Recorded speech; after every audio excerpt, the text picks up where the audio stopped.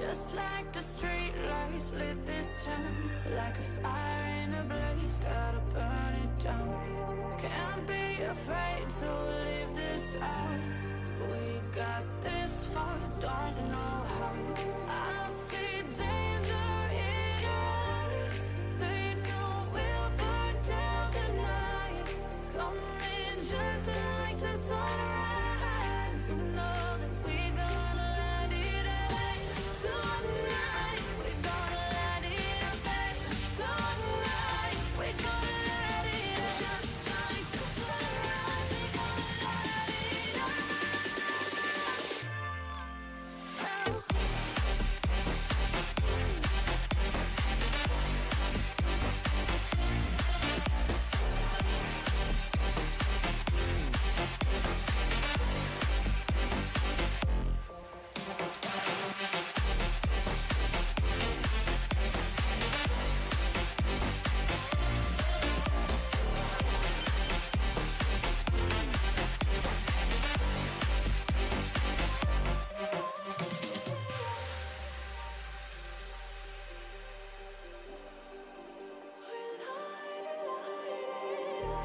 Just like a spark that's breaking out.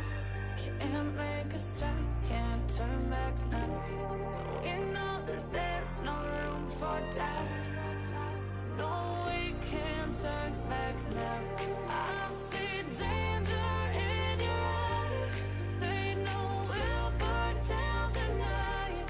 Coming just like the sunrise. You know that we gonna let it rain. Tonight we gonna let it rain. Tonight we gonna let it rain. Just like the sunrise, we gonna let it rain.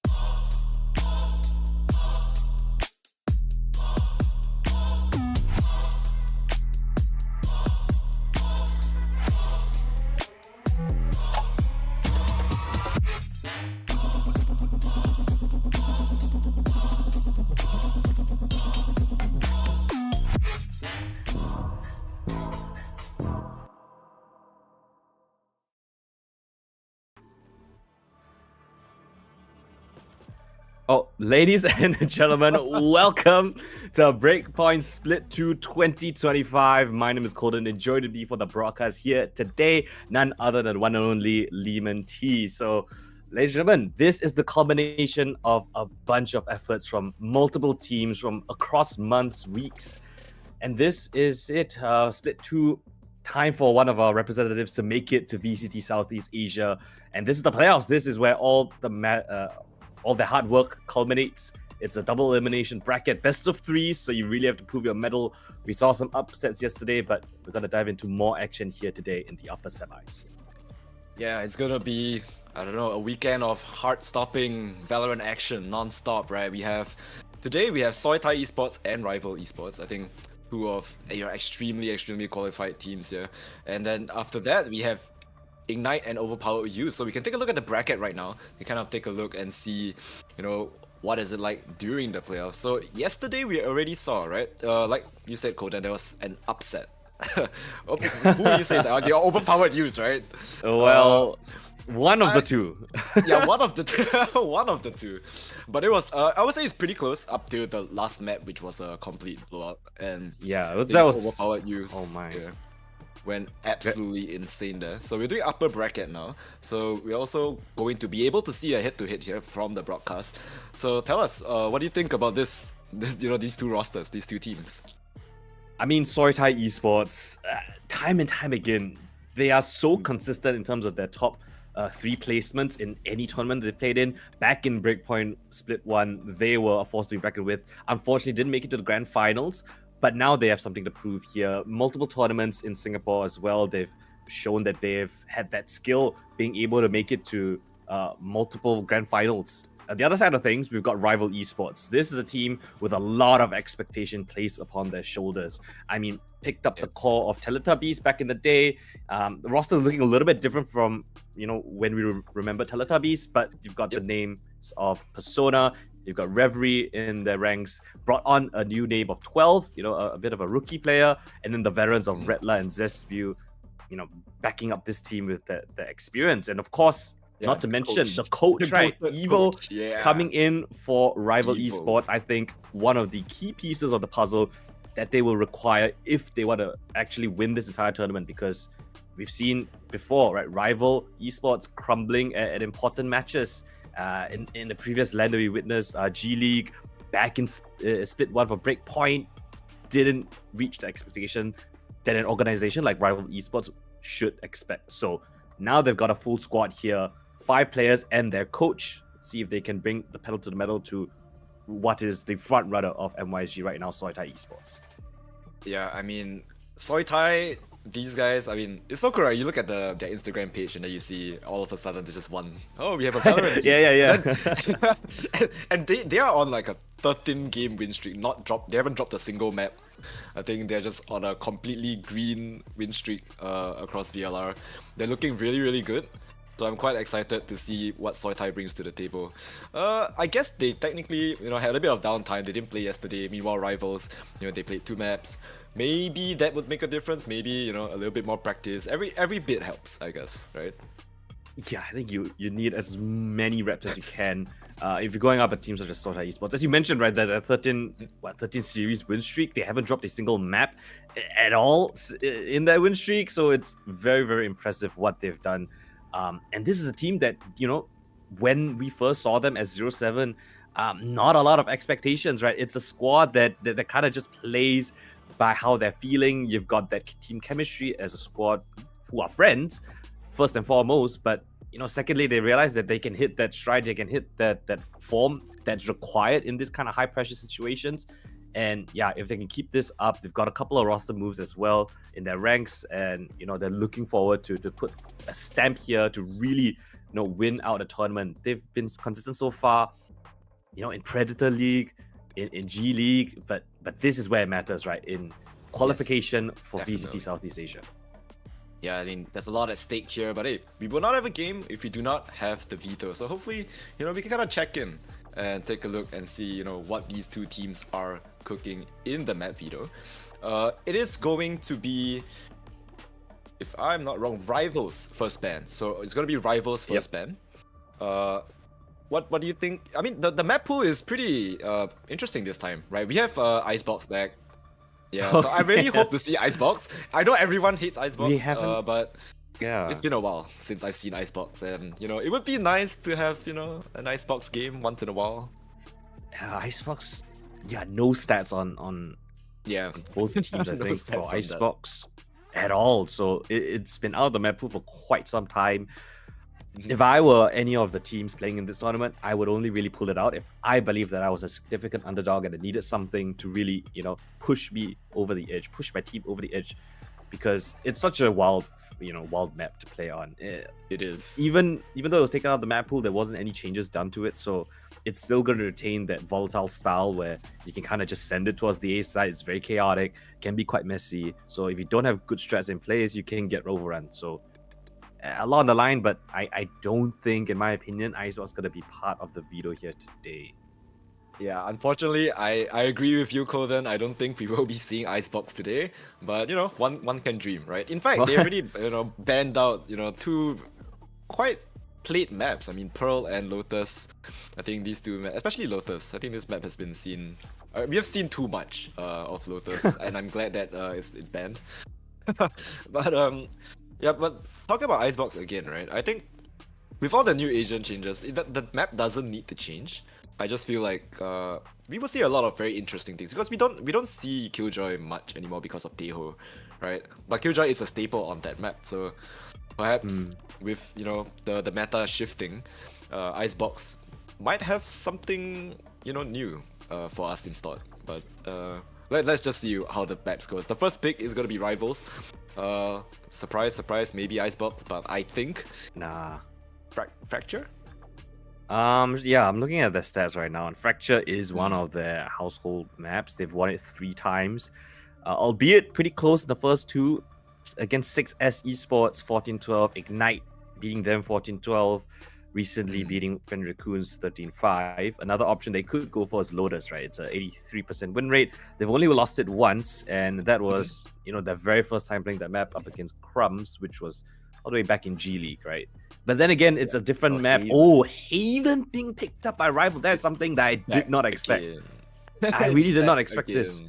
Because Soitai actually run a very interesting composition on this map. They like to employ the Viper on this map. We've seen it historically work for them. But as of late as well, they've also used a couple of... They've played some weird stuff on this. What was vying it? a little Chamber? bit. I think they because... had a Impact Unity Chamber, just because he was there. But I think that was a little bit of a let's play around and have fun kind of game because at that point they already qualified for the playoffs. So yeah, they kind of just messed around, gave Esmond a massive stat boost, pushed him up to the highest rated player of the group stage. Yoru, they had a... There's the Yoru, the ISO. Yoru, I think ISO. because of the composition change, right? Soitai Esports actually made a couple of roster moves. Now they're coming in with us 2 new players in the form of, if not mistaken, it's Kestrel as well as Esmond, right? So they traditionally ran Viper previously, but I think now they're gonna lean back into a bit more of a traditional composition on Haven. I would love it to see the Viper back again. Adept played that character so well, but looking at the most recent track record, it seems like it's going to be the standard. It looks like the Omen Breach Cypher. Yeah. A question though, we might see Taeho, which is something we saw yesterday, right? Darren, AK First Love playing the Taeho on Haven. They won it out pretty convincingly.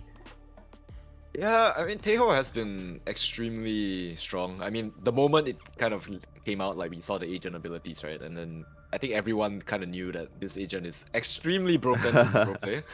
Especially when you're able to coordinate and dump util as efficiently as the 2 teams that we are about to see. So I think I'm pretty sure Taeho is gonna be picked up, but it also depends, right? Do you have the coordination to pump out all the util at the same time to maximize the usage of Taeho? And I think teams usually run Taeho with Breach as well, so you would have to run double Initiator to kind of, well, I guess make the salvos undodgeable with the concuss. Yeah. Anyway, enough yapping about Haven. Split and Fracture are gonna be the next 2 maps in the series. Split, a very, very strong map for Soitai Esports. 100% win rate, 8-0 on this map so far. They employ the Viper in this composition as well. So we could see that Viper come out on the second map. And if required, Fracture is going to be the third. I think it's a pretty decent middle ground, right? Obviously, Soitai are not going to choose Icebox. They ban that out. They pick into Fracture instead.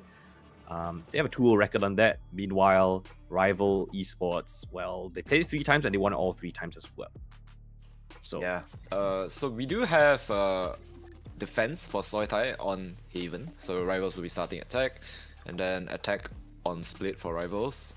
And of course, for the decider map, Rivals will be starting on defense, and then Soitai will be starting on attack. So the last time Soitai played Rivals was in G League, right? Yeah. And it was a 1-0 on Haven. I remember casting that game. It was actually 1-0 on Haven. It was very interesting. It was a very, I believe it was a pretty high level match. I could see a lot of ideas being thrown around. Very, very creative, very proactive on defense for both of the squads. And honestly, if it was a best of 3, Rival might have been able to do it. It really depended on the map, Vito, if it was a best of 3. But that was a best of 1. And as much as the scoreline says, I think it was a very high level matchup. A lot of mind games being played. So I do expect something similar coming into this matchup here today. Yeah, and Rivals ran Neon on that map. So I think that is another thing to look out for. Neon, it's been a thing for a while, right? Either you have a really good Neon player and you kind of run Neon. We'll probably see that at Fracture as well. Either the Neon versus the Rays, right? Teams, some of them like to run Neon, some of them don't have a good Neon player, so they just opt for the Rays instead. Neon on this map, I think it can be quite disruptive, especially since the A side is pretty claustrophobic. You can kind of pump out your stuns all over the place. So I think Neon is a good pick, and of course we do have a Persona on that Neon as well, a very, very sharp player. So I'm quite excited to see what these two teams have in store for us in Haven. Yeah, it's going to be a really, really cool battle, I feel. My only question is if Soitai are going to change up the composition. I do believe that Rival will stick with their standard comp, as you mentioned, with that Neon. Just, instead of a Jet, you're going for the Neon. But yeah, this matchup, I think, really shapes up the rest of the bracket. If Rival Esports can actually take this win over what many believe to be the front runner of this entire tournament, favored to win, right? We could see a very strong Rival Esports if they can take this down in 2-0 fashion. Soitai Esports, though, I'm pretty sure they're not going to go down without a very strong fight as well. I want to actually call back to the vetoes, right? Fracture.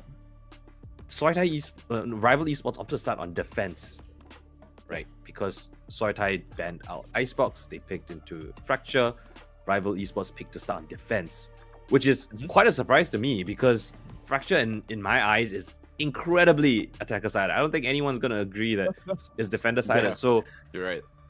I don't know if it goes to map 3. Rival Esports going to start out on the weaker side of the map that is universally agreed upon to be that weaker side. So I don't know. I don't know what's gonna happen on the third map if we even reach that, right? But we're gonna jump into if we even reach that.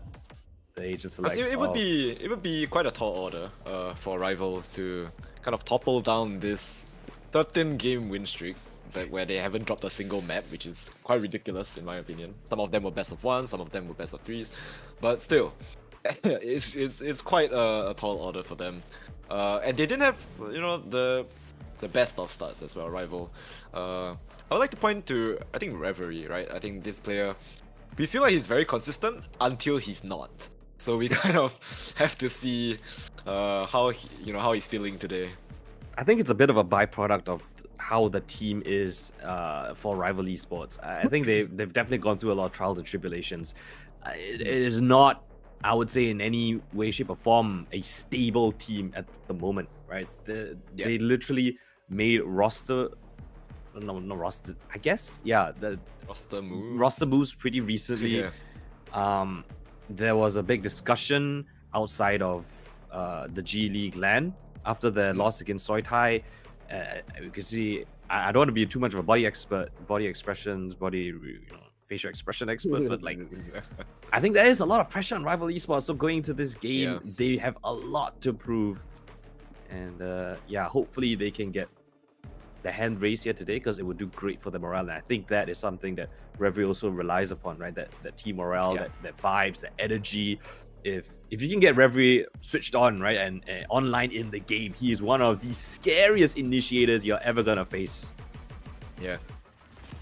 I think with the firepower that he has, once he has the momentum running, they're definitely able to keep that rolling. So take a look at the player cams. You can kind of see, in good spirits here, fixing the hair, stretching it out. Soitai, they're definitely ready. And who is that? Is that Castro in the dark? Oh my god. What is that? What am I even looking? 12. What is 12. It's the. Why does he have a It's suit? the Douyin frog. Yeah, the Douyin frog. What is that? This guy. Well, ladies and gentlemen, we might have a little bit of a tech pause. Is it Breach again? Or who is it? I think it might. It's the Breach of the Omen, it's one of them. This thing has been going on since since Bangkok, right? I think Yeah, and then it's like crazy. I told Sweat that if I saw any of the graphic glitching out, I would laugh, and I did.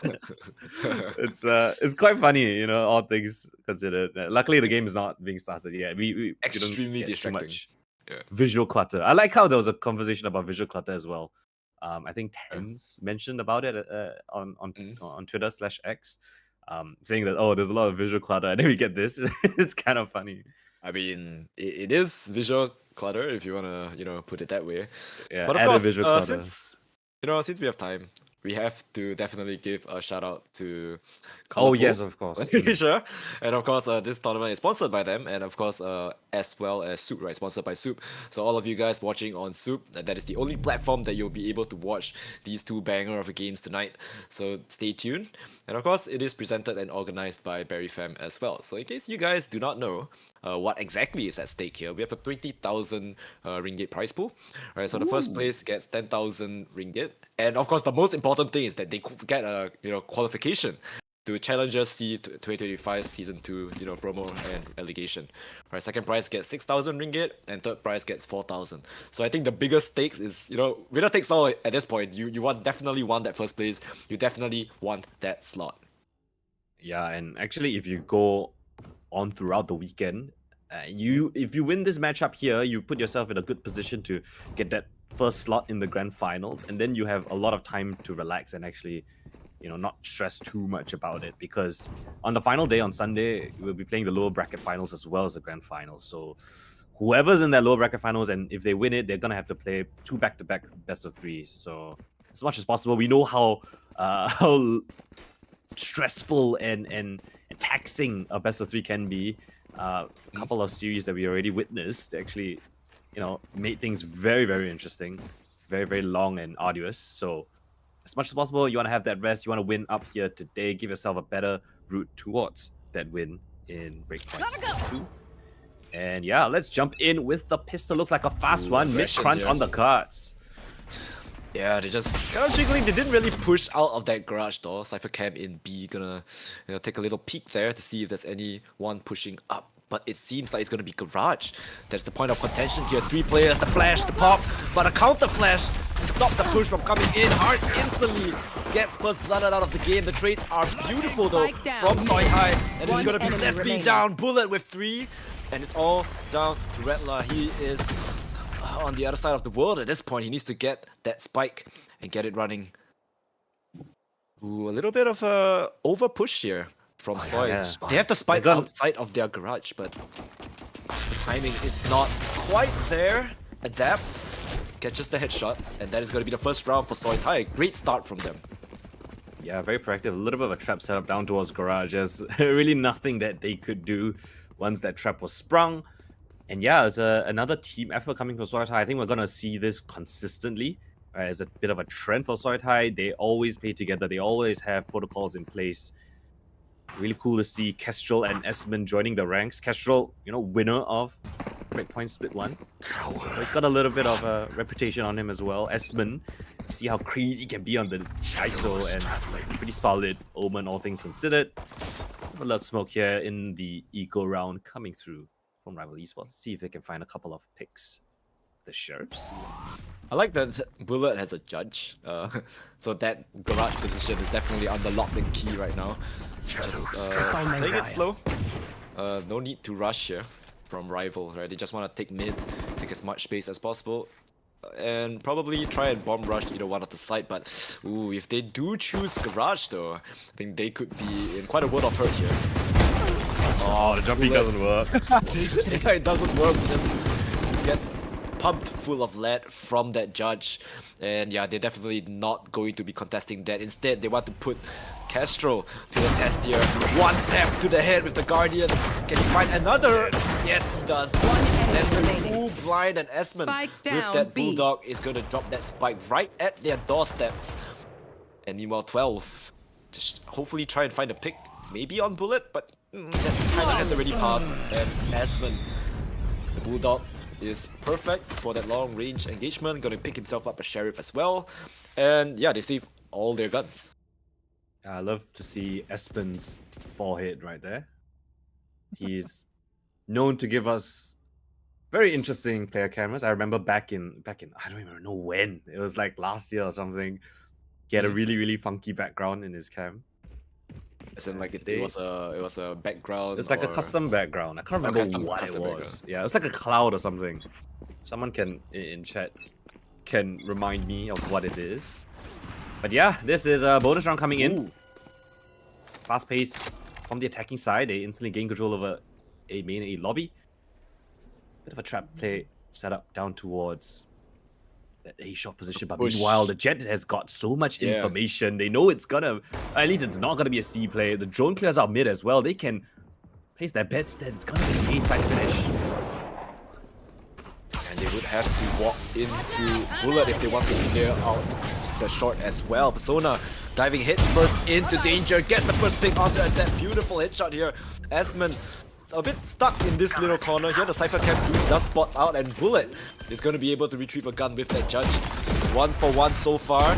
But Bullet is kind of trapped in a very awkward position. What is going on? Redler didn't hear it, but manages to recover. What? Did he not hear? Like, he didn't even react to the first shot. But Redler doubles up, eats it out, gets a 4th kill perhaps. No, Kestrel deals a little bit of damage to the economy. They lost quite a bit of guns here. That's 3 guns out of the cards. And it's all down to him. 4-0-4.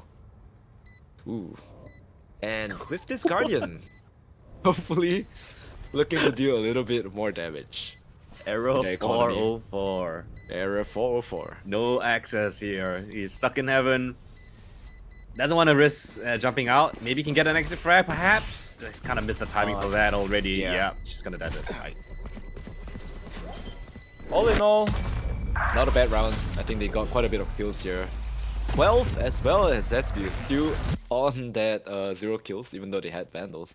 A little bit unfortunate there. But hey, a round is a round.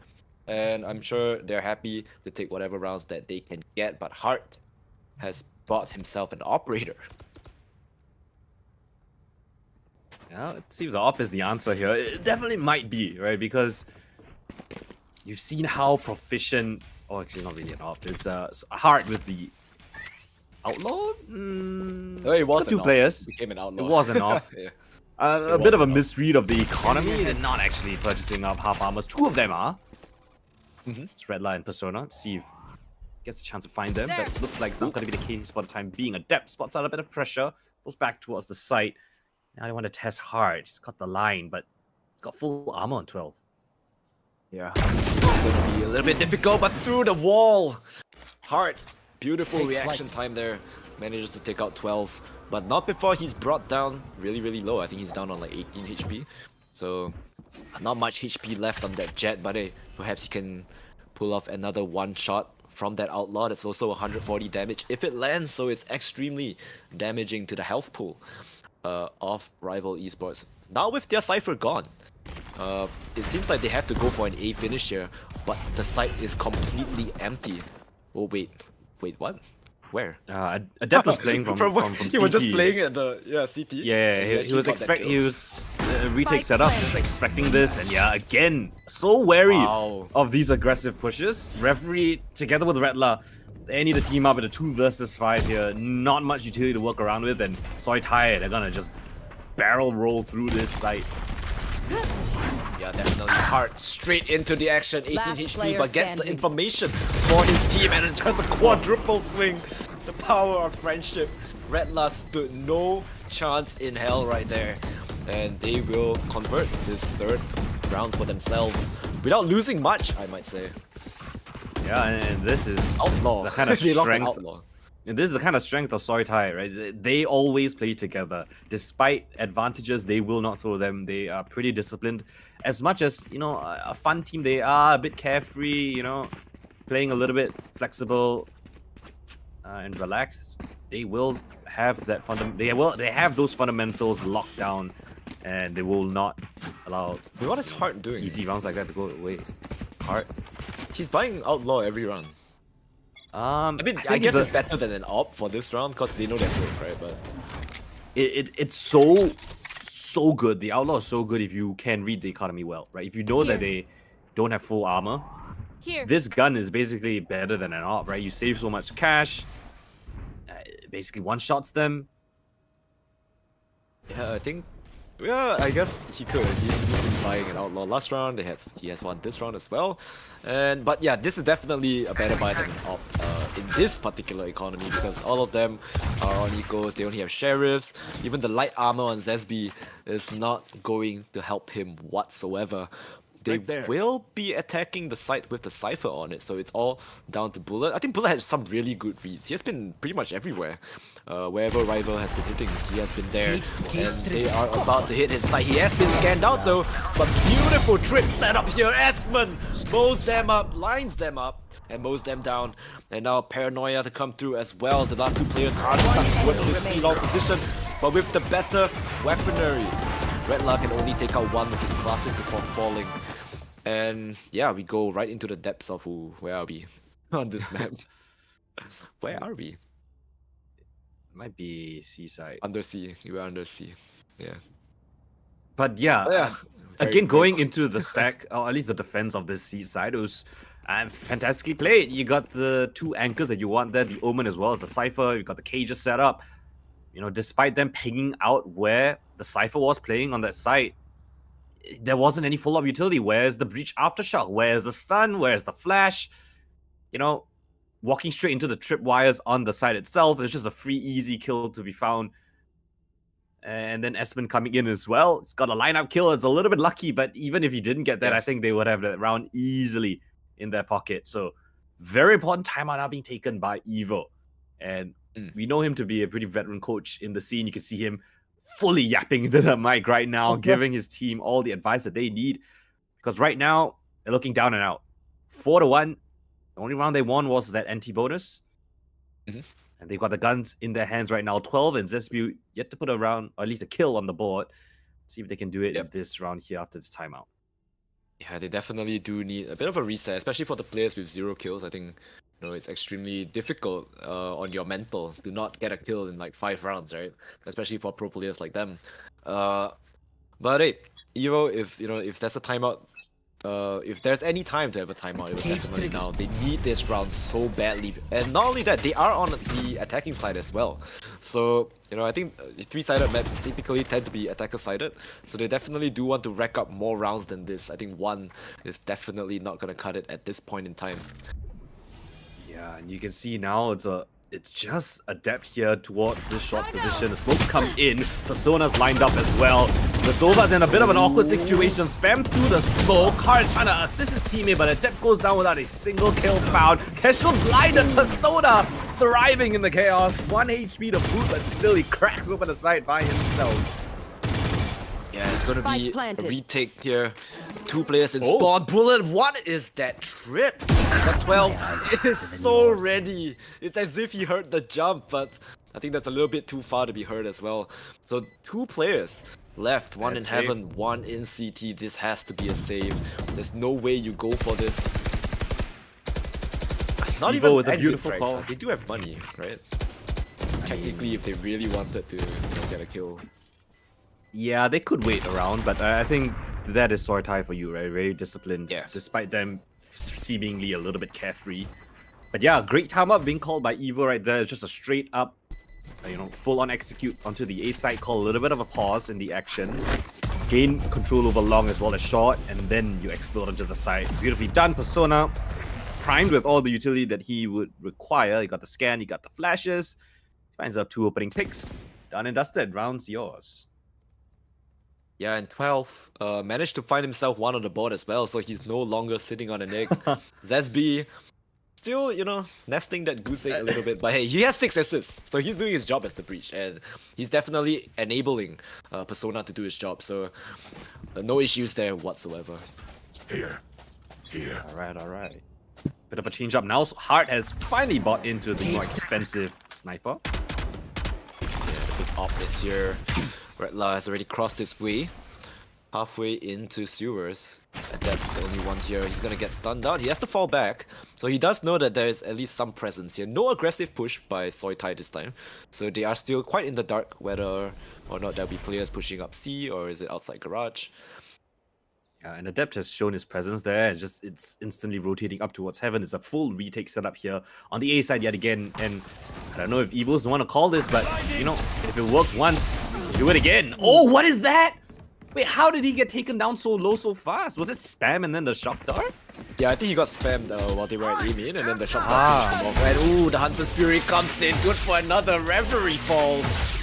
Hunter's Fury delaying that plant, and he has a recon for this setup as well. Before they even get the spike down on a site with nobody there, they lost 2 players. Yeah, and the breach is fully out of utility. Zez stuck here, flashed out.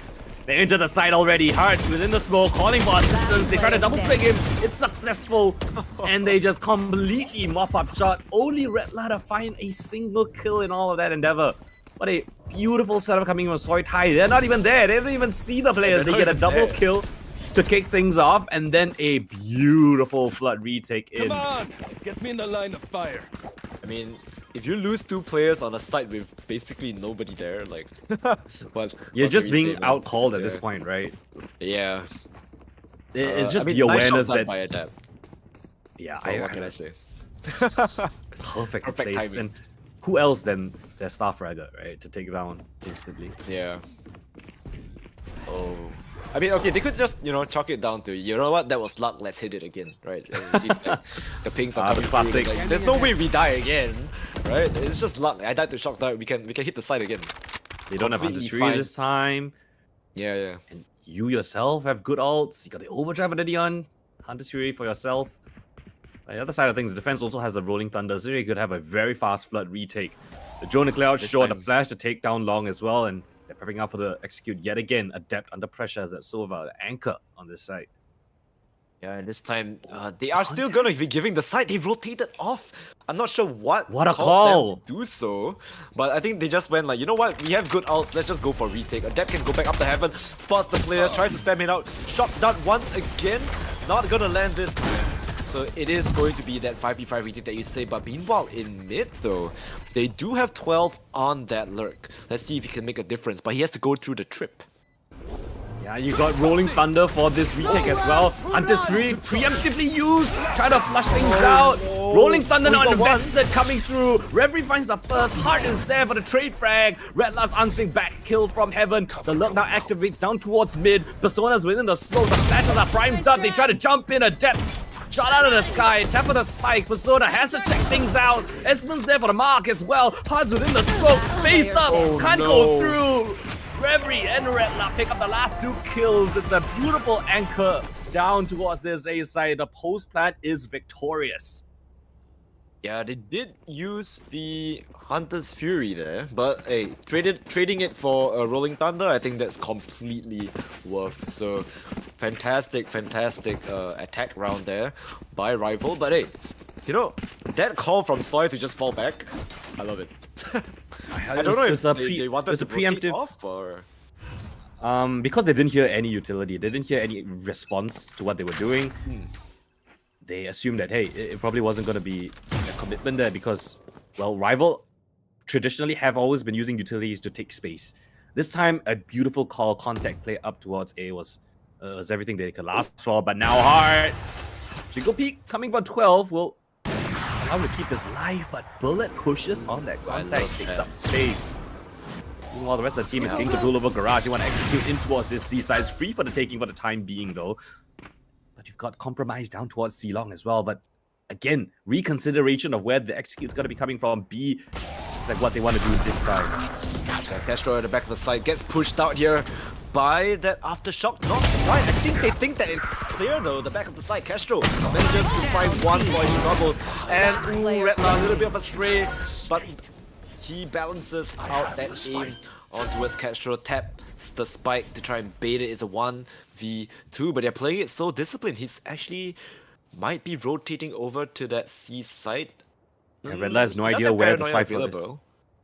Yeah, no idea where the Cypher is. They're picking spawn. 30 seconds left. So I think they know that Adept is probably there. I think they spot the Sova. But yeah, they're not quite sure where Bullet is at the moment. So Paranoia available for Redla, but it's his own Paranoia that's seeping in. He's taking his own sweet time. He doesn't know if he wants to stick to the spike plant or not. Recon is going to scan him out. They know exactly where he is, and he will never expect this garage push from the back. Bullet, the timing is perfect. Yeah, I mean, this is again the Soy discipline. Every single time they take these fights, if they're in a favorable position, they're not going to make those mistakes. A beautiful double swing there. You know, the low HP player making the noise, swinging out first, allows Bullet to sneak up quietly, come in for the backstab. Don't even have to have a risky situation at all. So again, beautifully navigated in the late rounds is Soy Tai. Yeah, I mean, Soy, I'm really impressed by how disciplined they're playing, because you don't really see this type of discipline in the region. I think teams tend to get, you know, a little bit overexcited, and they go for the crazy plays, they go for the hero plays, but Soy is just textbook. These guys, they're here to win. They're not here to play or mess around. Hail Mary towards B this time. And they do get the site completely for free. There's no contest here whatsoever. 2 hero vandals on Persona, and I think he's already pushed out. know exactly. Just get the sneaky kill on the Adept. They didn't expect the push.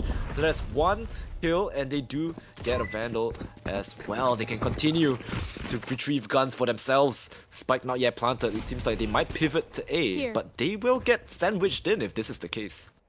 Yeah, you've got 2 players coming on the flank as well. They're aware of this. Soy Tai so privy to this potential. Oh, Bullet's position has been revealed, but there is still Esmond in that long position. They can clear out Bullet, but if they don't clear out Esmond as well, they might be in a little bit of trouble here. He uses the ult just for some information.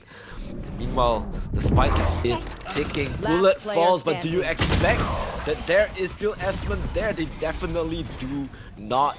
And a very, very convincing round once again by Soy. Their protocols are in place. They're just so aware of what is going on their map.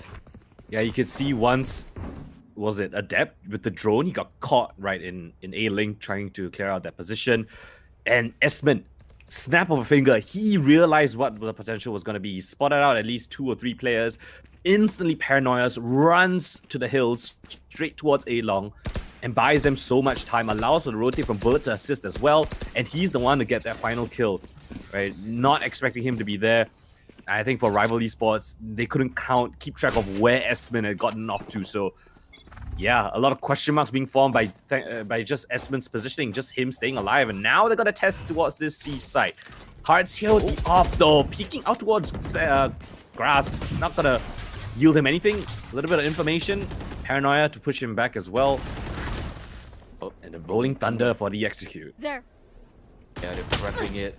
But your Neon is ready. They're going on towards the back of the side. Paranoia try to stop them out. I think he's stunned out hard. Beautiful shot. Pushes out that garage smoke by Reverie. And just to find Esmond lacking. Didn't expect Reverie to have already walked up there. Bullet on the back of the side, still holding it down. But Redla has been so consistent. The trades from Soy are perfect. Meanwhile, 12 a little bit late on this lurk. The execute was quick, but I think he took a little bit too long to kind of wrap around onto the side. Spike dropped in the mix as well.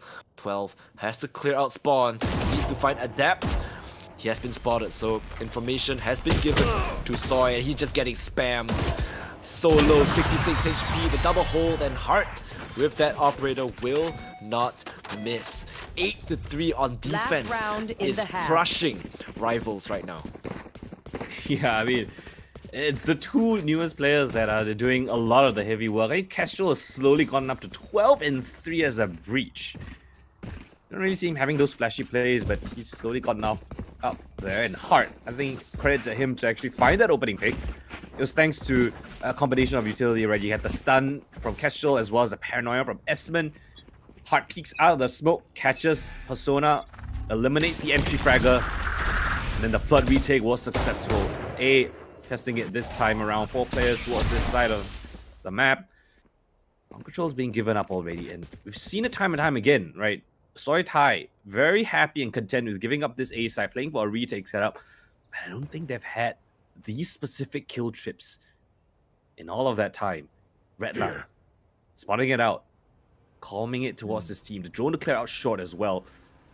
As long as they don't hit the trips, as long as they don't give Bullet a chance. Oh, just as I say it, not like this. No. Bullet, the sixth sense to just spray through his own cage despite the trip not tagging anyone. Takes down Persona yet again. Couple of That's not an easy angle to spam on his. Ooh! Redla, ever so solid on his role here. He is the rock right now. He's the only one that's positive on his team, and he has a lot to do. Attack spots out Zesbu lacking a up on the bottom of the side. 3 kills to his name. The last player is going to be Reverie. Caught in no man's land, the lone initiator. Oh my god. They're so good at holding the side, and rivals, they just look a little bit lost here. Bullet did so much work by just him spamming down Persona yet again. Right, you deny Persona a chance to find an opening kill, and then Adept found a beautiful timing to creep back into the site just as the smoke bloomed from CT. They had no idea he was back of sight or hell at all. Finds the first, lack of communication, not fast enough, catches a second, third one's jumping around. It's an easy kill for him, and at that point the round's over. Half is over. It's 9-3. Sooitai looking unstoppable to kick off the day. Exactly. I mean, and Zesbu, he was caught lacking there. He was just out in the open with his util and gave, Adept a free kill there. And he's still on 0 kills. It's an extremely rough game for Zesbu. 12 as well. After that first kill, he pretty much gotten nothing. But hey, he's the Sentinel, so maybe on the defensive half, might be able to do something about it. Persona draws first blood. That's a good start for rivals. That's exactly what you want, but they are in garage. Because not gonna spot out 12, but the trades are perfect. Redla holding it strong, but he does not have enough bullets left. Paranoia does not blind Bullet, but it does not matter. And Zesby finally gets his first kill on the board. Maybe and hopefully this is how they start their momentum. Ooh, that was a pretty messy pistol. I don't know how Redla was able to live so long at the back of the site. They got 2 kills, 1 HP, still alive, drops the paranoia, still managed to catch Bullet despite him not being affected by the blind. And well, you can see it clearly in the kill feed right now. Redla 14-10, doing his very best in this controller role, which we haven't seen him too often, right? Usually we see Redla as a sentinel. So far, he's looking comfortable. The team isn't, and they'll try their very best this time around. Sooitai, the lesser weapons, just classics. 4-man push down towards garage. 12 might be in for a rude awakening. Yeah, he has the cage, he's gonna pop it. He hears so many people running through the smoke. He's stunned up, he still gets the kill. And Redla, once again, proving his worth. He gets scanned out by the dart, but no chip damage, no pot shots coming through from Soy. Soy off the flash, jumps out of the smoke. But the guns are just way too strong. They still lose some players. Zesbu, unfortunately, is going to be one of them. But they do keep their guardians. They do keep their outlaws. So, not the end of the world for them. Well, on the bright side, 12 is a void Pie Watch. 3.1. Yeah, I mean...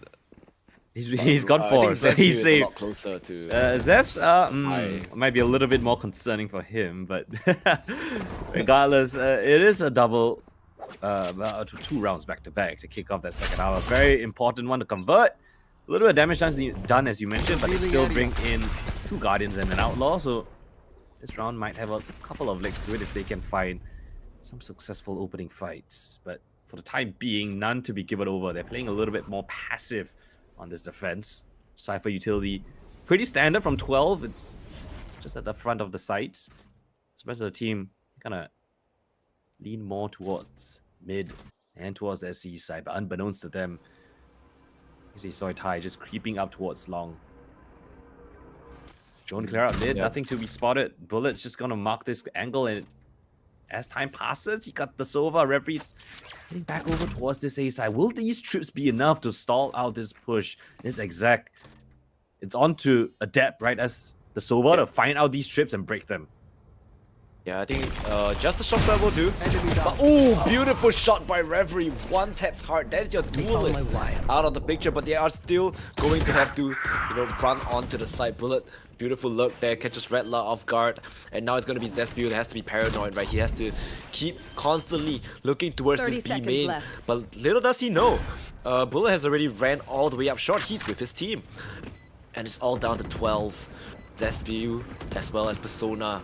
Outlaw, a Guardian, a Sheriff, just a whole arsenal of weird weapons. The Sheriff is going to be the first one to take contact. No kill there, and neither is the Guardian. It's all down to the Outlaw of Zespew. 2 kills, but hey, it's the impact frags that count. Can he at least get one?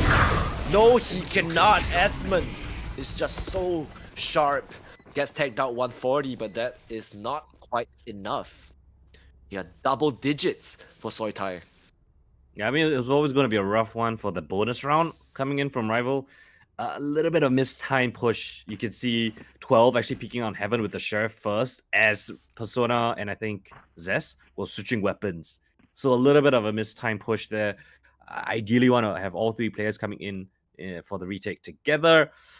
But yeah, that's kind of how the cookie crumbles. That round is still a throwaway round. You got the full buy coming into this one. They need to put a round here and now. They need to get that streak going. Looking to break the recon dart. Fading presence down towards that A side. Deep trip coming from 12 down towards A short. That's going to give advanced information. But it's Zes again under pressure. Yeah, hard. He's pushed all the way into A. I think he heard the dash. So 12 is not gonna quite aggress. I think he expects the push from A. The spike is gonna go down on B, however. It's gonna be 12 up against Hart, but Hart is much sharper. Reverie gets paranoid out. Meanwhile, Redla manages to stem the bleeding. No pushes here. Not into our spot. Bullet is so sharp. The neural theft gonna expose the last 2 positions of the players from Rival, and Asmund cleans house here. 2 kills on Reverie as well as Redla, and this is looking bleak.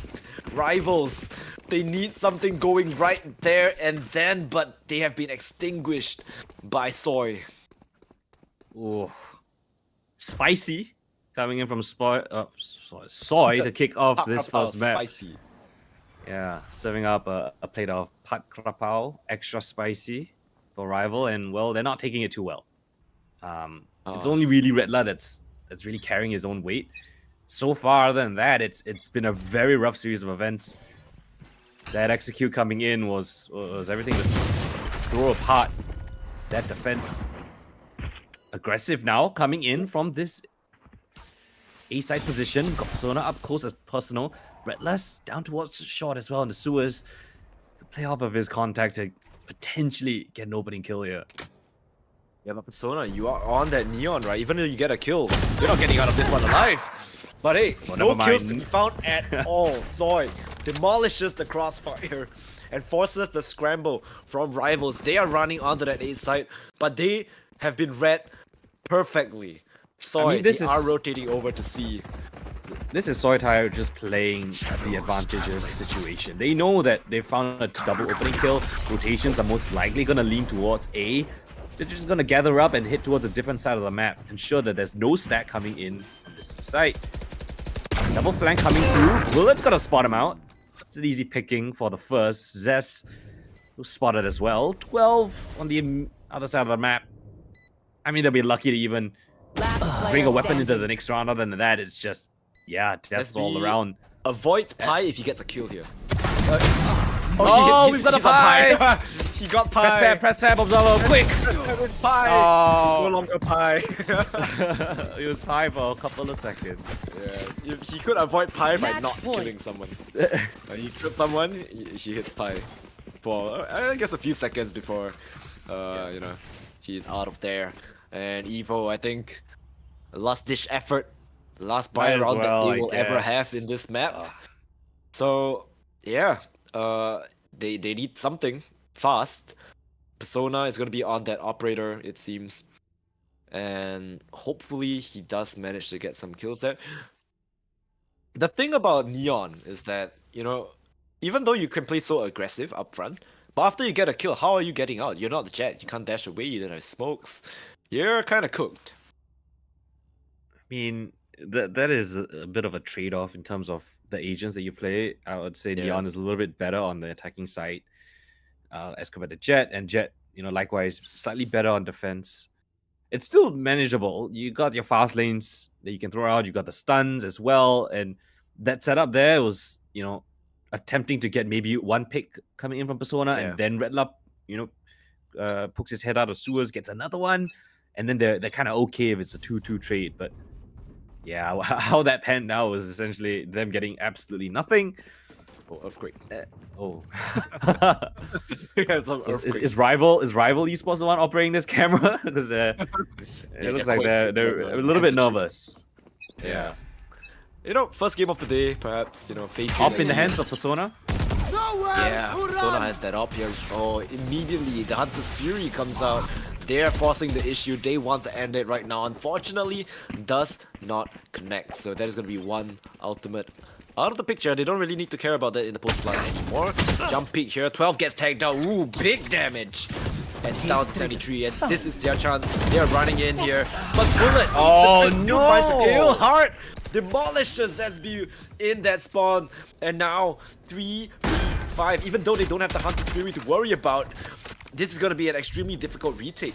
Garage is getting wrapped by Esmond as well. This looks like the curtain call here from Soy. Esmond puts another nail in the coffin. 2v5 now, and it is looking bleak. Persona has that up. He has to clear every single angle. Jumps out, but that is going to be Soy taking the first map of the day, and I would say extremely convincing from this team.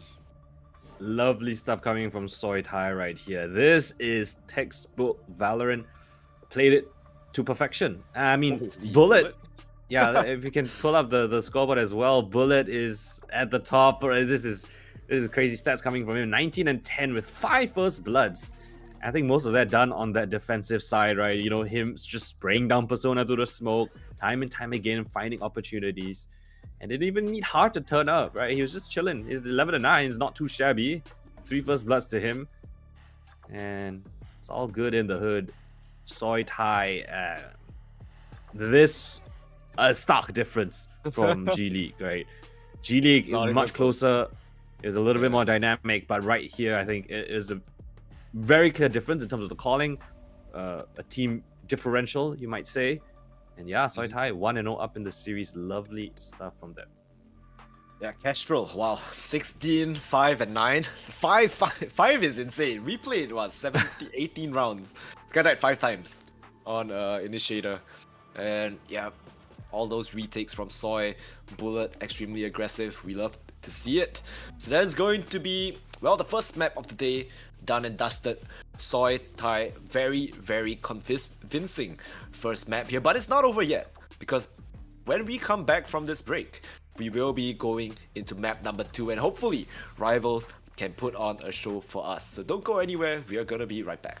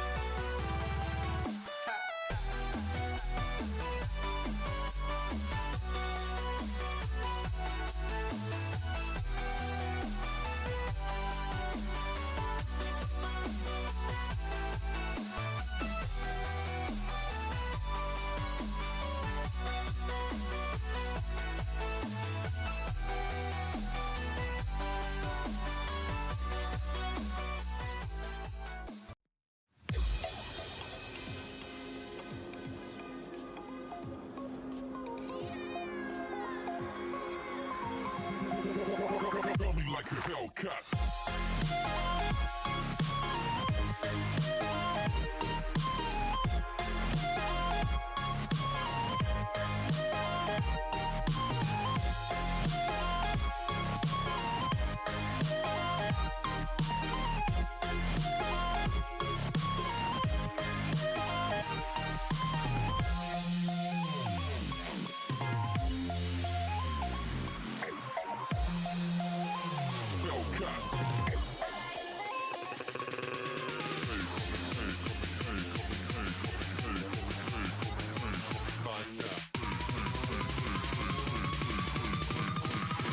Coming like a Hellcat.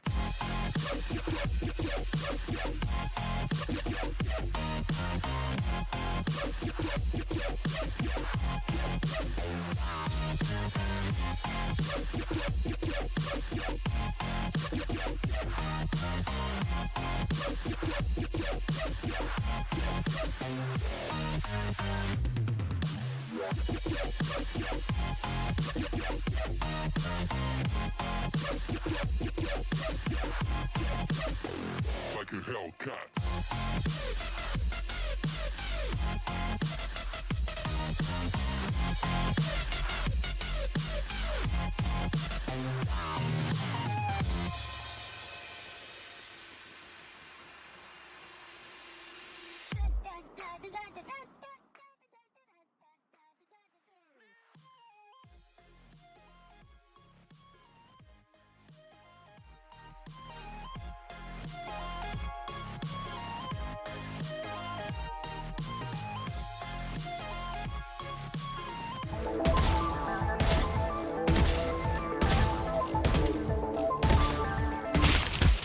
Hi, that footage was shot with a colourful 5080. Amazing, right?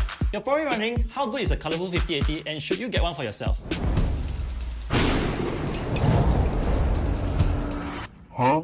Now, the colourful 5080 is so good, it will make your enemies rage quit before you even load into the game. Huh? Is this player again? You don't want to play with this fella lah. He's too good lah. It's like he's hacking, man. Aiya.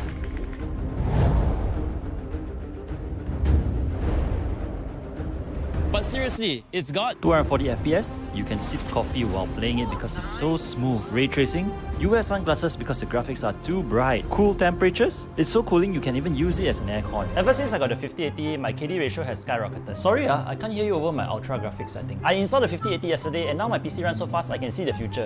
Wait, that doesn't make any sense. Yeah, you're right, it doesn't make sense.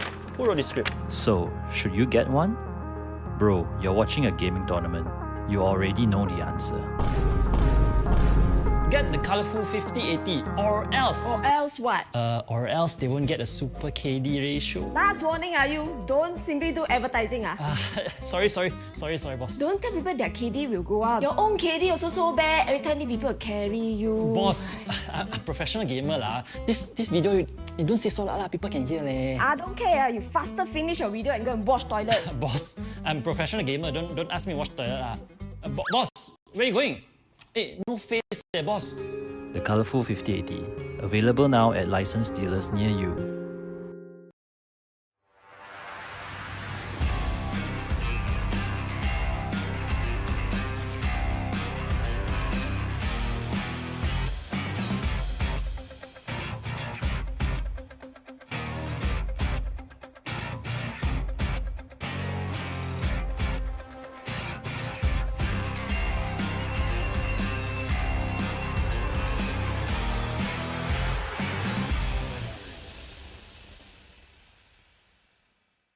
Yep. Alright, ladies and gentlemen, welcome back to Breakpoint Split 2. We're here for map number 2 of the very first series between Rival Esports as well as Soi Thai Esports. And yeah, map 1 was a bit of a blowout. Soi Thai just hard cleared them on the map of Haven, and you know, Linus, I'm afraid that was Rival Esports map pick as well, right? So now we're going to Split, which is Soi Thai's map pick, and they are also, I think, flawless on this map. So I'm a little bit afraid for Rival Esports. I don't know what they have on this map. The last time that they played, actually, that's a good point. What was the last time that they did play this map? You mean Sawyer, right? Rivals. For rival, Rivals. yeah, 60% win rate, 3 wins, 2 losses. Most recently, they lost to Overpowered Youth. Okay, I remember this map now. OPY game. It was the overtime affair where INF was lurking on the jet. Oh wait, we were watching that. Yeah, We were having a lot of fun I watching remember that. Yeah, I remember that one. And that map was so messy from rival It esports, was from both teams, to be very honest. messy. But I don't think I that guess. kind of performance is enough to defeat Soitai on an undefeated map of their own. Yeah, like you called it, right? Double smokes here from Soy. But I mean, it seems like rivals will be running the double smokes as well. A bullet hovering the Yoru. Quite interesting to see. Yoru on this map. Not the most picked agent, but we have seen it a few times here and there. Adapt hovering Fade. Have we been seeing a few Fades this tournament? I'm not too sure. So this is their standard composition for the Fade, Soitai. Yes. It's the double controller, Fade, Raze, and then the Yoru. They've brought this composition out for the group stage, and I mean, it was 13-4 against Friendly Raccoons, 13-5 against 369. That was another bit of a blowout map for Soitai against 369. So, yeah, so far this composition is working really well for them. Kestrel's is going to be opting to be on that Viper instead of Adept, which was the character that, or at least the role that Adept played in the previous roster. But so far it's been looking pretty solid, right? And on this map, they can essentially just play the fundamentals, and I think they're gonna win it out. I don't particularly like the composition coming in from rival esports on the other side of things, right? You got a double duelist, Zest going on the jet. I know that he's a good jet player, right? He's really good with the op. Yeah, he's good. The with problem is it's so difficult to just work around this composition in the current meta, right? Where information is very important. You got the double controllers. It's gonna be an absolute nuisance to handle with. You don't have sentinels. So yeah, in my opinion, you gotta be pretty successful on this attacking side. Yeah, I mean, it's a tough one, especially for rivals. They have to bounce back from that last map, and you know, Zesbu, he had a really rough map. The previous one in Haven, he got what, 2, 3, 4 kills, 5 kills, and then now he has to transition himself to a duelist mindset. Yeah, I think mental-wise, that is something extremely difficult to do.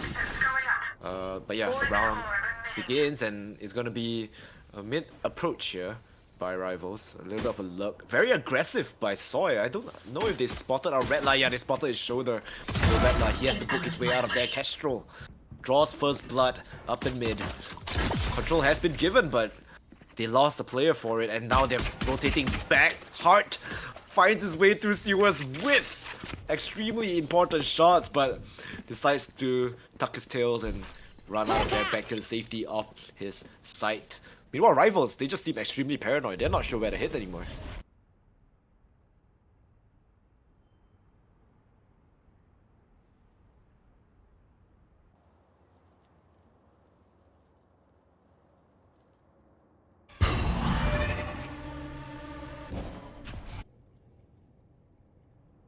Not sure if it's me or Coldan, your mic is a bit funky. But I'm not sure. Hello? Could be. Oh yeah, you're back. Okay. It's like you sound so far away. 30 seconds left. Yeah. Okay. Anyway, yeah, it's they had to pull the rotation so far away. They re-cleared everything out, and Hart now behind a wall of smoke. Kestrel's there. He's in. A couple of hot shots through. Nothing to be found. The spike to be planted now, but up comes the personal Zest. They want to fight. Oh, the paranoia hits, and there's just a whole lot of utility in their faces. Trade frags through the smoke. The dog runs in as well. They're on the close corner. Dep's still alive. We'll find Retla. It's Reverie in a 1 versus 3. A Reverie clutch on the cards? No, not to be the case. Denied by Hart. Triple kill for the duelist. They pick up yet another pistol round. Oh my god, look at the kills towards screens. It's just blue and red, and it's just a mishmash of colors there. Ooh, very aggressive from the attackers as well. They planted the spike, they wanted more. unfortunately, didn't quite work out in their favor, and they just left referee all alone on that side. Had to clutch it up for his team 1v3. Got the first kill, but unfortunately the numbers were just too overwhelming from Soy, and that's gonna be the first round once again for Soy Tai. That's 2 first rounds in a row. I think every single... Wait, no. They lost pistol just now. So 2 pistols on the card for Soy. Rivals with 1. Not the worst, but Rival definitely needs the pistol more because they are down the map. Yeah, and more than anything, it's the confidence that they need to build up. Yeah, they need the confidence. But at least Zest has got a kill in the previous round. Right? That's Got good, yes. Things going. Yes, That's a kills are good start. Lurks moving thrown on the B side. Meanwhile, bit of a fight down towards mid. And again, this is the Viper utility that's so annoying. It's rare to see Vipers on this map in the current meta, let alone 2 Vipers, especially in our region. A lot of teams can kind of lean towards just the controller as well as the Cypher, but double Vipers will allow for a lot of stall potential, as well as question marks being thrown around the map. Walls that go up constantly down towards this A site will force defenders to actually put their bodies on the line to actually mark these positions. The longer these rounds go, the more value the Vipers get. Cutting through. The wall comes up yet again. Bullet in the face of danger. Adjusts easily. Almost gets away with things. Adepts there to try to hold things back. But yeah, trade frags 30 favor the seconds attack left. because they get the site. Should be able to get the plant as well, and a chance, perhaps, into this round. Spike planted. And Hart, he is holding on, making sure that they do not retrieve that outlaw at any cost. The stinger, the wraparound is coming. Ooh, Red last position has been revealed. There's no way he's getting out of there with the face shell. But very aggressive here from Hart, not finding a kill. Pushes his way into Last elbow. It's all down player to standing. Esmond. Esmond gets taken down to Ooh. 12. Beautiful shots with that goes. Pulls Rivals back into this map, even though they lost the pistol round. That might have been the round that they really needed to win. Damn, okay. I'm not sure where the Thrifty logo is because I'm pretty sure there was only 2 sheriffs being bought up from the attacking side. So yeah, I mean, fantastic double kill coming from 12 right there at the very end. I was fully counting him out. I mean, he was like Yeah, I half thought he was HD gonna get traded, right? with Surely. just a ghost. Surely not up against like a bulldog and a specter. Nah, that's crazy. Great work coming in from Rival Esports. Now they're gonna just full send it. 5 players here gonna execute towards this A side Where of are depth. you? Under scrutiny. Stays in the line of danger, and oh, he gets overwhelmed. Zest just capitalizes off of that. Again, it's just a low buy round for Soy since they lost the previous. We'll see if they can do the same as their opponents did to them the previous round, but the Sona's Moonbot's gonna finish off Bullet. And Zest, well, curious crossfire to be broken apart. Oh no. That's not the best. That's one of our rifles. Yeah, he donated a Phantom into the hands of Soy, and if you know anything about these players, the round could turn on its head really fast. Well, Phantom now passed over to Kestrel. And they're just gonna Esmond, save it. I don't know, he's looking for, for kills here. I'm not sure if he's saving this rifle or No, he's no, gonna no, go no. for... he's saving it, right? Kestrel And then saving the Esmond has to rifle. strike. It's whatever. Esmond inspecting his... I don't even know what this... The better pass. Bucky. The glue. Something like that. What do right? you It's, say? It's What that's the is name that? of the thing. Oh, Isn't it? Or is I it don't a know. different one? I don't have that skin. I don't know. I know the melee is the mace and it looks quite funky. Yeah. But anyway, Bullet, he opts for the operator on the Yoru. I mean, it's Not a as great good character as to put. Jet, I guess. I don't know. I actually like the it. TP thing just now, but the animation of the TP takes so long, you get traded. Now the thing is that he doesn't need to be super aggressive as a Jet, but he can hold, a pretty deep angle like he is right now on A. And then if no one's there, he can teleport over towards the B side and then take a fight there. So even if they spot out, oh, there's an op towards A, he can just teleport anywhere on the map, and you have no idea where. So if he plays that well, which I expect him to, it could be very strong. So I guess just jiggle peek every corner. Pretty much. They would expect the judge up in heaven as well. Cesbudo has an operator of his own. That is gonna be Rattler. Found the lurker. has been taken out of the equation, so they know that there's probably some players towards B and mid. So that's where I mean, they can't go back towards A. their forces are. Yeah, they definitely will not be going back towards A. And I'm not sure how Zesbu is gonna be, going in here with that operator in hand. I think he has to wait for Persona to kind of kick things off. Actually, never mind, yeah. Persona gets to kill the Esmond. Showstopper being used as well. Hard manages to fight Persona, but he does not have the weaponry to hit the site right now. He only has a Judge and Bullet. your trail. He has the operator to try and work with and slowly worm his way onto site, but Zesbu is holding Heaven fast. It's extremely difficult for him to walk in. Hard somehow manages to find a kill with a classic, but Reverie is just doing Reverie things. 2 kills with that Bulldog, and I'm not sure 1v1 with the operator. 1v1 with the op. It all comes down to timing, and I think the timing favors Bullet, but Zesbu flicks over with the op. Bullet a little bit. What was he? Not confident with the op, right? He pulled out his classic instead. And he knew that he was going up against an op, so that was the train of thought. Put confusion into his mind. Zez had to watch 2 angles. Did not know if the Great Crash was committed, so he was essentially just checking both cons at the same time. 1 missed shot and the round would have been bullets, but yeah.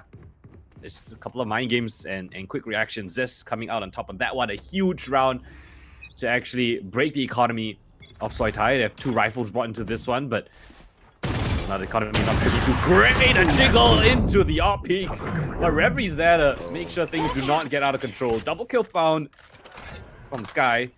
And it's gonna back off away from the hot zone. We all know how Reverie gets when, he starts off a game like this, right? 7-2. Momentum based, like we said earlier. This guy, he can just take over the game in a flash, and Zesbu is looking pretty good at the moment as well. Esmond has to get out of their paranoia, and he's just a little bit lost on this side. He has to get at least 1 kill. A kill on the 12 would be beautiful. A kill on the Zesby would be perfect.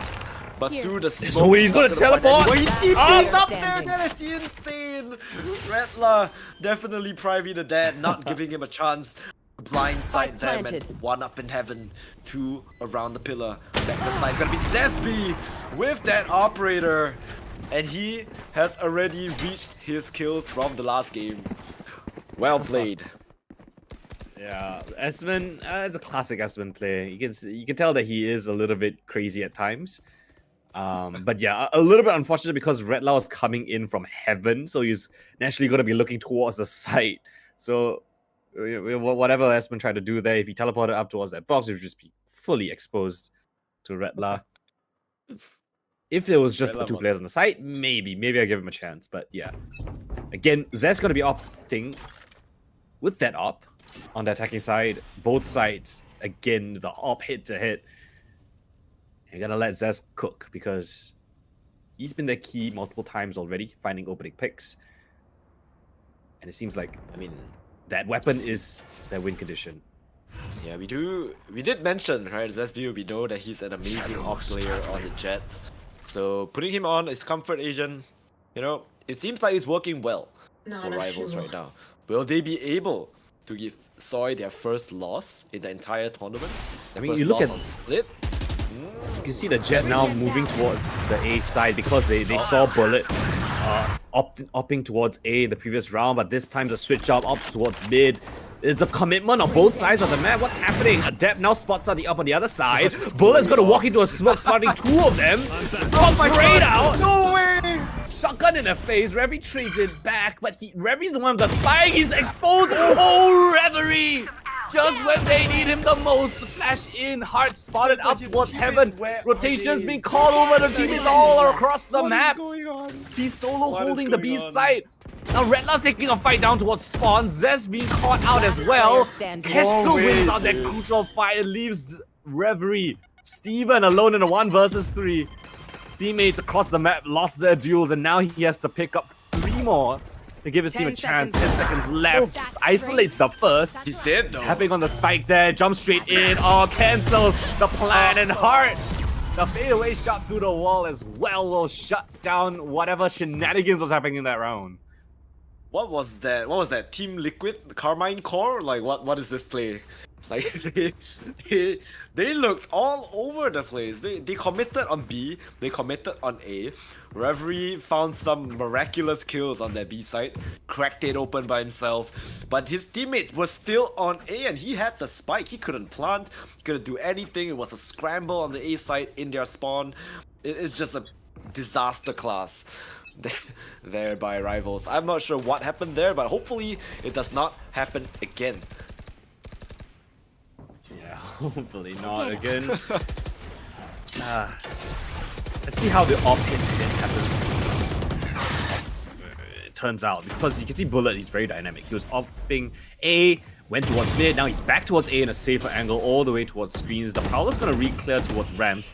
Doesn't spot anything. Zess, awkward fight, awkward angle for an op to take, but he's privy towards a little bit of a gap. Oh my lord, Kestrel threads the gap. Poison's off.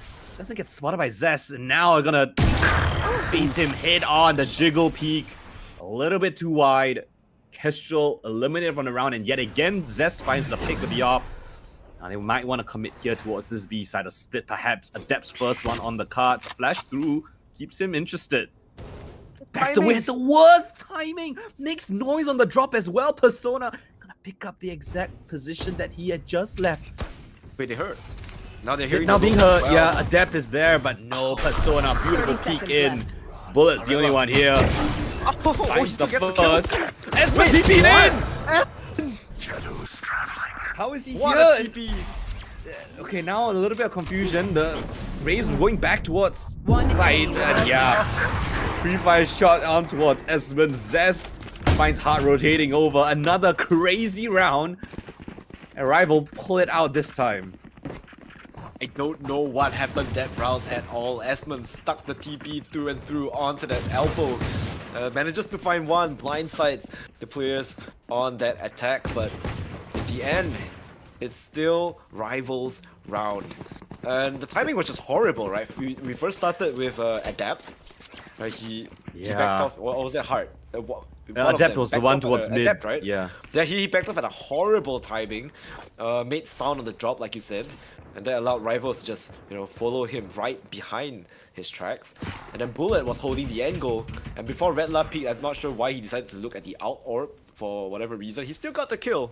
But the timings were just horrible for Soy. And now they are on that safe round. They have to go for Sheriffs only. Not looking the best for Soy so far. Rival looking clean. Showstopper invested on this equal round, but as long as they get the kills. Good adjustment from Persona right there. But the smoke phase, Reverie catches onto Kestrel. They fall piece by piece. Bit of a lurk smoke here from the defense, but no one's there behind it. The Boombot's gonna catch onto Bullet, but Persona is gonna go down with one tap. The low HP player and depth as well. Worse for wear. One enemy Coming in remaining. for 12. Retna clean up. And it's just Espen left. Just the Sheriff in hand. He's gonna look to die to the spike ideally, or he might be a little bit inquisitive. And will pay the price. Team Ace found. Rival get up to 6 rounds. Really solid start so far. Yeah, we will be going for attack pause here. I think Redla, who's it? Kestrel. Kestrel was the one that disconnected. So we will be taking a little break. And yeah, I mean, Soy Tai undefeated on this map. Starts off on arguably the stronger side of Split as well on the defense. And yeah, they're just down 2-6. Reverie They're having losing a lot of an opening fights. absolute banger of a game. Yeah, Reverie 11-3, fantastic work coming from him, but it's actually Zess, in my opinion, that's actually finding that impact openings. And he's the one that creates those opportunities for his team to go in.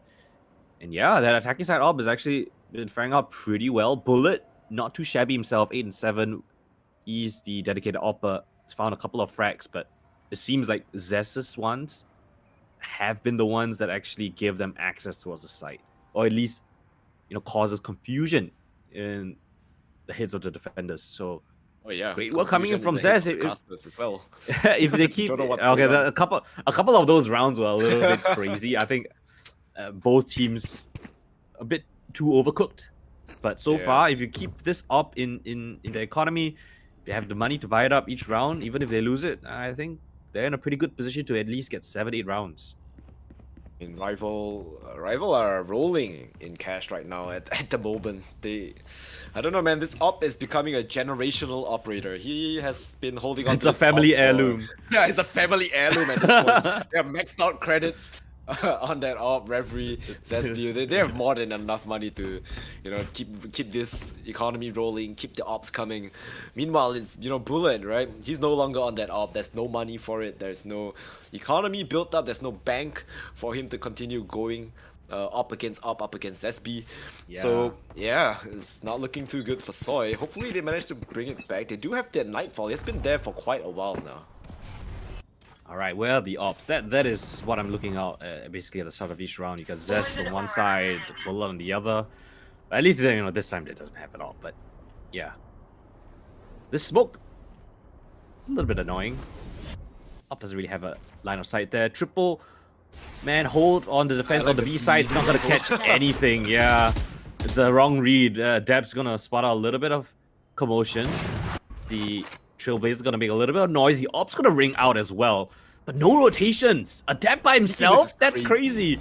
Zest, the timing, fights on both sides of the map. 12 to 1 to catch Bullet. Tries to get away, but Hard's there to capitalize as well. This is a time to shine. Why are you not going to the side? You know there's a push down towards B. A Deb's there. The Satchel straight in. Adjustment for the second. I think digs him in the process as well, though. A bit of damage. But Reverie, the crucial trade frag there. Kestrel one more up towards Heaven. They keep Redler honest. And it's a man advantage in this retake. Showstopper and Pit available. Yeah, probably not the Pit, but Showstopper could be invested here just to flush out Zesby. They need this operator out of his hands, and that's exactly what they're gonna do. But Zesby does not miss his shot. Beautiful shots. The op swings. He's holding on to that shorty. They are close, but he has no 4 bullets. Overcooked there. Could have just held the angle with the op, but wanted to go. I think he expected the push. Unfortunately, they were still quite a bit away, out of the range of that shorty, so no cigar there. The generational op, the heirloom has fallen, but max credits, they can definitely get one more. And they do save the op for Bullet as well, so Bullet is back on that operator. Well, technically that family heirloom is still in the It server, is it's just still in a in, different yeah. hand. Changed It's in family, someone I else's guess. hand. Oh, they opt not to go for the op. Oh, okay, we need to stop saying op for the op. The op. It's confusing me. Opt for the op? They don't opt for the op. The op is Yeah. opted for. Yeah, Op. they didn't decide to buy an operator this time for SB. So, oh my god, full blind? Nah, saw it.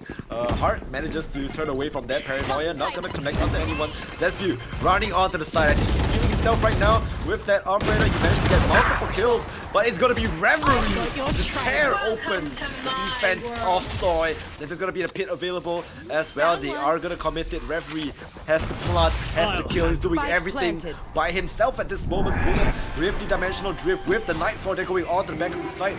All 1 HP. Oh, the timing didn't spot out Redler, but what the spam from Bullet. That's why they call him Bullet. It's all down to Zesby. 1v3. The spike is planted for him. Dodges the flash, the poison or the toxic cloud. Everything is being thrown out, and he has just too many angles to clear. There's no way he's gonna win this. And oh, they do save the out orb just to maximize economy here. Ultimate economy is gonna go to Bullet. And wow, what a round!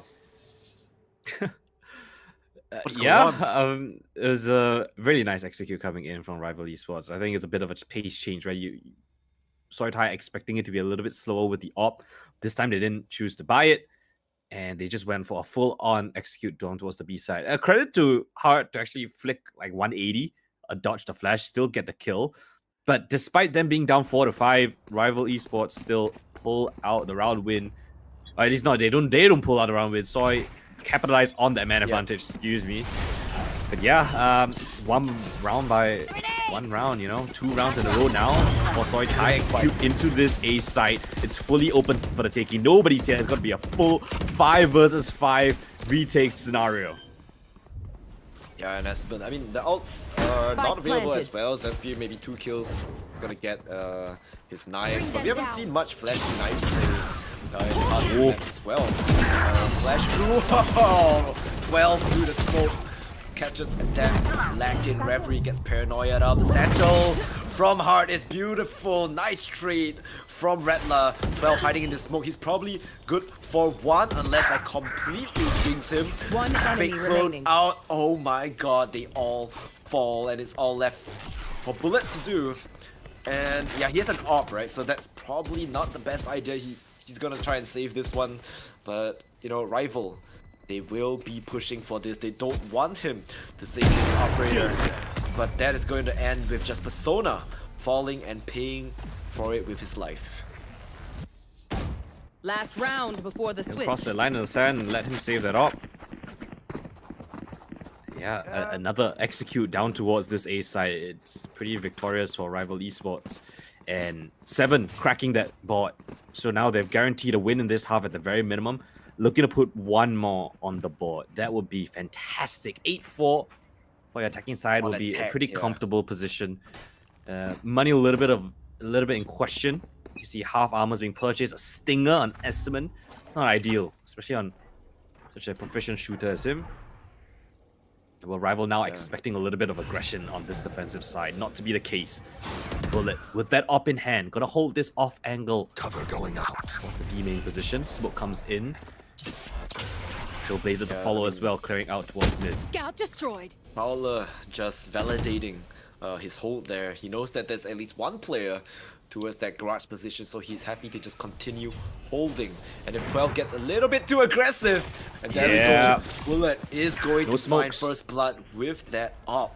Meanwhile, Rivals, they're just prodding this mid smoke. They want to take the fight, but it is all up to Kestrel to stop them in their tracks. The poison orb is good. Flash is even better. He has to fall back. He's being chased right now. Oh, actually, no. Rival, they decide to pivot towards Adapt, playing on the smoke.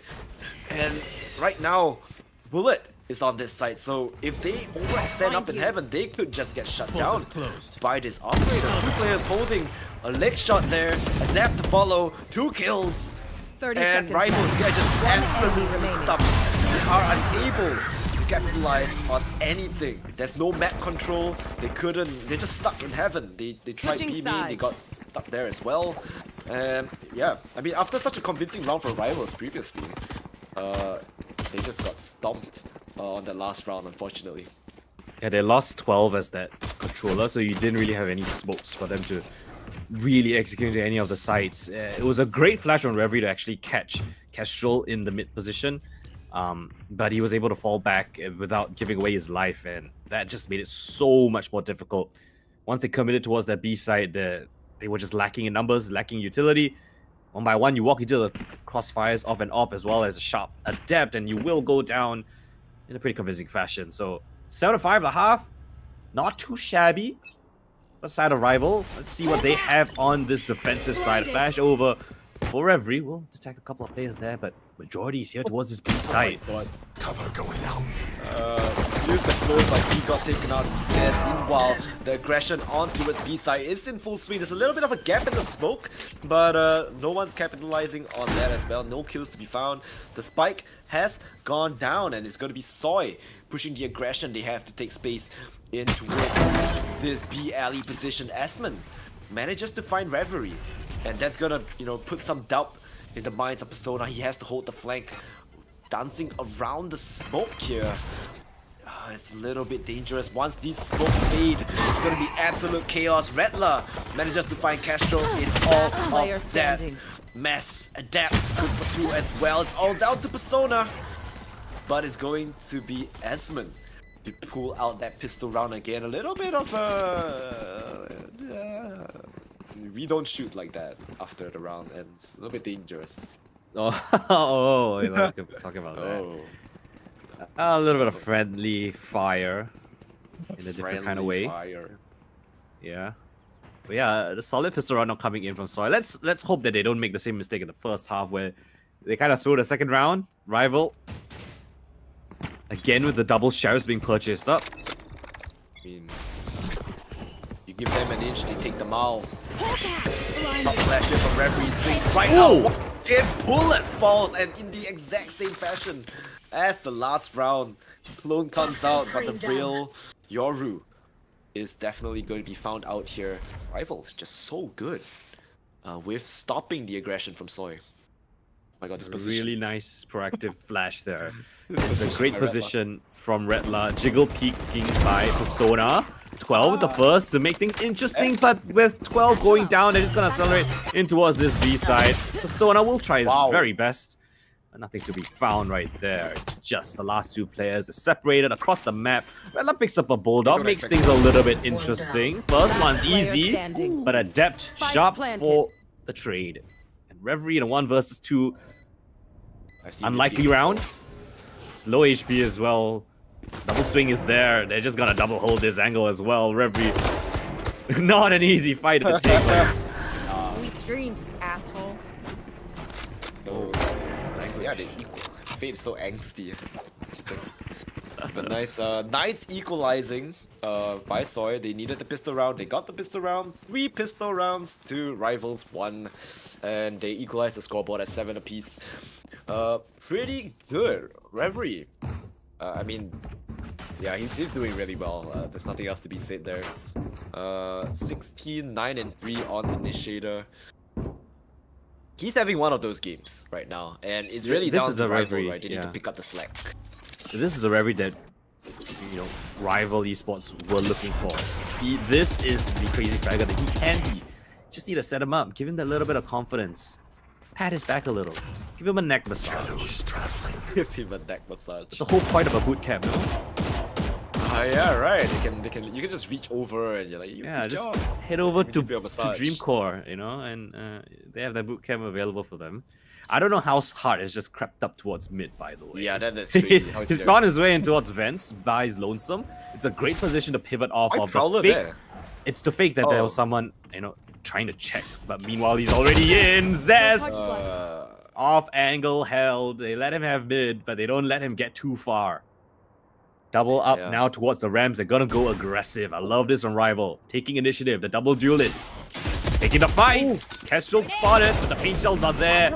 Oh, but the paranoia is great to flush them even for the back. They line up for the paint shell. Persona's on a rampage. Oh Quad my kill God. found by the demon. He shuts down A. All by his Lonesome, of course, assisted a little by his team captain. mean, wow. Paint shells used, the satchel to knock them back in. There was no way out for the players of Soy. That's absolutely, it was just a death sentence, right? And Persona, after all the shenanigans with the paint shells, he does manage to land 2 very crispy shots, leading him to that 4K. He's only 1 out orb away from that showstopper. So if they want to go aggressive at B, which they do look like they kind of want to do, 3 players here, they want that out orb for Persona. They want that showstopper. And I This think setup Bullet is might be falling contact for and a it. flash. Contact and a flash. Yeah. Don't Oh, even never need mind. anything. Yeah, it's just within the smoke. They don't hear any return of you know, utility or presence. No one's in B. They clear it out, and that is the call from Soy as well. They spot out 3 players towards B. They just bum rush in towards this A side. You've got Kestrel already looking up ramps. Down to Red Light here as well as Zest anchoring down the side. The tracking is perfect. The Boombot's making a Spike down commotion A. as the rest One of the enemy team falls remaining. apart. Kestrel comes in at the very last moment. A double kill found. A third one as well. 1 versus 4 prepped up. Served up for the play, but Reverie has got a great timing to shut down his hopes and dreams. Rival esports avoid disaster thanks to Reverie's timing, but These ooh, that parasites was a aren't gonna close take one. one Kestrel step. gave him a run for their money. Yo, the Boombot MVP. Like, what can I say? I don't know what The thing Blood was making doing. so much noise. The Boombot's tweaking out. Like, the Boombot was insane. That was crazy. I'm not sure what happened. Oh. Was it the C's? Whose Boombot was that even? That was the attackers. It was attacking Boombot, right? So I it couldn't have think. been the C. So what was it tweaking? It changed targets, by the way. It was targeting. I think it whoever saw was Zest. heaven. It might have seen Zest, and then or the other way around. It was confused whether it wanted to go for Zest or the player up, or Redla, which was standing on the ledge. Oh, A bit of crazy. indecision from the bot. We don't like Yeah, that. He didn't know where he wanted to go. You gotta commit, guys. You gotta commit. Rule number 1 of Valorant: commit on the call. Follow your IGL. You know, the Yeah, Boombot that didn't was do a that. very noisy Boombot. I think everyone was a little bit confused as to what was going on, and perhaps that made a difference, right? But yeah, still extremely close round. They almost got absolutely destroyed. Who was it? Adept, was it? Redla was the one. Oh, With was the... it No, Redla? Kestrel was the one for. No, Kestrel, Redla was Kestrel, yeah. holding down the A side, but Kestrel was the one. It was picked up that disaster triple because of kill. Kestrel. Yeah. Beautiful shot on Persona Split as well. one champion, crazy. and he will purchase up this Phantom going into this. Oh, maybe not. All right, he's more of a team player. Stinger instead. All right, that's the choice of weapon. It's a double man hold here towards his A side. Not very strong though. It's just Zest. Oh, I say just Zest. As he just eliminates Hard out of the server. Commitment of Bullet with the teleport into the site. It's free for taking, but they're happy to take that first pick. The weapon advantage, they can go for a very strong retake. Welcome Yeah, to definitely. my And you see the world. Viper's Pit is going to be committed here. Just to stall out the retake, even with that showstopper. The Stinger does not find a kill at close range. It's going to be Redler coming out on top up against Bullet, but he does pay half of his HP here. The spams through the smoke. Redler, a lot of pot shots and quite a bit of damage to Shorty from the Face death. He's your going to be able to fear! pick himself up a weapon. The Nightfall Last player committed standing. as well. But do they really have Kestrel! enough to stop this? Oh, The push shot, no! Kestrel whips on the volley. He does manage to find Redler. Pick up a gun! No, no time! What is going on? He whiffs on the spray as there Wait, is- diffuse? Oh, there Oh. is barely. Oh my gosh. Referee guys. had the balls to stop the defuse there. That's crazy from him. Oh my lord. But yeah, they committed so much. They committed Kestrel being... Nightfall as well. Yeah, I mean, debatable. Did he Kestrel give definitely up? had a chance there, but he two big mistakes, I would say. Not really mistakes, it's just fumbles, I guess. The molly hitting the wall and just bouncing off away from the spike, and then he tried to find the gun that was dropped, the Phantom, but he couldn't find it in time. He's just struggling around, messing with his keybinds. Oh, He found awkward, it. He had awkward 9 situation. bullets. Yeah, he had 9 bullets, not enough to spam. Didn't get the kill. Meanwhile, Pit dropped in towards mid, so that's a no-go zone. You definitely don't want to be walking through that. A side is completely open. It's gonna be a retake once again. Yeah, it's a little bit of weakness that Soy have actually identified, right? It's either one or two players here, which, you know, usually aren't Omen or the Viper, which, you know, they don't have a lot of stopping power for the other agents, so... 1 damage. -1. Yeah, -1 on Big flank, though, coming in from Persona. This is a big fight. Choose your options the wrong wisely. one. Wait, he's sleeping. Esmond! Oh, caught sleeping, Esmond but still sleeping. unpunished. Now punished. Good trade by Castro though. Oh, now that's too aggressive. Running up ramps. The trades are beautiful here from Soy. And this time the retakes don't go their way, but Zesbu pops the knife in enemy for remaining. a clip. Last player But standing. Adapt falls hard, good for trade. 12 holds the angle, and Rival. They are, I mean, they get all the kills, but they don't get the round. Yeah, it's a really frantic situation that happened towards the ramps. A credit to Kestrel, right? He actually popped his toxic orb before he swung out of the smoke, so it denied the trade frag coming in. It kept him alive for a little bit longer, and you know, time is all you need in the post-plan situation. Stalled it out just enough. Gets 8 on the board. Money now a little bit dicey for the rival side. They lose this round, they're gonna be down on an eco. Zest is bought up into an op of his own. He's down towards mid. I'll see if he can find a pick yet again. Backed up by 2 of his teammates, but none to be found for the time being. Again, pressure down towards this A side. Bullet's gonna use his dimensional drift to draw attention there. And look they're at the all rotations, rotating. Linus. They're all here on the A side. Oh, the Bullet, no. he's just gonna disappear into thin air. But he hears, Zesby hears the rotate, and now they're all running back to B. That might be the saving grace. I think Zesby has the read. His op is out as well. No! Whiffs onto Adapt. That is an important kill, a vital one. Wait. But Rattler, he equalizes the man advantage here. Everyone, we are still 4-4. They still have the secret, and it is going to be committed. Bullet has been caught out of position. Still finds a kill on Persona. Make that 2 on the 12. And now Reverie with all to do, hand in hand with his teammate Rattler. They have to try and retake this site, but time is ticking. They still have the ultimate on Esmond No, so that he cancel. can reposition, but they're going for the long lurk or they're just going for... No, That's a no, there's no save, time. actually. It's a save. They want to save Yeah, the they want the family AWP, heirloom. okay. Family Is it- heirloom has been retrieved, and yeah, I don't even think it's going to be able to get, you know, an exit frag on the players of Soy, so we will be going 9 to 10.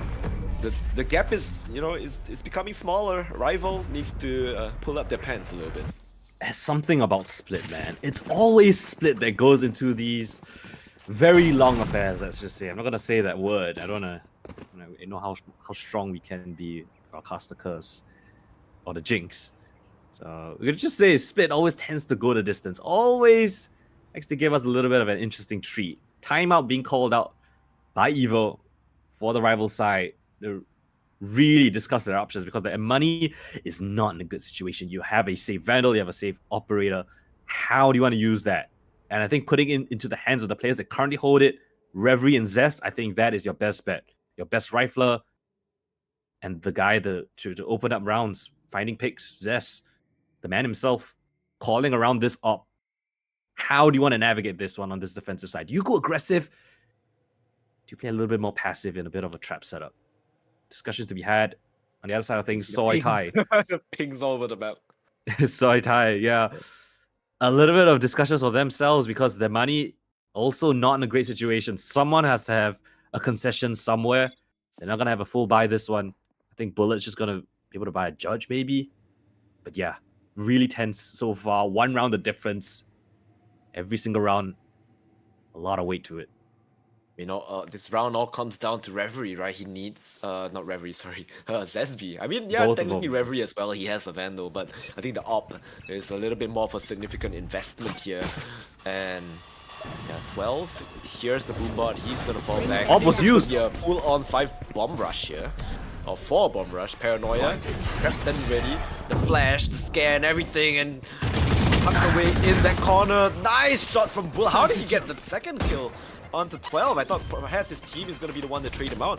But no, the B side completely cracked open. The Vandal, the op, Save. Spike planted. just caught He's lacking. moving for You have to save. save these guns. There's no way you run into the site with an op and a Vandal to throw away. At most, Rattler, you go and try, you know, get a kill or Yeah. two. But Reverie, I'm not sure what you're doing here. Maybe he has enough for the next round, I'm not too sure. But Zesby definitely has to not be anywhere near this bomb site. I don't know what they're trying to do. Reverie, I don't like Reverie stepping into the side. He's staying in CT is fine, but not into the side now. You're gonna lose this gun. Unless Yo. Okay, that's pretty good. Not gonna lie, that's good enough. I mean, Yeah, that's good money, is it enough? Okay, I think it is. I think it is just enough. So yeah. it's okay for Reverie to go for that one. Just try to find as much damage as you can. Because damage, while it is towards the end of this game, is pretty relevant. They take down. If he didn't what, get those 2? kills, I think there was a problem. But Yeah, now he got money is 2, still- so that's fine. Just Money nice to do. is an issue. It is an issue. Again, someone has to go. Oh no, I think they can buy. Yeah, they can. It's fine. They Should can be buy able it. to Castro is Okay. Castro is rich. I need a drop. And even then, with Bullet, he can just go for the Judge instead. He doesn't even need because he does have the Dimensional Drift available. So Yeah, true. one pump wonder, just Oh, take a they're going to shot the and op. just get out of there. They're going to the op. It's a full rush towards the op. It's just Reverie and Zest here, the top 2 performers of Rival. Begin, and you die. The Boombot did not spot Zestu, but meanwhile the Judge makes him with the op. But that is not quite enough. Bullet manages to find Reverie. And it's not Reverie, Zesby. And it's going to be Reverie left alone on this site, but it is the man himself. The top fragger in this entire server, Castro, manages to catch 12 lacking. And they haven't committed onto the site yet. Persona is up in heaven, Reverie is on site. They have to kind of enemy figure out the remaining. positioning, and there's gonna be Reverie. His head has been found, head hunted. Persona from the back. It's gonna be Bullet with the Judge. And I think this is the first time in the map Soy has managed to find a lead. Yeah, you're right. And again, it's a Soy pause, a Soy cut of the noise, you could say. right? In such an awkward situation, you had Bullet up in towards Heaven by himself. You had the rest of the team stuck towards ramps, and they just called for a pause in the action. Just hold their ground, mark for eye angles. You could see the rival esports players, they were very eager to find information, eager to find a fight. And Soitai were more than ready for this. Low buy round now coming in for rival esports. This is surely 12 to be found for Soitai. I love that you said that. Surely. But we all Surely. know what happens when we make such claims. Ooh, Again, silent look drop at here from Kestrel. Yeah. So disciplined not to give away an opening kill. Here's the aggression down towards A, and that is a call to accelerate in towards this B side. Yeah, I mean, goes out the zone first with that op. They're so Ooh, scared. They reconsideration. shoot it even though, yeah. I love There's this. no way he just walks in with the op, right? Yeah, so look at the discipline here. Throws the TP towards spawn as well. They were just really taking their time. And just to throw a wrench into it, Esmond TPs into screens. Oh, I thought he's gonna commit. It's just spots to- no one though. It's Yeah, just to but make it's them just- so confused. And Yeah, they're gonna they're waste all the paranoid. utility and the positioning to find and clear out all these angles. And then they're gonna 5-man commit here towards this B side. Oh, yep, yeah, here we go. It's gonna be hard, but Retla, beautiful shot. Persona, the trades are coming through though. Spike down. Oh. B. 30 seconds left. A little bit of a whiff there. It's still 2v2, but they are down on guns. No guns to be retrieved for the players in mid and spawn as well. All the guns are on site, so it's still going to be a low buy up against the Vandals. But if they play their cards right, if they isolate the duels, ooh, they do find a Phantom, and that is going into the hands of Zesby. Another Phantom can be donated over to Redla as well. Sorry, not Redla, to Reverie. These two players have been extremely sharp, just going around the pillar. The smoke reveals the position. Last Good player trades, a standing. 1v1. Ooh, the snake bite is going to, you know, show Reverie where Kestrel is, but he just danced around the spike. He has a shorty in hand as well. Reverie not looking the right way. And that is going to be Soy clawing their way back to map point. Match point. A really rough 2 versus 2 in So that close. final situation. Reverie just reading the situation wrong right there, but Kestrel, I mean, he played it to perfection.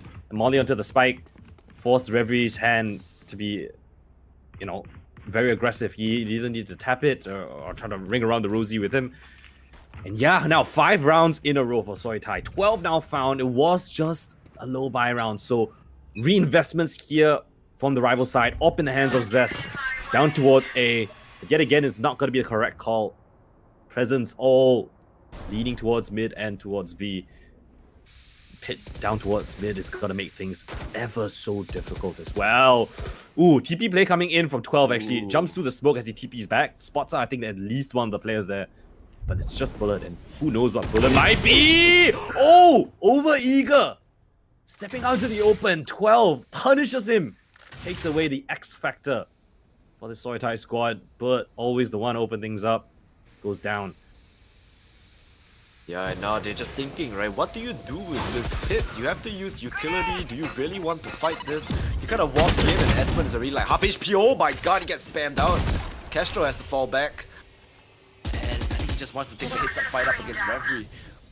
And again, the Finally, call he's now, like- you can see Kestrel just backing off. He's got presence. He's got them locked in towards this A side. Doubled hold towards mid. It's all gonna be onto 12. The one-way smoke spotted out. Predictive shot catches onto the second as well. Break of the horn. It forces them 30 even seconds left. further back. They have to recall.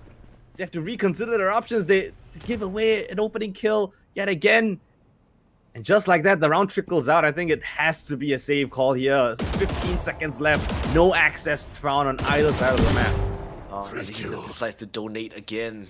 Castro 10 seconds left. falls. Adept cannot die. Adept is kind of broke. Right, he has to save his gun. I guess they try to get at least 1 or 2 guns out of the hands of the players from Rival because their economy is not looking good at all. Oh my. 12 just spamming for dear life. They retrieve the op. Wait, he throws it away. They don't want They the don't op. want the op. Yeah, they don't want the op. I see. And the one round that they finally get to break the streak of 5 is due to time itself. Unable to find an opening pick. Shut out by the utilities from the defensive side thanks to a bunch of smokes essentially. essentially makes them, null out of the round. Zest, this time yet again, he's gonna hold down towards A. He wasn't spotted in the round previous, so gonna reassume that angle. 12, he's been tested time and time again. He's the bottom performer on this squad. And this time he needs to go up against 5. What is he gonna do? Oh, gun out, boy! Gun out, retreat into the fight. Treatbank's there. Shot into the side. Hart with the showstopper. Catches up the Persona. Nade up in heaven. Forces Redla back. And as the spike goes down, so do the hopes of rival esports. 12 to 11. 1 round required. Over Zest. A saving grace perhaps. A catch onto Hart. Still within the pit. Adept will thrive. Needs to catch onto one more player at the very least. How do you navigate this? Picks up a rifle to work around with. The player down towards main as well. Creeping down the smoke. He's got it all the way towards CT. Espen with the double. Adept for the final kill is 13 to 11. We go the distance, but we avoid overtime. Soy Thai Esports 2-0 rival and send them down to the lower brackets. Unstoppable Soy Thai remains unstoppable. They are still on that hot streak. Make this their 14th win streak on VLR. You guys can go and check it out. It's a very, very green page. And, Rival, they definitely gave them a run for their money, right? Almost pulling it out. But Soy, the resilience to come back from, what was it, a 2-6, first half? Starting, first few rounds, and then they lost the bye round as well, and they just slowly clawed their way back. It wasn't until the second half of the second half,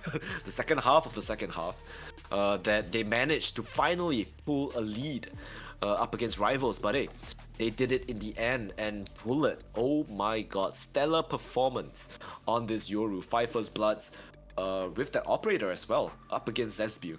So that is definitely not an easy hit to hit for him.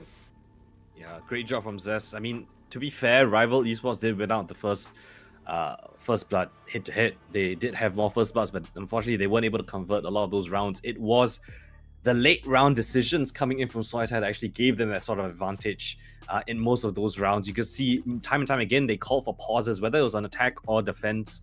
They were able to stabilize, and yeah, on that second half, it was a bit of a scrap fest. You could see rival actually pulling away, but then due to time itself, a round given over, it gives rivals a little bit of a chance to answer back, but just not enough. 1 round the difference.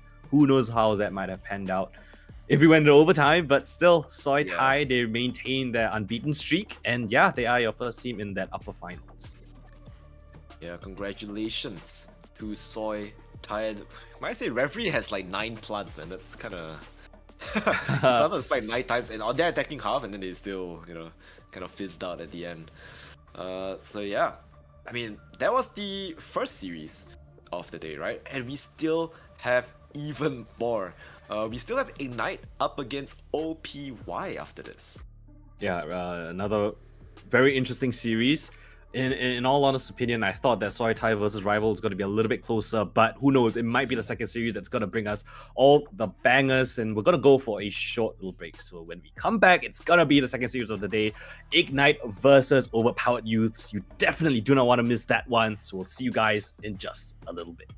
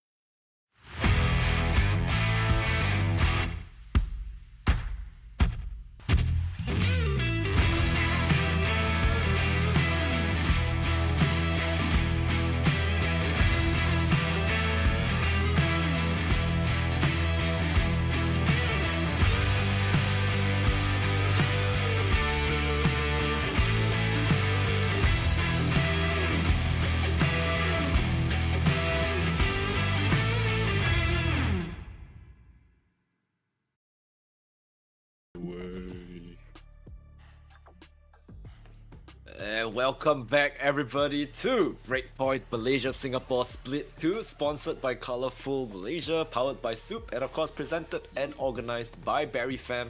My name's Leemontea and with me is Coldan, and we will be your casters for this second series. Yeah, we've got a very interesting one coming up as well. The first of the day, I mean, a bit of a recap. We had team Rival Esports go up against Sooplive Esports, and Sooplive, well, in a little bit of a surprising fashion. I guess you could say surprising, yet not at the same time, right? Sooplive are big favorites. They came in, 2-0'd them. Second map was a little bit closer. Rival did give Sooplive a run for their money, but for all things concerning this tournament, it was a clean 2-0. Right, so Sooplive will be moving on into that upper bracket finals. Rival, not out just yet. They're down in the lower brackets. They have a chance to come back and maybe potentially show themselves again in the grand finals, but it's going to be a long and arduous task. And joining them on that task, well, we'll have to figure out who it is between these two teams. We've got Ignite Gaming up against Overpowered Youths. Yeah, Ignite, I would say, probably the more structured of the team. OPY is kind of just a mishmash of extremely good players. But of course, on the side of Ignite, we do have the man himself, Zan, legendary fragger in SGMY.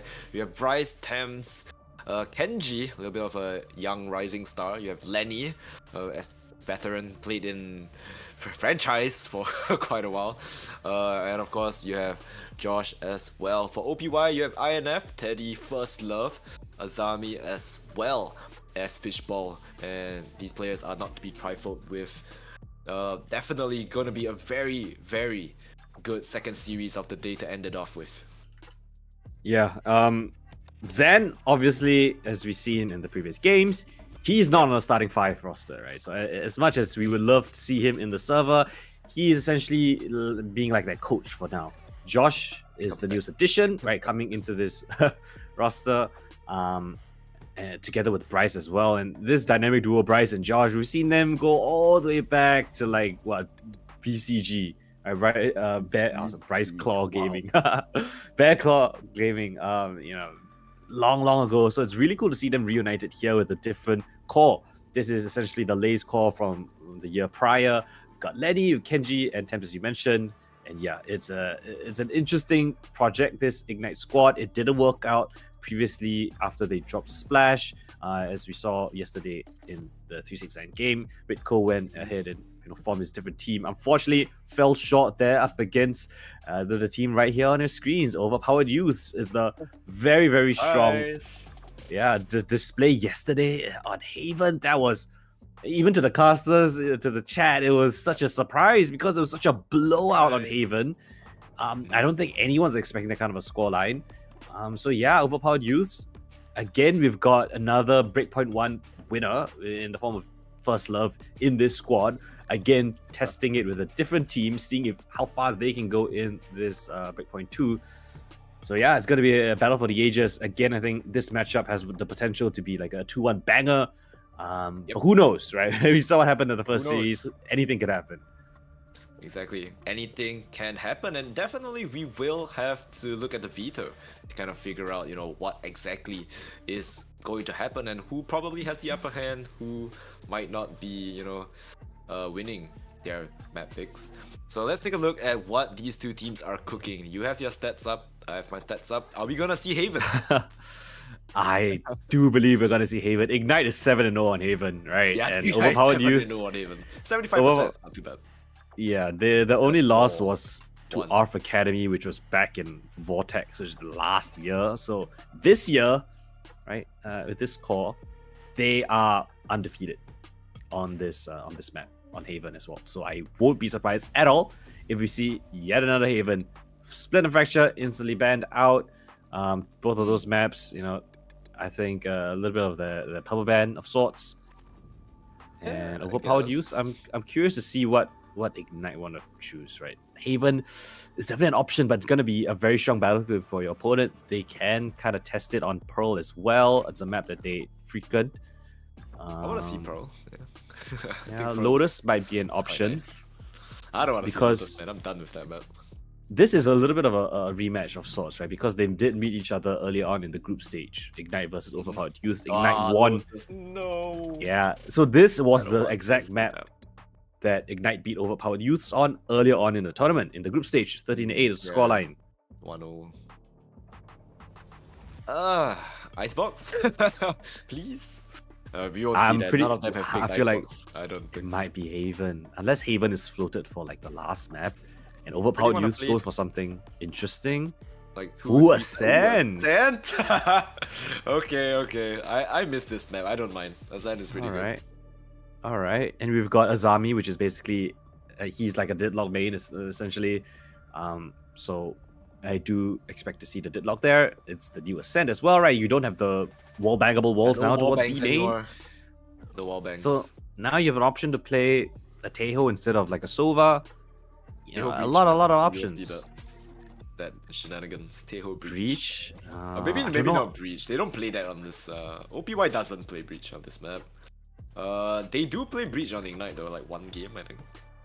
It's like one game where they played Teho Breach. Yeah. Yeah. I think it's still a debate, right? Because of the wall bank change as well as Teho coming in, Ascent coming back in. There's discussions on what is the best comp. Is, you know, the standard KO, Sova, Omen, Jet, and Killjoy comp going to be as good as it always has been, or will, you know, Vice keep into the meta a bit? Teho might be an option as well. But yeah, this last map, I feel like we're gonna end up on Haven. Yeah, the ban. Oh! No! Wait! Icebox! Oh. Icebox! Don't Ignite. ban! OPY, do not ban Icebox. Ignite really respect Overpowered Youth's Haven. Wow, I did not expect that. Yeah. I mean, After it doesn't matter, seeing- right? Either I mean, way, that- we're going to Pearl. Or That is their best. Statistically, Haven is Ignite's best map by far. 7-0. They haven't lost. So banning out your statistically best map shows, or at least tells me, that they really do respect what Overpowered Youths have, and I guess they have another map that they are comfortable with. Maybe Icebox is something that they've tried before. Icebox? No, let's go. The what is I'm the so last map? excited. Split. No, Split's banned. Oh no, it's Pearl. Oh, Pearl. Right? Pearl Icebox. So Yeah, either way, yeah. we have a good map as the decider. I'm happy. I'm content. I like Icebox. Ascent. I'm happy to see Pearl or Icebox. Oh! Icebox as the decider. Is this the first Icebox that we have the whole tournament? I feel like it might Yeah, be. it is. I haven't seen. Yeah, it is, right? So Pretty here we go. OPY. I hope this goes all the way. Give it to me. I haven't casted Icebox in, I would say, years. Like a year Fair. at least.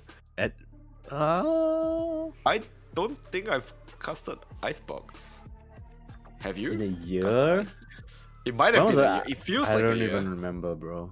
Yeah, it does I'm- feel. I think it's it less feels than a so year. long. It feels But very long, but I close. think it's less than a Yeah. year.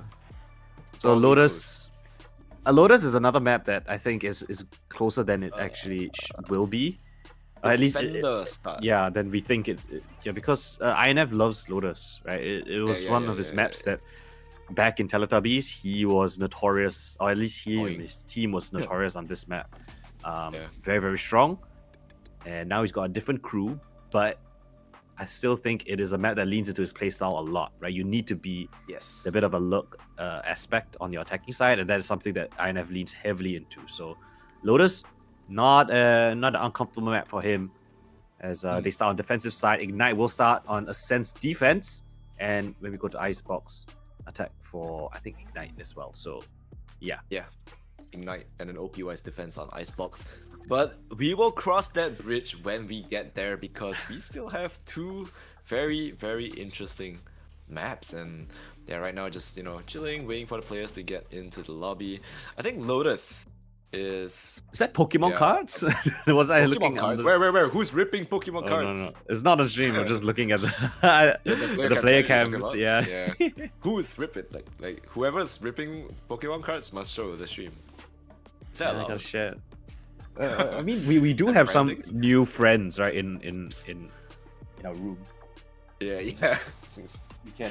we can flex it a little. Where is it? This way. We man. found him in Bangkok. We found him. We had a whole suitcase of wing. I mean, Cloudy had a whole suitcase. He has a of wing spike wings. as well. It's cool. He has a You spike. can remove It's it. detachable. You can steal his spike He cry. It's so cute. You can like bring the spike around. You just bring the spike and pass it to someone. It sticks to his Let's head. go. So cute. All right, so Wingman will be watching the game. Imagine, the but no sidelines. teams pick Gecko anyway. Like no one plays Gecko anymore. Sadly. Well, yeah, he's So kind of fallen Wingman is out of the safe. meta. Yeah, he doesn't get to see his brethren get shot down while trying to plant the spike. Yeah. Yeah, no, definitely won't be seeing Gecko. I don't believe that's something that will be picked in this series.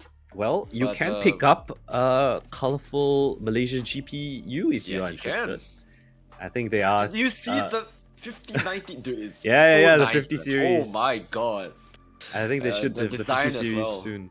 So yeah, if you guys are interested in getting a GPU, do check out Colorful Malaysia. They are one of our grateful sponsors for Breakpoint Split 2 as well. And of course, powered by Soup and organized by Berryfam themselves. So lovely to have everyone here on board. And yeah, excited to get into the action for the second series. Yeah, we just chilling.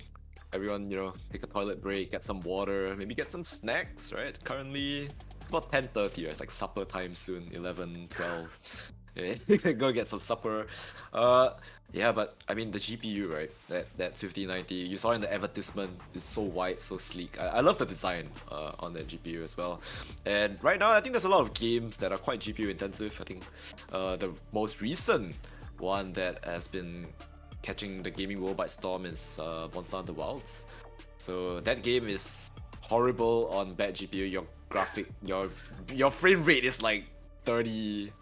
Oh 40, man. maybe if you're running like 3070 high graphics.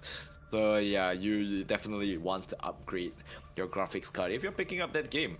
Or if you're just, playing Valorant and somehow your frame rate is bad, or if you're losing your games and you need, something to change.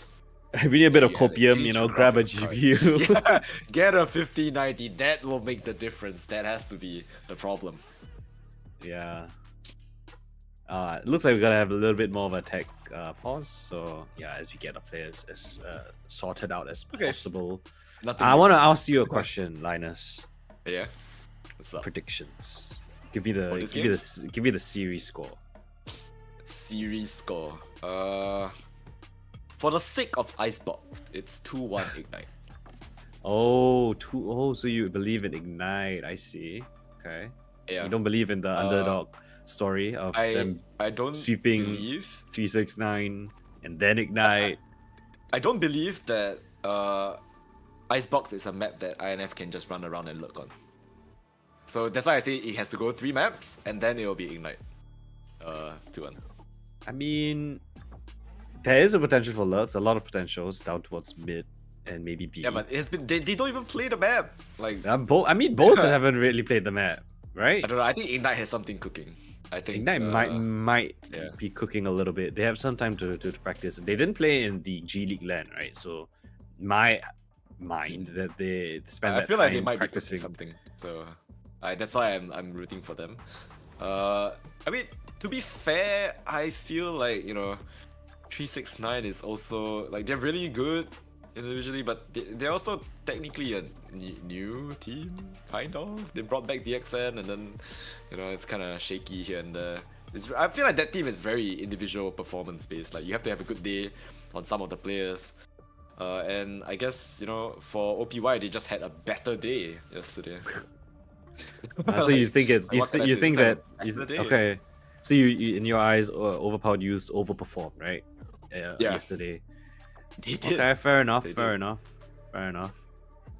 It was a 369 underperforming, and then you can't tell me OPY didn't overperform. Like 0-6 on his. Like you went to bathe and you came back and it was done. It was over. Yeah, I would So, say like- it's a maybe it's a tie. Maybe that they lost energy towards the end of the day. Maybe got tired. I think so. Yeah, Yeah. they might have. Well, we do know that First Love woke up just a couple of hours ago. Woke up at So hopefully Good he's morning. fully rested and prepared to jump back into the game. But yeah, I mean if you What are go your down the predictions, list. Coldan? Oh, my Like, what do predictions. you Oh, think I is was gonna hoping you happen? forgot Yeah. about Are me. you underdog story or? I don't want to say the same thing as you. But you I really think want it to is, see. right? But I want to see I Icebox. want to see as Icebox, well. right? Yeah, you see. Yeah. I And want to see if Ice. it comes to that, Ignite I- is probably. I want to see Icebox as long as we don't get the same basic ass comp on both sides. Surely not. I think with Teho it already shakes things up. But Yeah, then we again, have- that I is mean, a bit Te- sparse, right? Teho is so strong at denying plant on B side. You think about it. It's really Because you only cancerous. have a few places to Yeah, plant. it's really cancerous to try to plant on the B side. You have a Teho there. You can just across the map, just like molly the plant spot. No plant for you. You Yeah. have to get creative with your plant spots, probably. I mean, Teho can just replace the Sova, right? On Icebox. And then you just run the same. Yes, the scan radius is so big. Can you imagine like you just put it in the middle of B, right? You can scan Snowman and they can't even like see the scan. You can't even see the drone. Yeah. Then maybe you have A some side's gonna movement shenanigans on A also. A sides will be a little bit more difficult because there's a lot of corners you can hide behind. I think if you can get your way to like the elbow, you can look up and throw the drone up on top of the.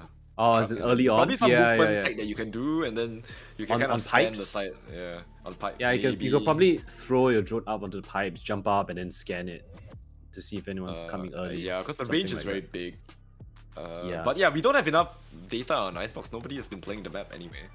Yeah, Vice, so Teho Vice, would be nice. Vice over Killjoy. Is that an option? I don't it- see that happening. I don't think the wall is Wait, good enough. the to wall, put wait, the wall inside. is insane though on B. Where B? Yeah, like, if they try where to do you put plant the- the spike, you just put the wall in front of the site itself. When they try to go and plant, they're stuck. But can you like link the wall? Is it, you know, like, is there a Towards place to link the wall towards to? yellow. Towards yellow. Is it far enough? I don't know. I don't I'm know the pretty interactions sure 'cause it's far enough. but There's no I way don't it's think there's no way it's Vice- too short. Like Vice, but I think Vice's deadlock. Deadlock. is Deadlock will most likely be picked by Azami. He's a Deadlock main, so he's just gonna run it every map.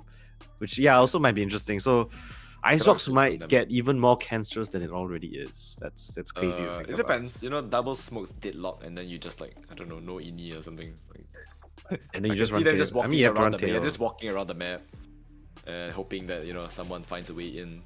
What are we waiting for? Kenji, was it? Looks like it. Yeah. Yeah, Kenji is gone. Typical. Kenji's gone. Kenji is gone. Typical Asia, Singapore, Malaysia, Asia Pacific type beat. The last series of the day, everyone's computer just explodes. Graphic card need to ship from Colorful. Yeah, get him a new It's a graphic while. card. That must be the reason. Yeah, just blame the graphics card, right? Apart from Icebox, we also have Ascent. I think that the composition for Ascent has moved quite a bit as well. Which is great because we don't see, the boring KO not shenanigans anymore. So, like, what do you think we will see? You said no breach Teho, right? You rather the Sova instead? I don't know how I feel about Teho. I think On Ascent. it can be possible. Yeah, it's possible. I don't think he's bad at all, but Sova just provides so much recon information, So we see OPY runs Teho. Ignite they only have 2 games. One of it Teho, one of it Sova. But their Sova comp is the basic comp, right? The one with the Teho is the one that they cooked with the Vice, Breach, Yeah. Teho. I like the Vice pick. I think Vice is confusing, to say the least. There was one map, right? They had like the Vice flash in the middle of mid.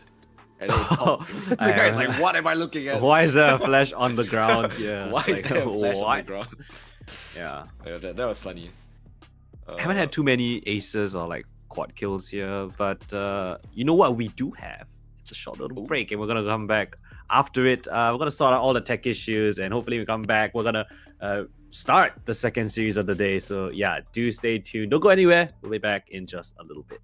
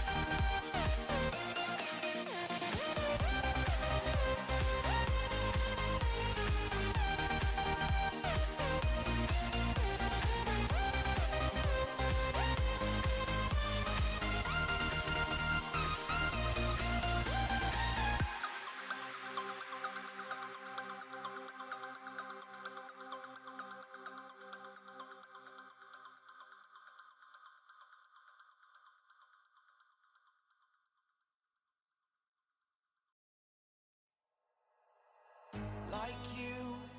Be strong to hold the powers of the sun.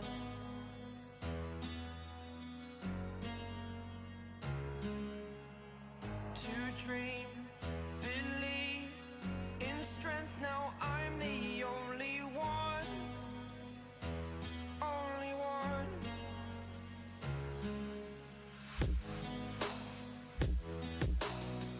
I was an ordinary boy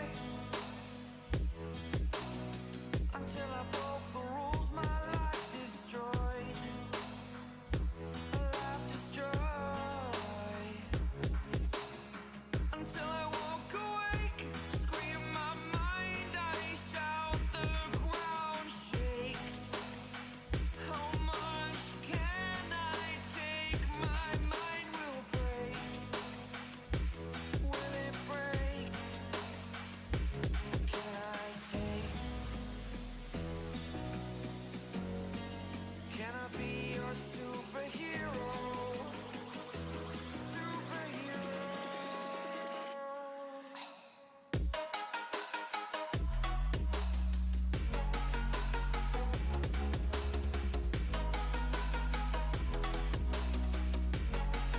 Can I be your superhero? Superhero. Superhero.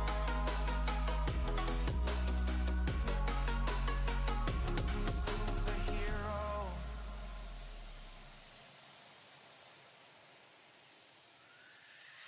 Fly away. It's the first time of today. Today. To dream, believe. You are the strength, you're all I need. Need. Oh, gonna give it a shot. Only one of me to shield you all from the enemy. You're a superhero. You're a superhero.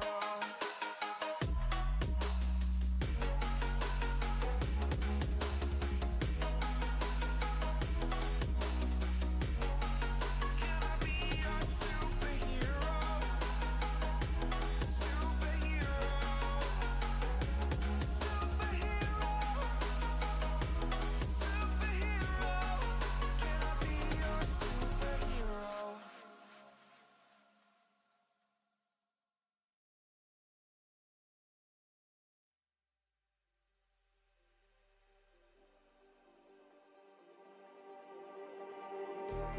Just like the street lights lit this town, like a fire in a blaze, gotta burn it down. Can't be afraid to leave this out. We got this far, don't know how. I see danger in your eyes. They know we'll burn down the night. Coming just like the sunrise. You know that we're gonna let it rain. Tonight, we're gonna let it rain.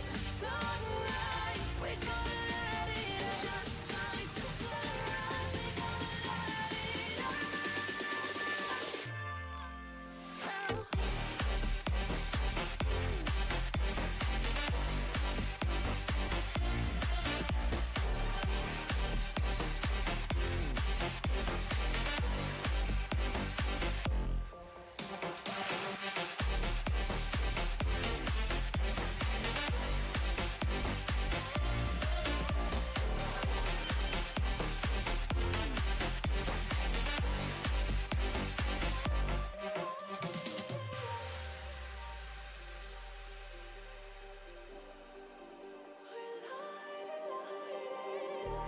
Just like a spark that's breaking out. Can't make a stop, can't turn back now. We know that there's no room for doubt. No, we can't turn back now. I see danger in your eyes. They know we'll burn down the night. Coming just like the sunrise. You know that we're gonna let it rain tonight.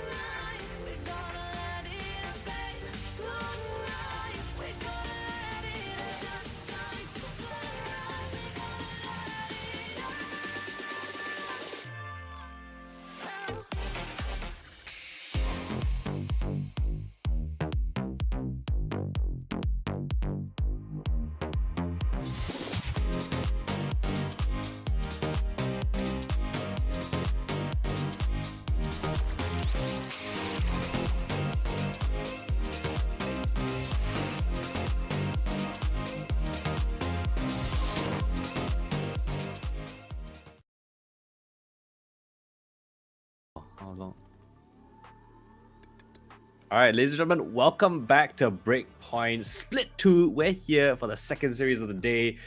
It's gonna be an interesting one. It's Ignite up against Overpowered Youths, and we've got a pretty banger map pool that we're gonna be witnessing here today. Map Vito, right? We've got Lotus, and then Ascent, and of course the third map we've required Icebox, a map that neither of us have seen. Let's go. Nobody has really seen in the competitive scene as well. So a lot of first, I guess you could say, coming out here, but not the first time Overpowered Youths have won a series in the playoffs already. They took down 369 yesterday in a bit of a shocking fashion on the third map. It was such a blowout from them that caught a lot of people off guard. So I'm expecting Ignite to be on their full top game today to take down a strong and potential dark horse team.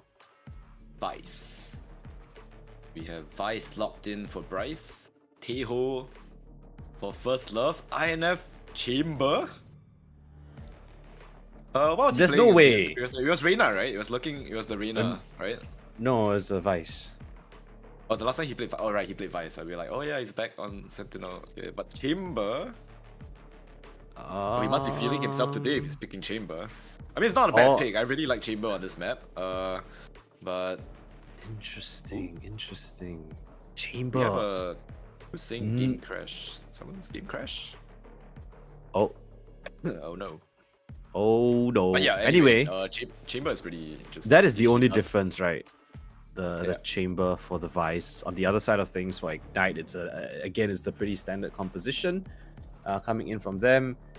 Usually on this map, they're also going to be running the exact same agents that they have hovered over. It's just Josh the Omen, which might be Josh that actually crashed if he doesn't select an agent. But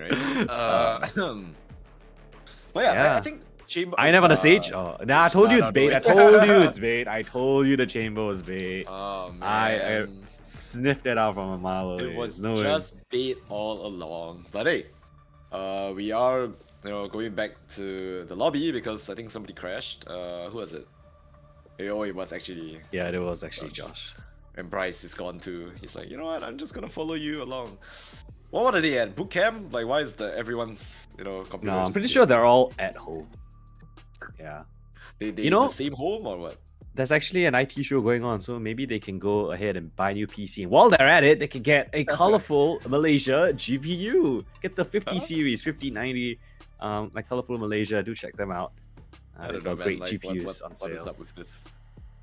Yeah, the GPU looks so good. I'm not gonna lie, I really, really like the design of the GPU. Yeah, maybe Sweat can pay you in GPU instead. Dude, I think the GPU he pays me in GPU. More than happy to accept payment in GPU. You get one fan of the GPU. Yeah, just one fan. One fan per card. Then I assemble it myself. Yeah, one bit by bit. You do each cast, you assemble one more piece. I just slowly assemble. Yeah. Sure. Happy to be paid in GPU. From Colorful. I don't think anyone. Happy. Yeah. Nvidia stock would be not bad too. Well, I would accept that too. I'm a very accepting person. I'm very free things I will take.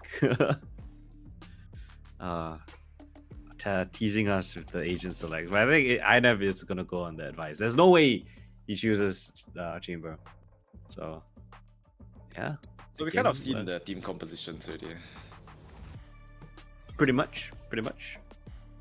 It's standard from both sides. I think it's gonna come down to who calls better on this map, as Lotus always has been. It's whoever understands how to move that rotations around. And INF, I know it's kind of weird to keep harping on the fact that the INF is playing the server, but really, like, his lurks is going to determine how this map's going to pan out, because it's a known factor, right? He's always going to lurk. How effective is his lurks going to be? Is he able to switch things up, show different faces, sometimes go with the squad, sometimes be that luck factor. Very curious to see if he can bring that sort of success yet again here on a different team. That the last time he played Lotus was on Teletubbies long ago. Yeah. Well, I think everyone, well, at least Ignite is First Love. Where do you go? They come down. Stream can't see what's happening. You're just crashing out for no reason. Crashing out. I'm crashing out, guys. I am crashing out. Everyone is taking turns to like leave the lobby. What is going on? Dude, it was supposed to be like a 10 o'clock game. It's 10:50 now. Oh my. Just saying, you know. Valid crash out, okay? Valid crash out. Alright, I better see. We swap around. We play Icebox first now. Thoughts? Okay, yeah. Why don't we just shift the map to the front? We Just play put the decider interesting first. one. Yeah, we play the decider first, and then that's more exciting. Yeah. We play the decider first, and then we play the first two maps.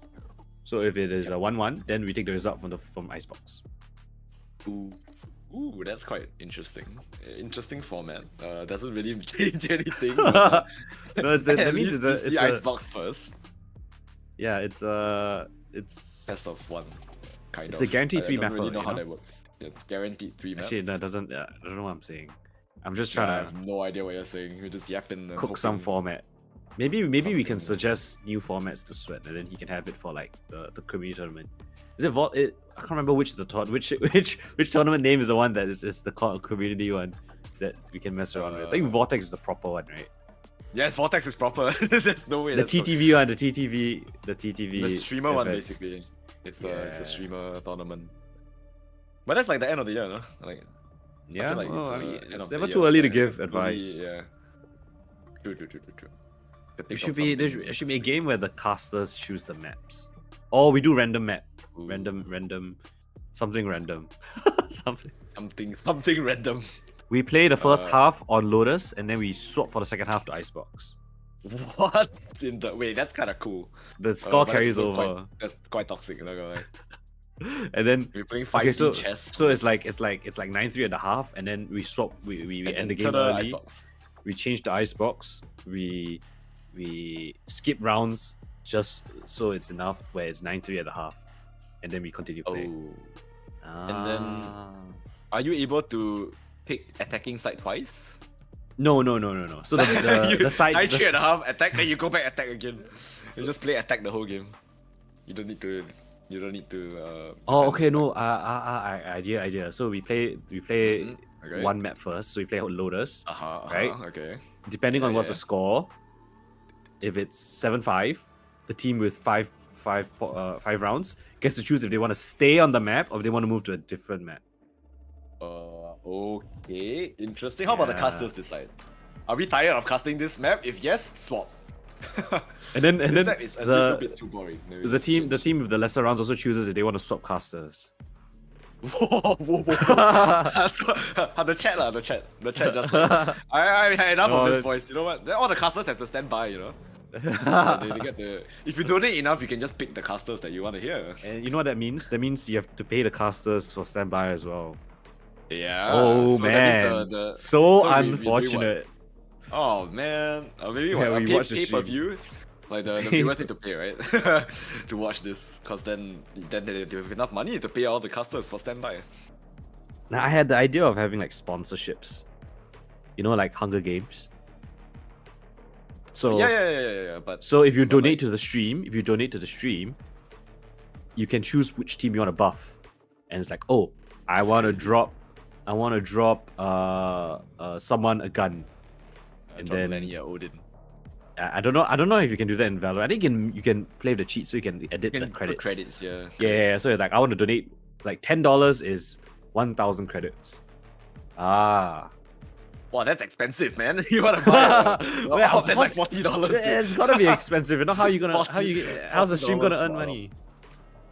Okay, anyway, let's lock back in. Alright, Agent Select on the cards exactly as we left We have seen off. before. We have seen this game before. It is. I've played these games before. Yeah. So the only difference is the only difference is Neon and the Rays, right? I do prefer Neon on this map. I mean, I do prefer Neon in general. Rays does have a little bit of elevation with the satchels towards C, so that could be a point that we might see as well. But yeah, finally jumping into the map of Lotus, it's gonna be Ignite on the attack. Just to highlight the players once again, you have Lenny, Hems, Kenji, Josh, as well as Bryce on the side of Ignite. And for overpowered use, you have First Love, Teddy, INF, Azami, as well as, oh my god, P10? No way. As well as Visual. All that Omen. But yeah, I guess we go for P10 again. Tech issue. I'm not sure whose issue is it. I guess, you know what? Nighttime things, right? It's 11. I actually have a friend that works at the telco, and then he's like, you know. So he's just sitting at the Singapore server. No, he's just like, you know, be careful. She texts me and then she's like, are you playing today? Cause then they're probably doing something in the back end. Oh my. And yeah, I mean he told me yesterday, so like 2 days before I think they had something going on Thursday. You're losing track of the days. Yeah. But you know, maybe it carries over to today, and then everyone's computer is kind of a mess. Alright, looks like they're ready. Tech issue solved, perhaps. Hopefully. Yeah, I mean, this is a bit of a interesting hit-to-hit, right? Everything is basically the same, except for the duelist and the initiator. So we've got Teho on one side, we've got the Sova on the other, we've got Raze on Teddy, Kenji on the Neon. Let's see if that's a factor here. The new agent on the cards again. Kenji's fast. Fast enough. Stun is there. And the salvos will deter them of that push. The door opens up as well, puts a lot of pressure. F forces INF off of his sight. And actually leaves A wide open. He goes back in for the time being, but is that going to be enough? The scanner reveals his position, the flash for the peak as well, but the wall cuts the rest of the team off. It's just Lenny in the side by himself. Ooh, and Lenny with a sheriff though. Yeah, big damage onto INF. He's down to half on the back of the side. The flash comes through, dodge. Lenny good for one. First Love trades it out. Kenji is down, gets the second as well. We know how good First Love is in these positions. Gets the third as well. And he just solo decimates them, but it's Lenny. The salvos, wait, First Love salvos are kinda... Like, he always gets the salvo kills. Oh. Well, the salvos might be a little bit too much for Ignite. They forced to take another tech pause. Exploded again. Yeah, but wow. Okay, Darren, aka First Love, off to a blind of a start. He's got 4 kills already. 4. He did this yesterday as well. Or was it the day before? I'm losing track of my days, man. I don't know what's going on anymore. But yeah, he had a 4 kill to start, and it was a pretty strong 4 kills, and once again he's doing it. He is doing it again. Yeah, and actually First Love, from what I've heard, God, everyone is disconnecting. Yeah, but from what I've heard, First Love is actually doing a lot of the calling for the side of OPY. As that initiator, he is actually going to be able to hear and actually see himself, right? A lot of the information that's happening across the map, like what's the action happening. So he's able to have a better picture of, what the right call is going to be as compared to someone like INF, where, yeah, he's a vocal voice, but being on the Sentinel role usually relinquishes you to like one part of the map, and you don't really have a lot of information on the rest. So it's hard for you to call around that. So very interesting to see how First Love has kind of grown into this secondary mid-round caller kind of guy, where he was once a crazy duelist player, right? An ADHD duelist player that was crazy with his aim, but now he's got a great game sense to back it up. He's a team player as well. Doesn't really care if he's not fragging out, as long as he's providing the support to his team, giving Teddy the right utility to entry into sites. So yeah, it's really nice to see how he's developed as a player. Yeah, I definitely agree. With his aim, I feel like, moving him into like an AGL where he can take his time, tell his team what to do, and kind of call around himself in a way, right? It definitely works wonders for his aim as well. Always starting, always fragging. Lenny though, on that side, dealing quite a bit of damage on his own as well with the Sheriff. So definitely not the worst start to a round. It seems like players are kind of reconnecting. Bryce is back as well. So hopefully the games will be going back underway. Azami is another player to note on OPY as well. I think he played out of his mind in some of his games. He's a very, very sharp player. Definitely a nice backup to have on your team. and he definitely can pick up the slack on his team as well. We will be jumping back into the game. Match timer has been started. The players are ready. So yeah, hopefully no more tech issues to work with. They did retrieve some sheriffs. Ooh, their bias. Different guns across the board for OPY. Everyone has a different gun. Everyone has a different. Yeah. Yeah. We like diversity. See if each of Diversity, these interesting weapons can find something. We've got First Love on the angle as the Teho, marking this position. And they are just lining up towards his angle there. Drone comes out, stun comes in. Forced back to a safer angle. The salvos are there to just delay the push even further. Shocked out the break. The Razor Vine's there, but the activation of the wall forced out already. So great initial scouting coming in from the attacking side. Breaks the Sentinel utility, triggers the wall. They have options to explore the rest of the map. Open up the door as well. Gives the team a possibility to pivot to B, or at least forces the defenders to be a little bit curious. Drone comes out from First Love, spots out where all these players are coming from. Ooh, around the corner, not gonna spot them out. Yeah, now they can explode into the side, but there's 3 defenders here expecting this. Oh, Azami is holding the concuss as well. This fault line is gonna hit many people, and I think the most important one to hit is Kenji. But stunned, both of them are stunned, but the shotgun is going to prevail. Lucky is good, Teddy with the trade, with that Guardian, but they are running on the side. It's all down to Teddy. He's gonna hold this angle here. Here's a step through, and the Classic does not manage to finish it up, but INF wraps around with that Sheriff, dealing massive damage to the craniums of Ignite, and it's gonna be OPY. Pretty clean, 2-0 to start. Yeah, lovely start. They don't lose too many players. Of course, the meta currently, right, is to have 2 pistols in your bonus round. So even if you lose 2 players, you can still pick up 3 weapons, bring it to the next.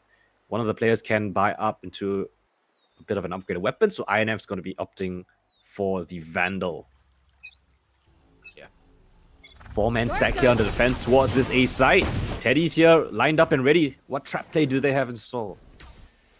I think First Love just readying the salvos to break the doors.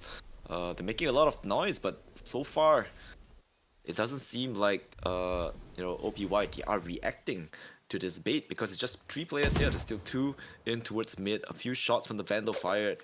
OPY very disciplined, not making a single sound, not giving them any information. Yeah, it was a bit of a trap play if they opened the door. The paranoia and the stun from the breach was lined up. Now they do it because they're lacking information. And that is the call for Ignite to just rotate to the other side of the map. As A is completely vacant, and well, OPY more than privy to that. Now they're scampering towards C, but no one's home. They have no information if someone could have lurked in. Thorns, though, buys them time for the rotate. And now the defense actually looking not too shabby here to receive. Shot without the ping shells to follow, as well as the aftershock, just stopping the players. The only player on the site right now is actually Kenji, but do they expect this? INF gets the shot off. You see Fishball getting a kill on the 10th with that Bulldog as well. And yeah, now the attacking side of Rivals, they are in shambles. They don't know where to go. Everywhere they have went, they have kind of been stumped. And Azami here with the fault line is gonna try and stun them out. Stuns out. Ooh. Azami stuns one. The target selection is perfect as well. And wow, I did not expect a 3-0 start here from OPY. Yeah, lovely stuff from Azami there. He knows that they have no time. They have to commit towards that C site. So takes the proactive approach. Eliminates all 3 players at the very end. 3-0. And ladies and gentlemen, this is a reminder that this is Ignite's map pick, right? Wait, is it? I'm not wrong, OPY's. This, yeah, it should be. So this is a great start. I mean, 3-0, that's more than you could ask for. Exactly, Kenji just running it pedal to the metal. The wall is just causing so much problems. It has no delays them assistance. for so long. Kenji's actually been able to get in, but he's not confident enough, or at least I guess you could say he's disciplined enough not to go too far, lose that man advantage, and likewise INF not going for that. But now, 5 versus 5 for the retake. What do they have in store? Teddy's the one to open things up. Satchel straight into their faces. A bucket to the face of Teddy as well to slide in. But Fishball adapts. Manages to control his sprayer. Double kill found. The spike planted out for Mound. The stun has been lined up. Temps lets it rip, but the smoke shrouds them. The stick of the spike in their faces. First love. Just ice cold, holding down the defuse, not letting them have any chance back into that round. 4-0. Yeah, I mean, like Kenji is getting the site open. They even got the spike down, but the post plant was just not good for Ignite. They didn't have the post plant ready. They were not able to spam. They didn't have the utility. I mean, granted, it was a save, right? They didn't have much weapons to work with. So, well, this is the round that they really need to keep themselves, but they are going into the Mount map crunch. where the Vice is sitting. Yeah, the Mount Crunch not gonna find anyone. Bryce is stunned up though. He's hiding behind his box, spots the shoulder of Teddy, and he might just want to swing into it, but there's so many players here. Wow! Teddy with the moonwalk, walking backwards, catches Bryce swinging. And with all that noise on A, they do rotate back over to C. I'm not sure if Teddy gets his OPY has ult. to read on this. Teddy got his ult based off of that kill as well, so or at least the ult pickup. So that is huge going into this round. Now they're headed over towards his side. They try to play contact play, but he's expecting this. The conversion, the slide through as well. That just throws off his aim good enough. Kenji manages to stabilize that one. 3 versus 4. They have to play aggressive. Yeah, beautiful movement there from Kenji to drop the crosshair. Temps finds Azami lacking. First love, good for the tray, has to jump away. But First love has his ult. Uses the salvo. Temps! Oh, he's just stuck. Oh, he manages to find the sweet spot. But he's brought down to literally pretty much 1 HP, 25 armor, 9 HP to work with. It's INF walking on to the site. He has Last to player standing. defuse, finds Thames. One Josh enemy remaining. kind of stuck in no man's land, position finally revealed. And it's all down to INF. Paranoia is still available. He sticks the spike even while blind. Tries to take it to half, has to get the kill, but Josh clutches it. A well-deserved round for him. And a well-needed one as well. They really needed that round, and they got it, but just barely scraping by. They finally break the streak of 4 for Ignite. And yeah, that round got really, really close as well. But Teddy, I mean, he did his very best. I think 2 kills there in that situation set his team up perfectly. It was just really, adaptive coming in from Ignite to play ahead of the utility to play towards Waterfall. This time around, again, it's a 4-man defense hold towards this A site, towards the rubble. And, well, a bit of a fake teleport. That's all that Ignite are going to give. They sense something a little bit fishy there. And they are correct in that read. Again, it's the trap play setup, but no one to actually activate it. So Ignite going to explore the rest of the map, expecting aggression elsewhere.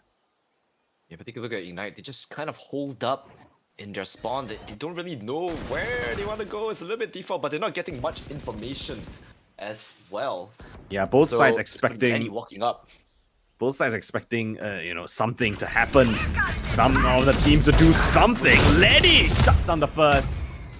In all that chaos, one is not too shabby. But again, it's the stall utility coming in from the Sentinel. The teleport in has enough of it. Josh is taking the initiative, going in first. INF stunned up, forced back to a safer angle. They gain control over the side as well. Spike goes down. INF plays ahead of things. Oh, but it's Fishball to find the kill instead. Temps picks up a double, but the Aftershock's gonna flush him further back a little. Josh taking a little bit of damage, but still alive. Rolling Thunder invested, but no kill found off the back of that. Fishball still alive and thriving. Drops the smoke around the corner, spots the shots off the breach. Tries to playing around with his food, but Bryce peeks out to assist his teammate. And Azami now 1 versus 3, an impossible situation. And a very interesting jumping peek coming through from Temps. But it's Josh to be the one to close things as well. Yeah, he's just full blind jumping around, but it was a triple peak. So Technically. yeah, technically he didn't really know, which person to hit. and they do manage to run away with that. And with that said, two really good ultimates on the side of Ignite that is available as well. You have the Neon ult as well as the Vice ult. Like, those are really good attacking utility. So hopefully they do manage to do something out of it. Salvo used, but no one to be found up towards this A main position. It's all gonna be down to Fishball. You know what he can do. You know how sharp he is. He gets one in the form of Josh, but that's all he's gonna get. I think it might be enough though to deter the attackers from hitting this B side. They are gonna open that door and they will be testing INF instead. Drone to spot him, forces back. Wall is there. Just a little bit of delay though. He uses the ult. INF has to get out of there. Classic in hand. They will not push the issue though. I'm out of here. And by the say time that? it expires, I mean, Genji, he goes a little bit aggressive, but I feel like he's not aggressive enough in this type of situations. Now it's an even kill, right? There's a Breach Rolling Thunder available, so you need to play either ahead of it or out of the sight. You pick your poison. They're kind of stuck all here, and yeah, they're gonna get caught. Oh, just one, I think. Temps stuck in the corner, stunned up, but damage done. INF and First Love both finding kills. Oh, backs are turned. Down to 1 versus 2, but First Love from the high ground will raid fire onto Bryce. And they secure the retake setup. The Rolling Thunder was more than enough to make them uncomfortable. And yeah, hey, First Love showing the camera his mouse. Yeah, lovely you love stuff. to see it. You love to see it. But unfortunate there for Ignite. I said they had 2 really good ultimates and they did use it. Unfortunately though, that Neon ult, ooh, it was not it. The timing was off. He peeked through the smoke at the correct timing and he got picked off by, I think it was Fishball. Or was it Fishball? There's one of somebody walked through the smoke. Yeah, I think it was Azami. Yeah, it was Fishball or Azami. And now I think they just Omen teleport. Josh all the way back Interesting. towards spawn. Flash there to catch There's anyone. no one on site. Yeah. Yeah. I guess a good read from INF, playing really far back, not susceptible to that flank play. It was very interesting, but nothing to be found just yet. At the very least, you have so much space to work around with. They do have the ult for the retake as well. Spike And planted. that's exactly what they're gonna do, right? Ultimate use, ultimate invested. And now they have to kind of push together, try and get a kill, but they get spotted by the drone as well. The stun comes out, the trades are One good, more! but you expect one more! Josh is there, but the stun Last from player First Love is standing. perfect. All down to Lenny. Triple swing from the defenders is gonna overwhelm him. And they do get the site once again. A beautiful retake here by overpowered use. It got really scary down towards the CT position. You can see all the actors on the minimap. They all just stood within the smoke. They tried to take the heads up fights. Trades actually went relatively even over there, but I think the fight towards Waterfall was won out by the defenders pretty convincingly. It left Lenny all alone. No assistance from the rest of his team.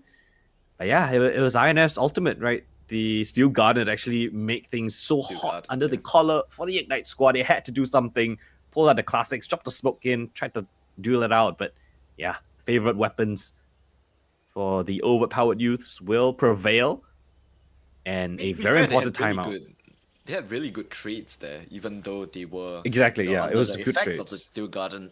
It all came down to It First was Love Waterfall. actually managing to stun Josh, and yeah, otherwise I don't think they expected him to be there either. Yeah, So the that would Josh have been managing to get quite a one. stun. as And Josh well. had a gun. Yeah, Josh had a gun to get a Vandal.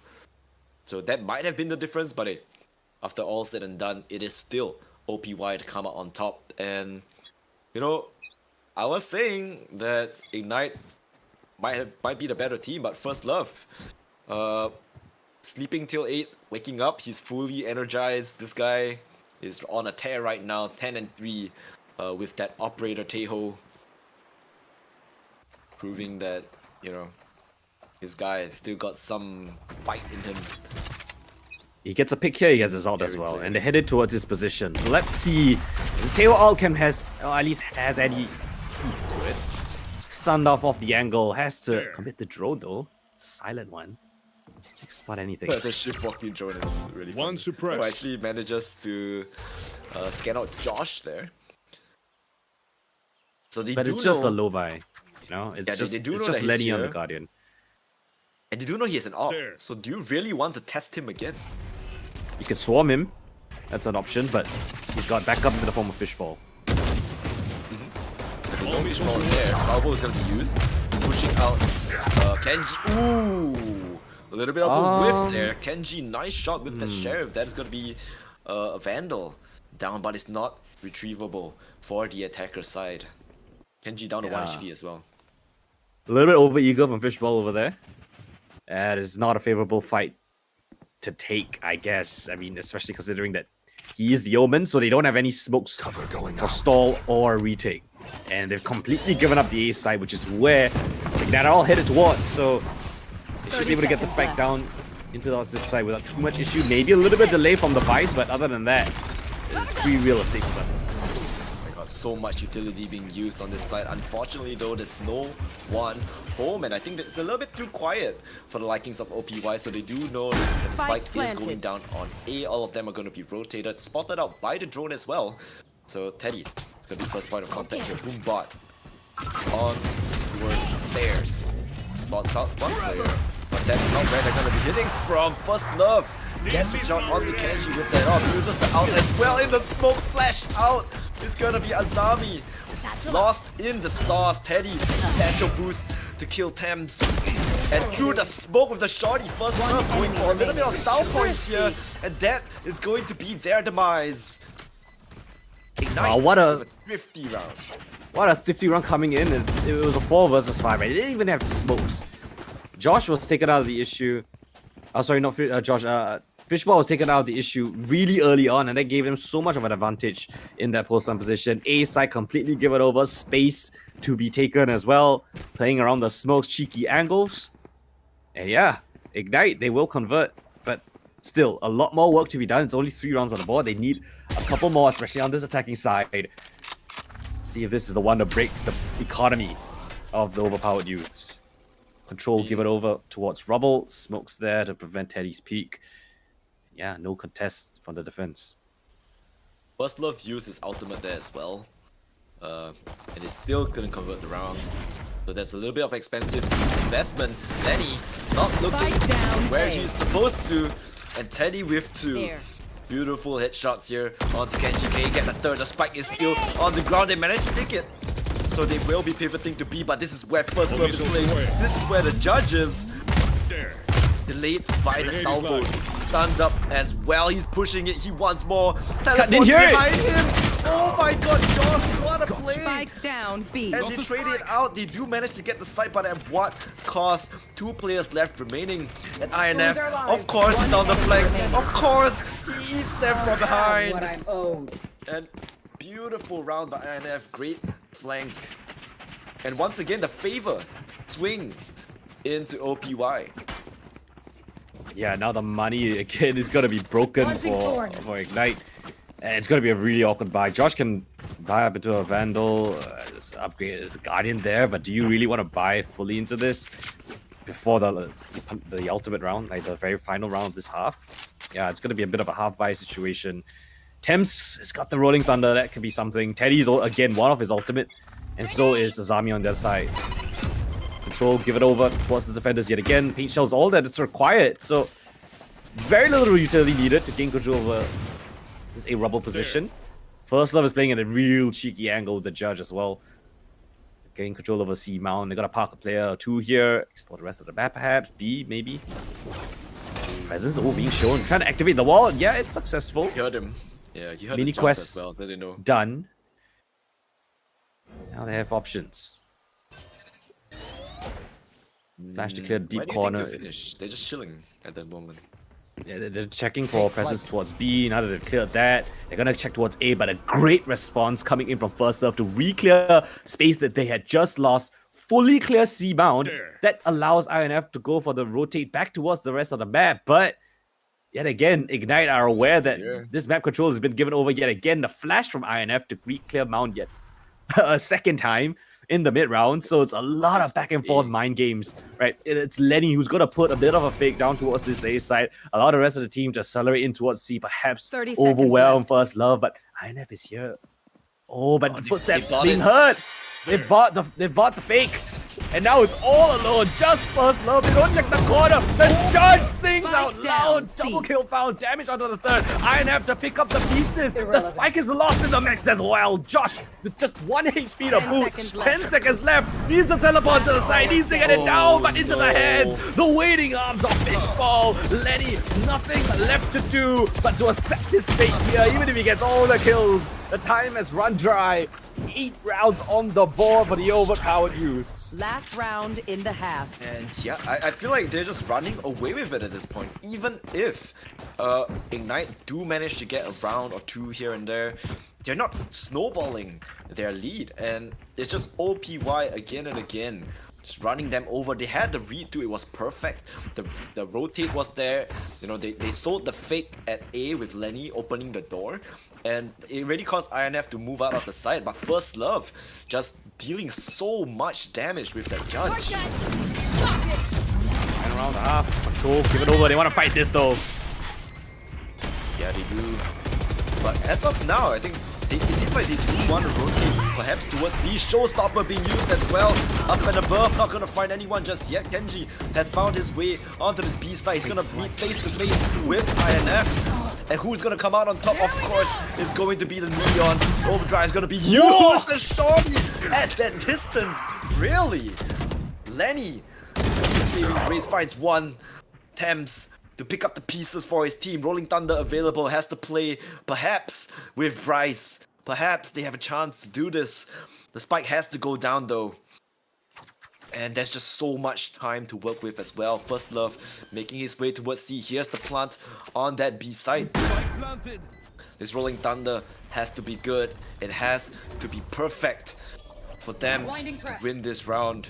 And it's a round that they really need as well. Otherwise, 9-3, quite a dangerous scoreline. Off your feet!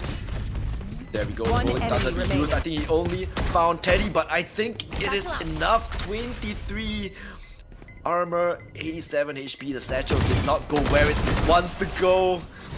And they do convert the round. Thorns activated. Just barely scraping by. Switching sides. Oh, 8 rounds is not too shabby. Not too shabby when you're starting on the defensive side. And it is the side that they chose, of course. Ignite. 4 rounds, is that gonna be enough? 1 at the very end of that first half. Lenny, 10 and 11, top of the scoreboard. The rest of the team, not really finding that sort of impact. I mean, Kenji was one of the shining stars of Ignite, of why they managed to get here in the first place.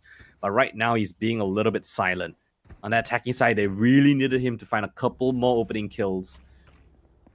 But, yeah, that was not the reality that we lived in. 8-4, attacking side now for the overpowered youths.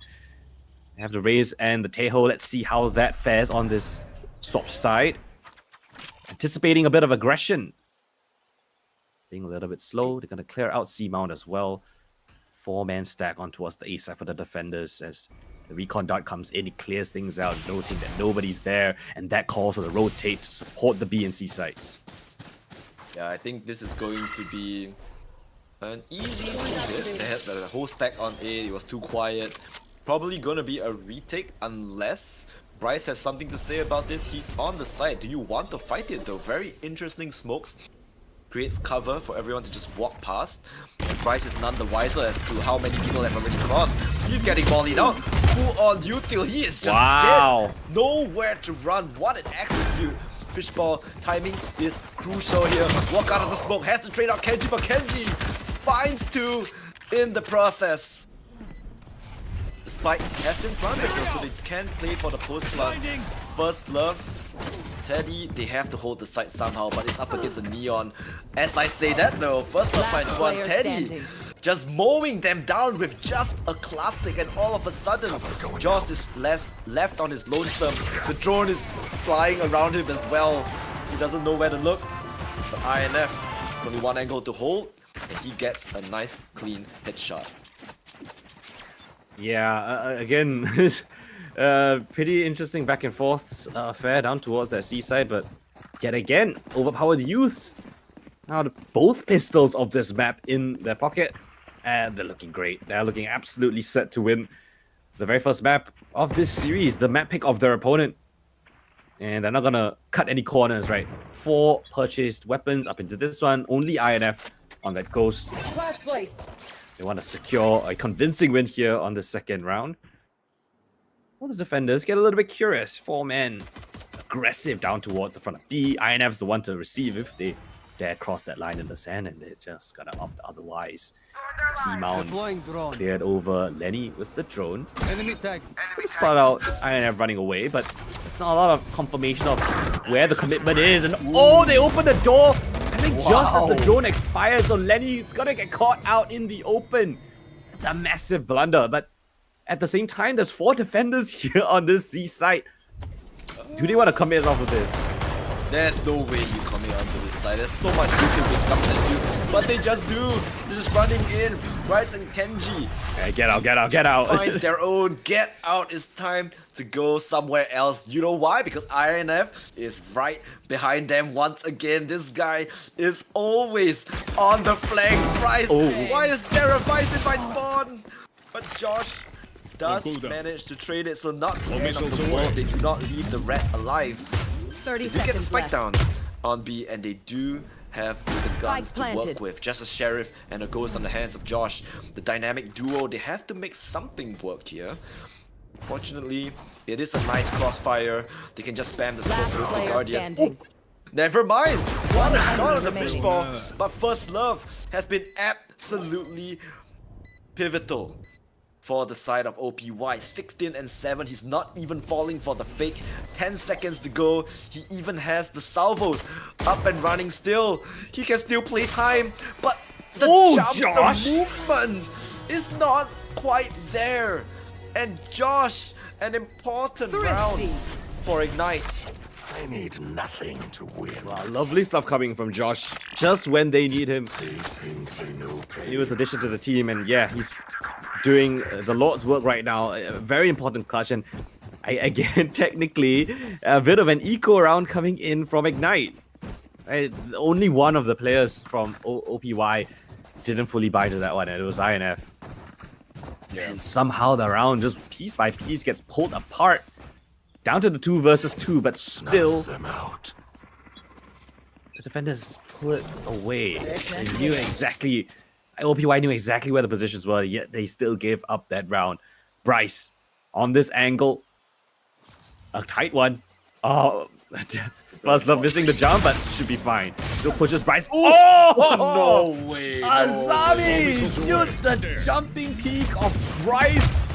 Sentinels out of the server. They pick up a weapon for their, for their efforts as well, and they're just gonna scamper back. They can reset the round. They've taken out a lot of the information available from that Sentinel. And the longer this round pans out, the more confused the defenders are gonna be. Yeah, and the longer the round pans out, confusion definitely favors the side of OPY. As to why that is so is because INF is always looking for chinks in your armor. He's always looking for a way into your backline, and he might B? have B just side? found the timing on B once again. I think, never mind, he managed to get out of there. He's running away. I think he got spotted by Hems. So it seems like A is going to be point of contention here. You have to clear out 3 though, 30 because seconds left. Kenji Spike is still down there with A. a Vandal. That's going to be a One spike. enemy remaining. Gone. My ult's ready. INF destroyed. Oh! First Love That was their best, demolished. Gotta go. And that is going to be Kenji. Kenji with the double tap. One for each of the heads of his opponents as they trickle into the site. That's lovely work coming in from the duelist. And as I criticized him a little bit, I think in the first half, he's now just shot straight up to the top of the scoreboard, 14-14. And for some reason, things looking pretty solid for him on this defending side, which is traditionally the more difficult side for Neon. But Gotta go. so far, he's found quite a bit of impact. He's got his lightning fingers up and ready. It's a full C-mount push all the way to the very end. The Paranoid hits him though, and he's completely blind. Teddy's there to receive. Oh, runs out of bullets. Just to reload his fingers. And oh, they're just pushing them further and further back into their spawn. B has been compromised though. The flash is there to delay the push. INF still gonna lay back by himself? No, he's calling back. They clear him? Azami. Yeah, they want to play together. No, confusion. What is the decision? Player standing. Playing apart, I don't think that's the right call. Inugami, Azami, in the 1 versus 2, holds down the line, but it's Kenji to pick up the kill. They shut down this attempt in the 1 versus 2 with a full-on aggressive push, a crunch from C as well as B. Messy, but still take it over the line. Yeah, they do manage to pull it across somehow. And it's gonna be First Love calling that time out.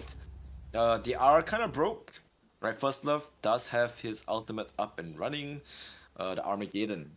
Right, Teddy has Showstopper as well, so perhaps they could still make this work. I think 2 of these ultimates have the potential to, you know, eliminate some of the players on the side of rivals Ignite, if they, you know, coordinate their utility properly. We saw that, you know, on the attack they had a very nice combo with Teddy, First Love, as well as Azami. Right, the fault line is beautiful. They just mollied, and then who was it? It was Bryce, I think. They just got completely caught blindsided at the back of the site. So if they can use the ultimates as, you know, well as they can use their normal utility, I think these 2 ultimates can definitely drop them a gun or 2. Yeah, that's definitely an option.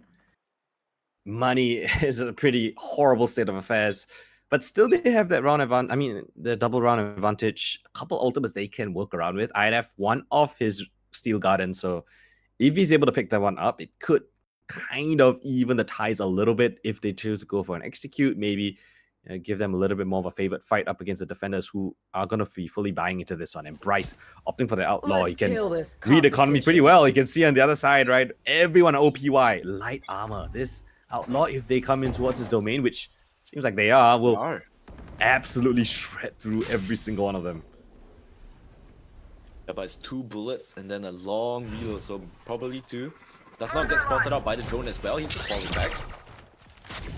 But Razorvines are good though. Re-aggressing this. Yeah, Razorvine doing a little bit of damage onto Zami here. INF once again, his pattern to let you know that he's here. But what a shot on Josh!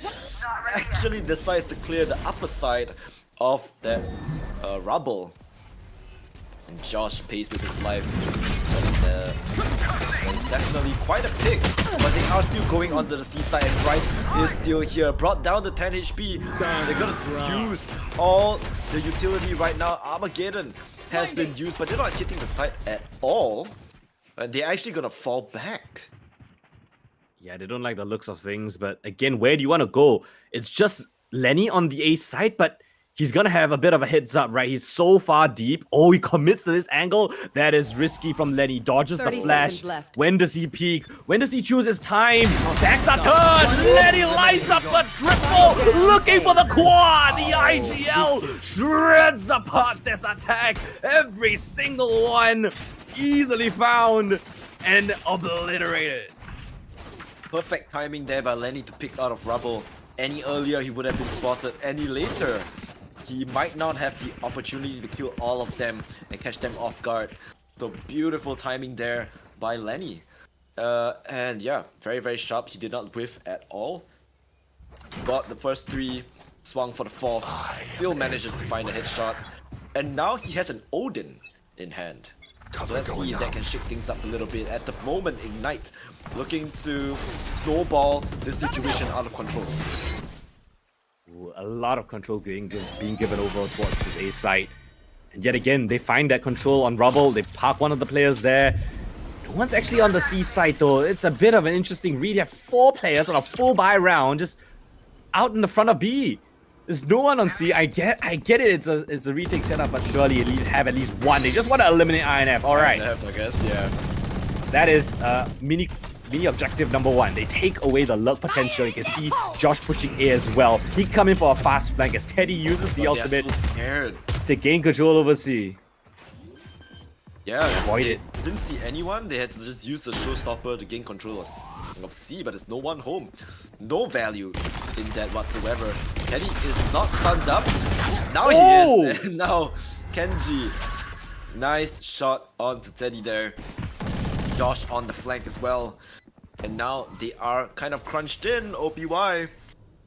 Looking like quite a tall order to try and hold on to the side. Bryce manages to find player reach, but standing. at this point, what do you do? Lenny is just running with that Odin. He does have the salvos, but they know his location right now. He has to win his fights, gets Josh enemy up and remaining. above his Thames. But Time! Lenny's just gonna stick the defuse! Oh! And Lenny with that Odin. Oh, he didn't expect the half. Nah, because his ability was recharging. First Love salvos was not up. The tap of the spike happened just as his ability regained, went off cooldown. So he needed to have that animation of pulling out his ability, and just that small little bit of extra time allowed them to get into that half diffuse. If they didn't get that, then who knows what might have happened. First Love, we've seen him in 1v3s before, in overtime. He's 20 and 12. Putting his team on his back. It's 9-9 Ignite. Slowly finding that flame. 5 rounds in a row, and Odin will shred! Absolutely tears apart the entirety of that squad. The double hold there. They're not expecting such an aggressive push from the Sova by himself. Yeah, Lenny's literally just walked up through a recon and just, mowed them down through the wall. The Odin, showing that it still has its values. Oh, Josh spots the barrel of one, throws the paranoia, but that is not going to delay the side of OPY. They will take the site. They will get the spike down with First Love. Hunter's Fury being used. You know how Lenny is in these situations. Unfortunately, not this time. Not gonna find a tag onto anyone. The spike is gonna go down without a hitch. And Fishball has found his way in quite a cheeky corner. The Steel Garden is gonna be used, counter Steel Garden used as well. It's just gonna be a pistol round at this point. Oh, Lenny, he still has his gun available. The Odin is still able to deal a lot of damage. They are pushing the issue onto INF. INF holding the angle. Kenji trades him out, but Fishball is not in a position to do anything. And that is just gonna be an easy defuse for Ignite, and They will hide you. this is the first round. They finally have gotten a lead. True. 6 rounds in a row now. 4 of those 6 rounds coming. Attacker side. Well, Supposedly. I think the meta has reached a point where the defending side is very, well, at least the defenders are pretty. It's pretty easy for the defenders to gain control of the A rubble, right? With not too much utility. It takes a lot for the attacking side to actually burst through that little choke point and gain control of a rubble without facing a bunch of utilities thrown your way. Especially, when you have like Raze, you have Vice, even have a Fade in there as well. So teams are understanding how to counter that. And meanwhile, C is a bit of a weak point for this Ignite squad. It's a bit of a retake setup constantly. They've won it out multiple times, but yet again, that single Vice wall is going to buy them so much time. Defenders ready and prepped up for it as well. Yeah, the site has been overrun. Oh, a lot of damage coming Lenny. through the door. Wow. Even, now without the things, that's extremely difficult to do. Armageddon is going to push them back, just cause a little bit, buys a little bit of time for the attackers. So is this aftershock. Teddy with the stinger, running gun, nice shot on the Kenji. Rolling Thunder being used as well. Everything in the kitchen sink is being thrown at their opponents. Bryce with that Vandal, nice shot. Lenny once again letting that Odin rip the enemies to shred. First Love stinger though does massive damage to the defenders, and it's all of a sudden Bryce on his lonesome has to go for the 1v3 clutch. Finally removes First Love from the equation, but he gets stunned up and is going to be enemy remaining. Azami pushing the issue. No cigar though, as Bryce gets 3 for his troubles, but not the round. Yeah, exactly. They still lose the round. Finally, they break that streak of 6. And I again gotta credit First Love. The Stinger has found quite a lot of kills in a very compromised position. The low buy round coming in from OPY finds its success. C-side a little bit weak. There's a massive fight with the Armageddon as well as the Rolling Thunder. both invested on this attacking side to take control over CT, give them a chance, a fighting chance. And they do. They secure it. Bring in a gun round for this one. Up in the hands of Kenji. Lenny back on his trusty Odin. Those two unique weapons on opposite sides of the map. Ooh, the smoke, I guess just for them to kind of walk up and take the orb. Josh once again playing this angle. Confident that INF will not land that shot twice. Luckily for him though, INF is not anywhere near. Kenji with that operator gets flushed out perhaps. Ooh. Almost. Nerves of steel, but not quite enough. Otherwise he would have gotten a kill there for perhaps just trading a little bit of HP. They have the They go option for to the pivot retake. I back. don't think they know that he's there. I mean, they have the option to pivot back in towards this east side. Do they want to test the this? whip. First Love does. They want to just activate the wall. But the wall is not there. I think it's towards B. You can't see the ball, unfortunately. You can. You can? It's Where? the bear. Oh, it's on okay. B. It's in front of B. Zombie, oh my god, the color is so bad. But as we say that, they do manage to find their way onto site. Pick out Lenny as well as 30 Bryce. seconds left. And they just util something. Look at all these flashes. Sometimes you just can't see your screen. Spike It's going to be down. Azami with 3. Can he get the ace? Is it possible for him to Last get player the ace? standing. Definitely it is, but not quite enough. 4 kills and that is nothing else that he's gonna get. Spike is not yet down, but it doesn't really matter because Thames is going to be swinging into the crosshair of Teddy. And then OPY, they pull that lead back into their hands. Yeah, it was a frantic fight on towards that B side. Azami managed to pick up a quad kill in all of that chaos. But yeah, the players down towards the broken door, towards baby door, they just put on so much pressure. And one by one peeking out. And well, there was very little time left on the clock, right? They had to either get that spike down or find that kill until Lenny. He tried to hold. Was it Lenny or Temps? I think it was Temps, right? Yeah. So yeah, Temps was holding that line towards B main there. If he got the first, maybe if possible in that 1 versus 2. But great shot coming in from every single one of the players on OPY. Credit to Azami with the quad kill found.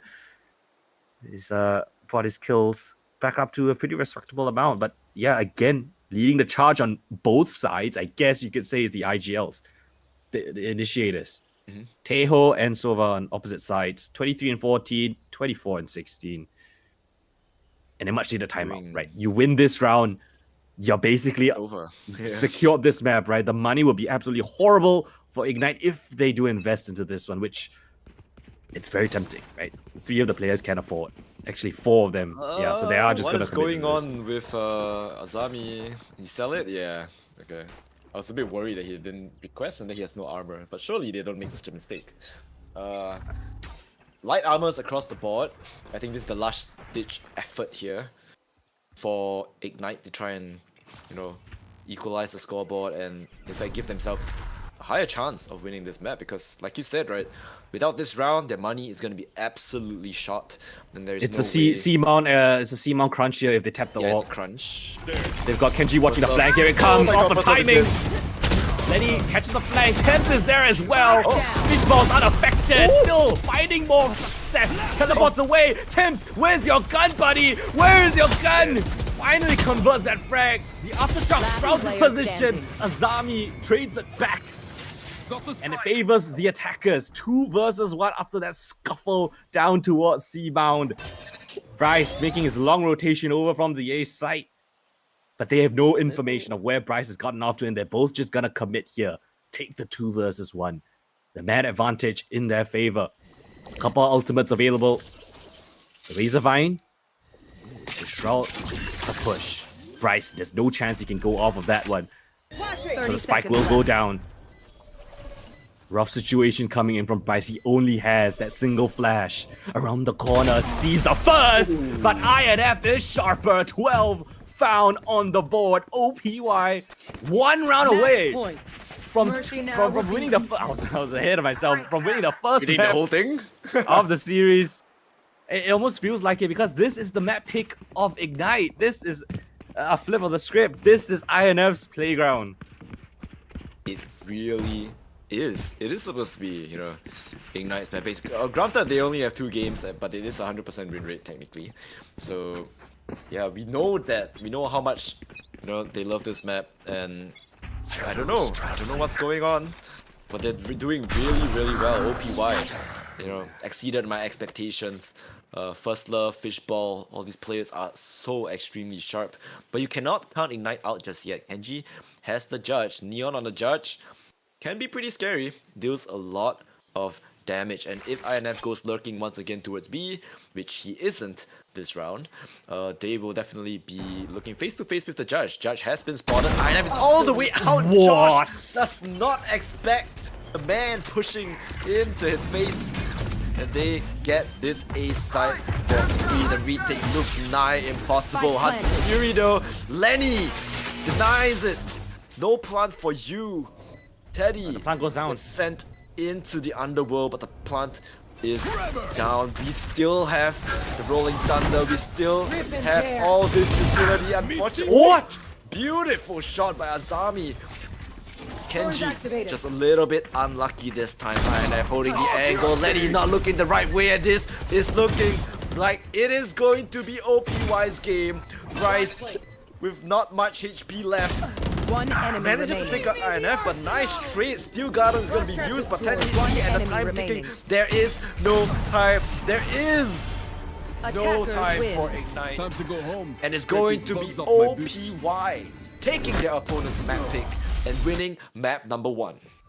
What a crazy series of back and forth rounds from both of these squads. OPY 13 and 10, they take their opponent's map pick. I mean, I mentioned, you know, INF not exactly at the top of the scoreboard right now, but his impact was felt in the last couple of rounds. Yeah, that 1v1 up against Bryce on the C site. And then for the final round, what else but an INF lurk up towards the A side, catches Josh on the jump peak up close and personal. And that was all she wrote. Beautiful map being played by OPY. Would you call that a lurk?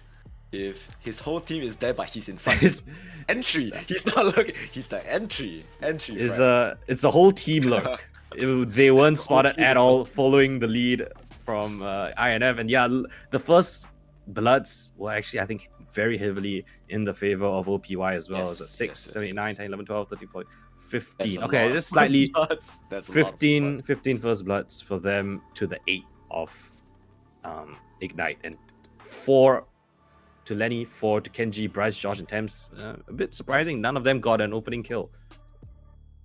Okay, I mean, that is the first map out of the way, right? And we are, you know, hopefully, if we go all the way, we get to see Icebox. But the next map is still quite an interesting map. It's going to be Ascent.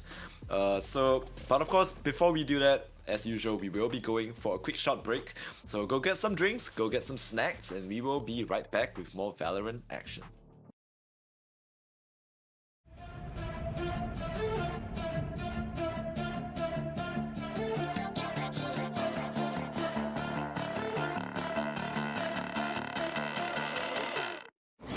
Got a monster inside of me. You better watch out if your enemy's a road ahead of full prophecy to be the greatest beat the world has ever seen. I feed him every day like the bones clean. I feed him all the hate and he grows me. And he gets caught real big, gets caught quick. And if you cross him, you might drop dead. Metaphorically, of course, settling the score. Never getting bored, tons of blood and gore. Always wanting more freedom from the source. They don't really understand until they feel the force of party. And if you start shit, you be heartless in the darkness. Torn apart quick, you left scars ripped. You be chewed up and discarded.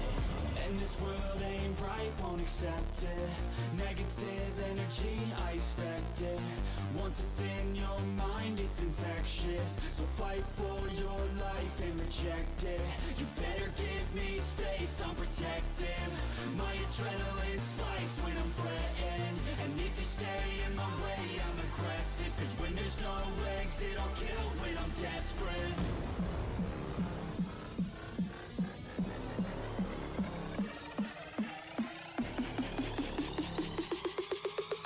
When there's no exit, I'll kill when I'm desperate.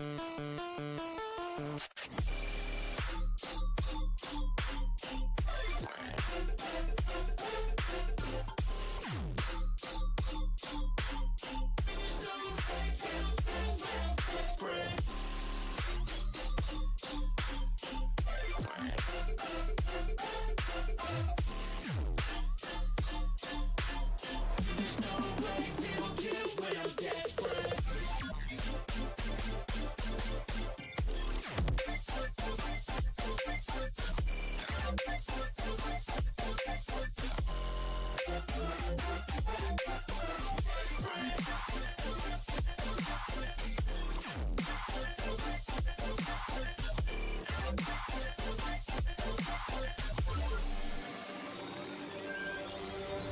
And this world ain't right, won't accept it.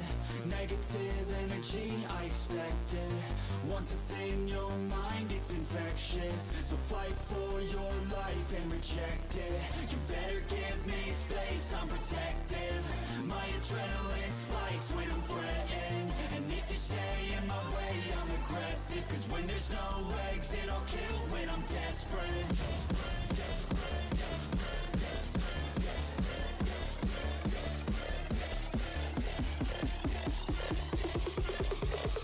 When there's no exit, I'll kill when I'm desperate.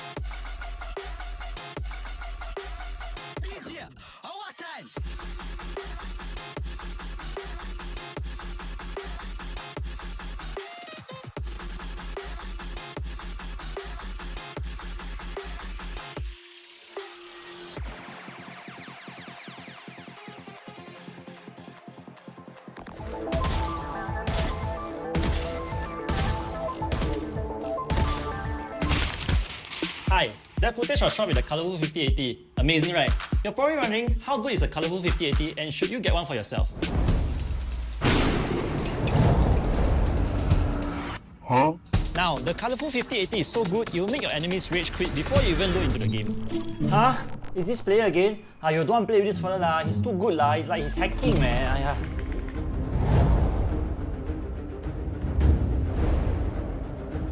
But seriously, it's got 240 FPS, you can sip coffee while playing it because it's so smooth, ray tracing, you wear sunglasses because the graphics are too bright, cool temperatures, it's so cooling you can even use it as an aircon. Ever since I got the 5080, my KD ratio has skyrocketed. Sorry, I can't hear you over my ultra graphics setting. I installed the 5080 yesterday and now my PC runs so fast I can see the future. Wait, that doesn't make any sense. Yeah, you're right, it doesn't make sense. Who wrote this script? So, should you get one? Bro, you're watching a gaming tournament. You already know the answer. Get the colourful 5080 or else. Or else what? Or else they won't get a super KD ratio. Last warning, are you? Don't simply do advertising, Sorry, boss. Don't tell people their KD will go up. Your own KD also so bad. Every time people will carry you. Boss, I'm a professional gamer lah. This video, you don't say so loud lah. People can hear leh. I don't care. You faster finish your video and go and wash toilet. Boss, I'm a professional gamer. Don't ask me wash toilet lah. Boss, where you going? Hey, no face eh, boss. The colourful 5080, available now at licensed dealers near you. And welcome back, everybody, to Breakpoint Malaysia Singapore Split 2, sponsored by Colourful Malaysia, powered by Soup, and of course presented and organized by Berryfam. My name is Leemontea, and with me is Coldan, and we are about to go into map number 2 of OPY up against Ignite. Yeah, map 1 was an interesting affair, right? It was Ignite's map pick, but OPI managed to steal it away, essentially. It was a pretty strong attempt coming from them. It was 13-10. They had some really good rounds. I think Ignite struggled to, adapt to some of the stuff that OPI were able to throw at them. Different faces, different looks, and of course, INF lurking sometimes here and there. We've got First Love topping the scoreboard as well. And really, really nice game coming in from him.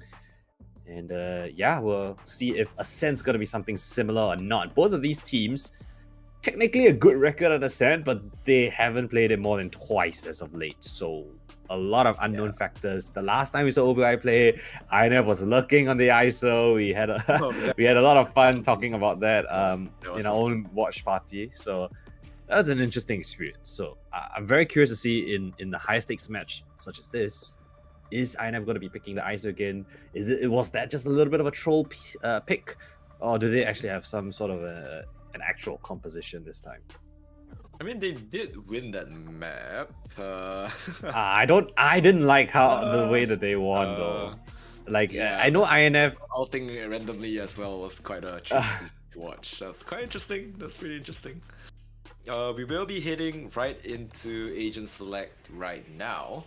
So let's see if we will be seeing INF on that ISO, or will we be seeing something different. But I think one thing that we do know is that we will definitely be seeing the Deadlock being picked in. Teddy is going to be that Jet. So INF will be playing probably secondary duelist. So we do have a chance to see the ISO being picked up. I don't know, man. I don't know how I feel about the ISO. I feel like his playstyle his aim style suits an ISO. His playstyle Arena. I don't know if I like Arena. I don't know what I want to see him on, to be very frank. Technically Sova would be great. Breach would be nice.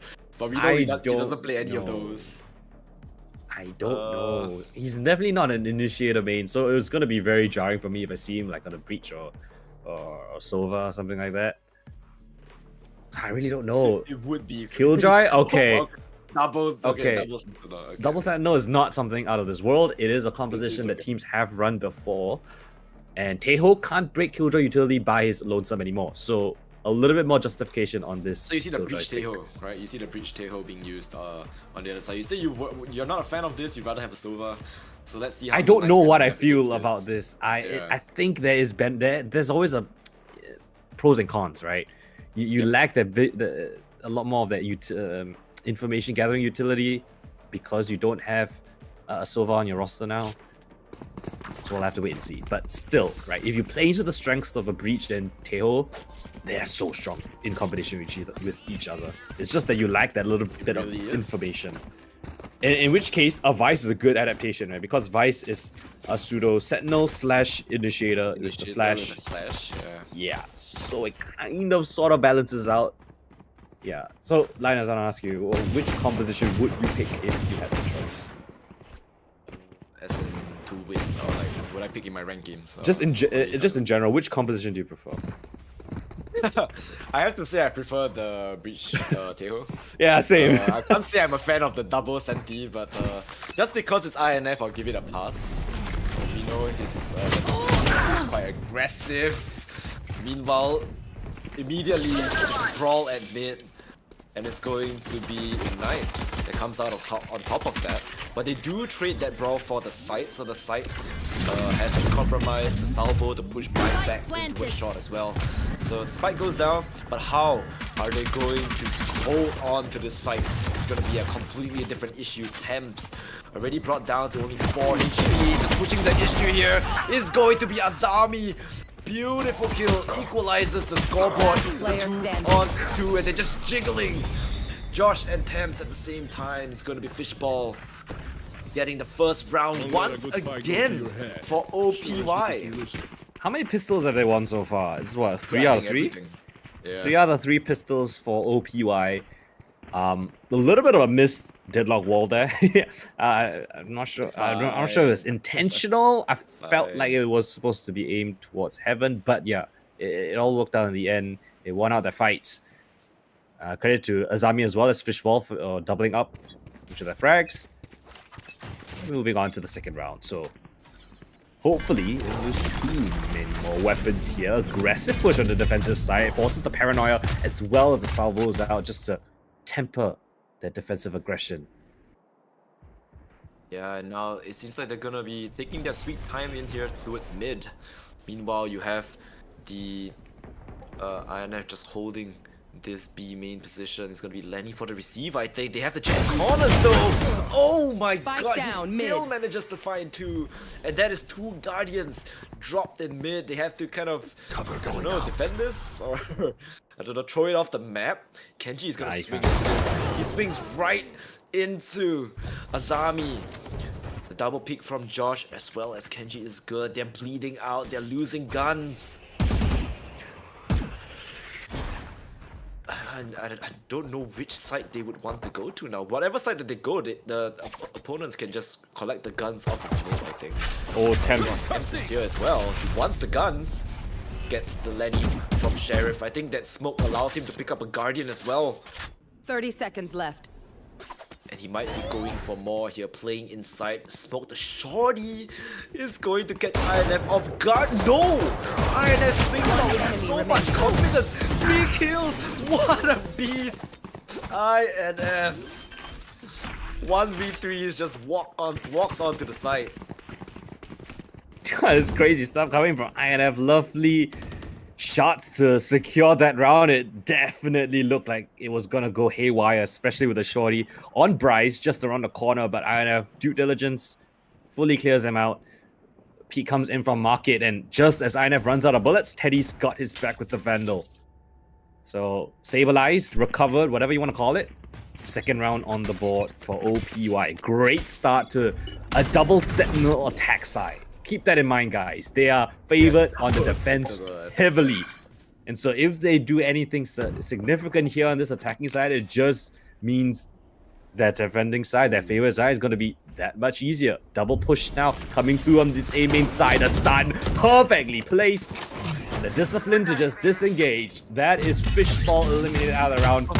And so are the smokes. And First Love, ooh, dancing with death, 63 HP. Takes a chunk of HP out of the round thanks to the salvos from Lenny. This jump peak is quite impossible to punish. Ooh, manages to get a shot, but the Guardian through the boxes. The Radiant crates. Definitely wall bangable. INF gonna get spotted by the Teho drone as well. The spike is still in B main. And this default, hopefully they will manage to find a pick or two here and there.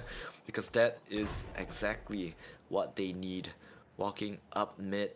Still, you know, no, they don't want to commit to anywhere just yet. They're just prodding the defenses of Ignite. And INF, this guy is a sneaky fella. The lean is correct here. There's two players on this B side. It's the correct side to hit. There's only two.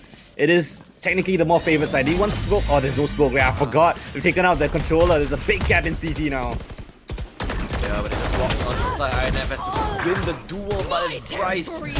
One enemy remaining. The deed. Spike The spike down, is B. down. First Love seconds only left. has a stinger to work with, and Lenny will not let go of that chance for a frag. So rightfully so, they did win that round.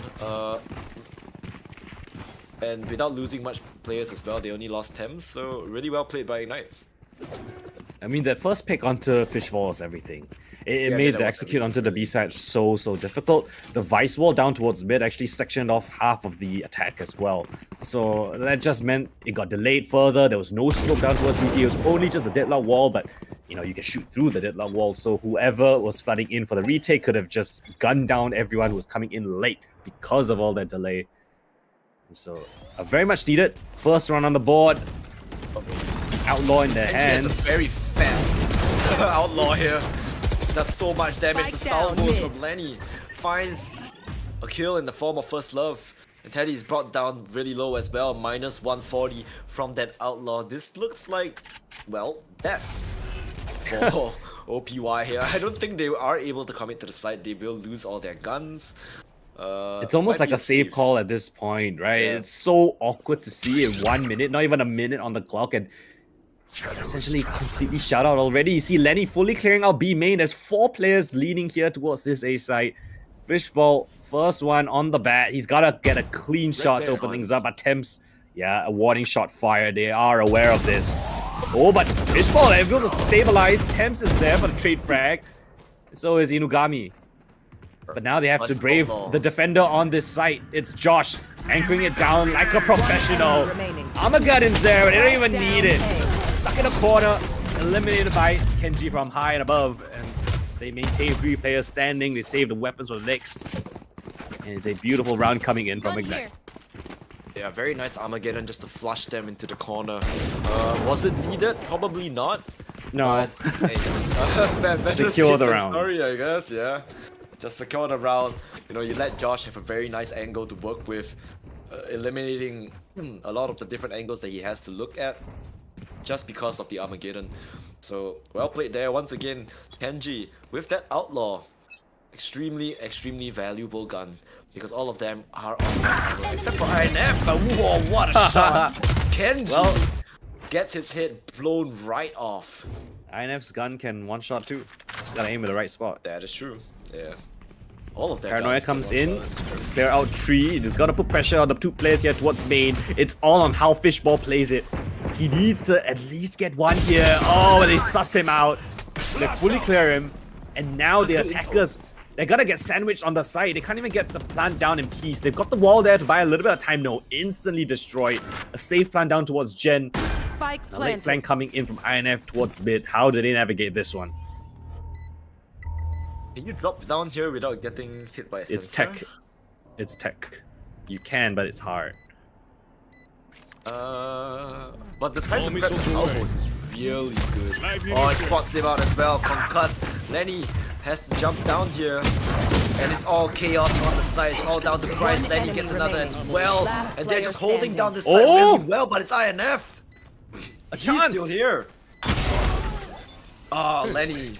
Just quicker on that trigger. INF only had a sheriff, but it was so close and so expensive for the side of Ignite. INF almost had it. Just He around the almost corner had it. was just 1 more kill to be found, but Lenny, Yeah, credit to him. He's 8-2 now as that Teho. Really nice work coming in from the IGL to put on this kind of a performance as well as call these rounds. It's been 3 in a row for Ignite. They're definitely winning out in these gun rounds. They've even bought an AWP in the hands of Kenji. It's going to be marking down towards that B main position. INF lurking around that area. Scott is lockdown available as well. Might be something that we want to use later on in the round. Interesting. All of them are on regen shield. If even a single person on the side of OPY bot and Outlaw, that could spell trouble. But in the end, never punished. I mean, it's hard to use an Outlaw on the attacking side as well. That is something true. that, especially on the sand, it's not particularly a map that you want to use an AWP or a sniper on the attacking side for a pick. In the meanwhile, defense, that is very much more a viable option. They're going to park Kenji up towards B main. He's got such a great sight line here. Early information as well. The door closes, so he doesn't even need to worry about his flank. Yeah, this is surely good for one. What? Hello?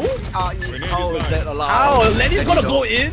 No, this is heroic attempts, but futile. Awkward. I'm not sure what that was. 30 seconds left. I thought it was the angle. it's gonna be collateral. They double swing together. They were lined up. I think he moved or something. I don't know, you have to see in a replay, but for the time being, focus back on here. It's a retake setup. Got a steel garden, man deficit. How do they do this? They have the Annihilation up and running as well on the side of Azami. INF is in B main if you can catch the timing right. They are so paranoid that there's someone there. Bryce is holding it. The smoke fades. Did not quite there just yet. He doesn't check the corner. Josh is gonna go down. And they finally remove INF. The thorn in the side of the team, but is he just gonna keep the remaining players locked in? The flash does not connect. Oh, but Teddy is just so sharp, manages to get out of there with the tailwind as well.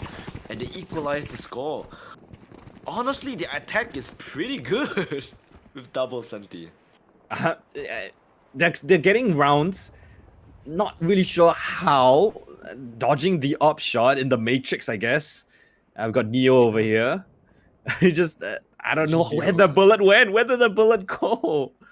I don't know. He moved for and sure, then I'm pretty sure. Lenny tries his very best to claw something back as a heroic attempt, as I mentioned. Get out of my way. But that was desperate, and no Vision Striker's attempt here, down towards Tao's position. A bit of a team flash, but no one's there to actually receive. I don't know if INF has heard this, but if he has, it's an immediate call to accelerate into this A site. Josh with the teleport all across the map. Bryce here to anchor. Oh my god, can you run? Oh, you can. The salvo is to the back, no? Bring me the arsenal. Uh-oh. Wait, but he has knives, right? That's not a non-issue for him. Meanwhile, they do get a kill in form of Asami. Rolling Thunder. Oh my god, they're throwing everything. Annihilation does not hit. Lenny. It does. Oh, he does hit. He's dead. There's no one to save him. And it's gonna be Thames. The heroics for him to just swing out. All that's left is gonna be Lenny. He does not have the Armageddon up and running, and even then I don't think that's useful for him as well. He has to swing out, he has a drone, but he doesn't want to reveal his position. Now his position is revealed. He's not even waiting for the regen shield to come back up. Beautiful shots, almost lines them up, but First Love is just that much sharper with that Guardian. Whoa. Lenny, what's gotten into him? He's 12-4, 3 KD. If he manages, if he managed to get that second kill and survive, I think that round had a very real possibility of him winning because he has his Armageddon now. Could have used it, but regardless, it's still a little bit of decent damage done, right? You are still being brought down to an eco though. Not the end of the world just yet, but if you trade rounds like this, oh, it's a repeat of the round previous, and well, Kenji gets flashed, T-flashed again. And INF hears all of it again. And they want to accelerate into the A site again. It's an exact replay here, but with weaker weapons on the defensive side. T-flash onto Teddy. Oh, double T-flash. Oh, but Bryce flicking on it. And now the Armageddon comes in from Lenny. Armageddon on the no defensive way. side instead of the attacking side. They've lost their 2 entries. Or at least their 1 entry, and well, the deadlock in towards A Bane gets shut out by that ultimate. They want to brute force into this. Fishball, Why? look smoke out of it. He's by himself. He's got a Fishball's kill. by himself getting these kills. His teammates are swapping guns out in A Bryce Bane. is holding him as well. He knows. Bryce should be able to but get he- this he's timing. Good hit. Oh, the flash. Lovely work. 50. 50 round coming in from Ignite. And yeah, it's a repeat of the round, but this time around, Bryce is the one to actually take down Teddy.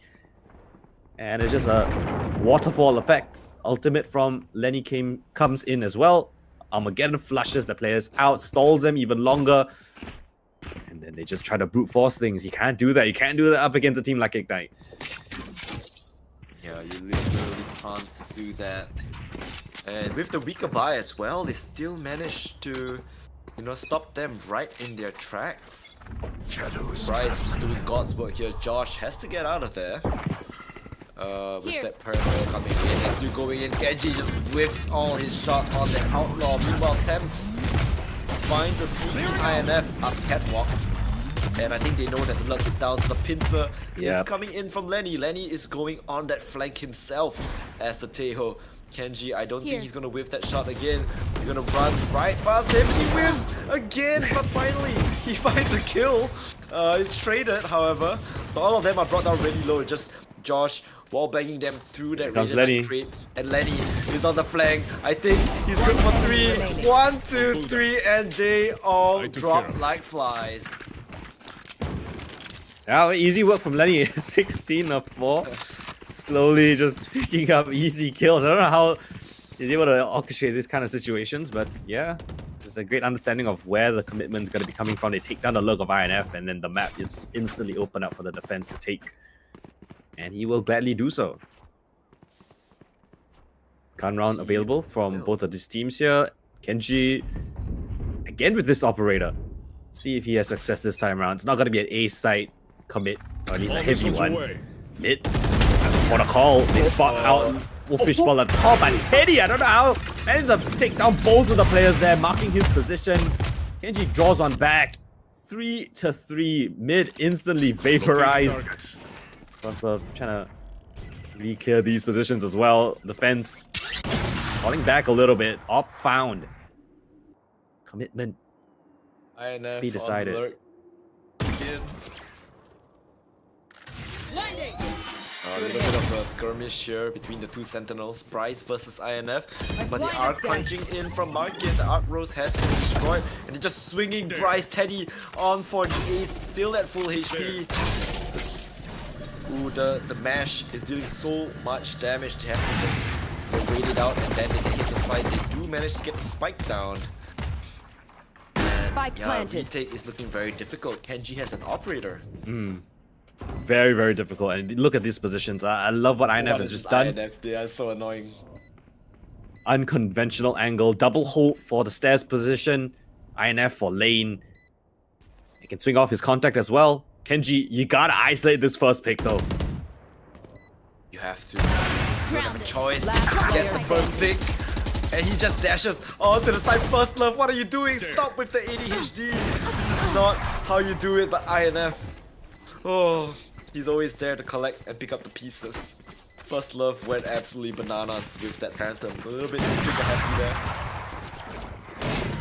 there. Somehow, with this like you press tab, and you see Lenny 17 and 5, and you think that it's a big score diff, but no, they're still tied at 5 on 5.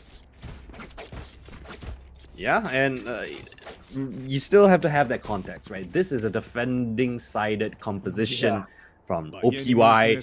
Yes, these rounds are a little bit scrappy, but it's kind of expected. You got 2 Sentinels. What can you do here up against an AWP? Teleport up, a wide swing from First Love. Just disrespects the AWP like that. One way to do it. Pushes him out of position. I don't think they want to take mid. They're just trying to push Kenji, maybe pressure him a little bit. Kenji just running all the way back to A. Perhaps it might be a A hit once again. Here. First Love has been tagged down to half. I'm not sure how that happened. Probably some Vandal shots through the smoke. Teddy takes a little bit of chip damage as well. So they are not the healthiest at this point. Lenny has already cleared out B main. There's nobody there. He used his drone.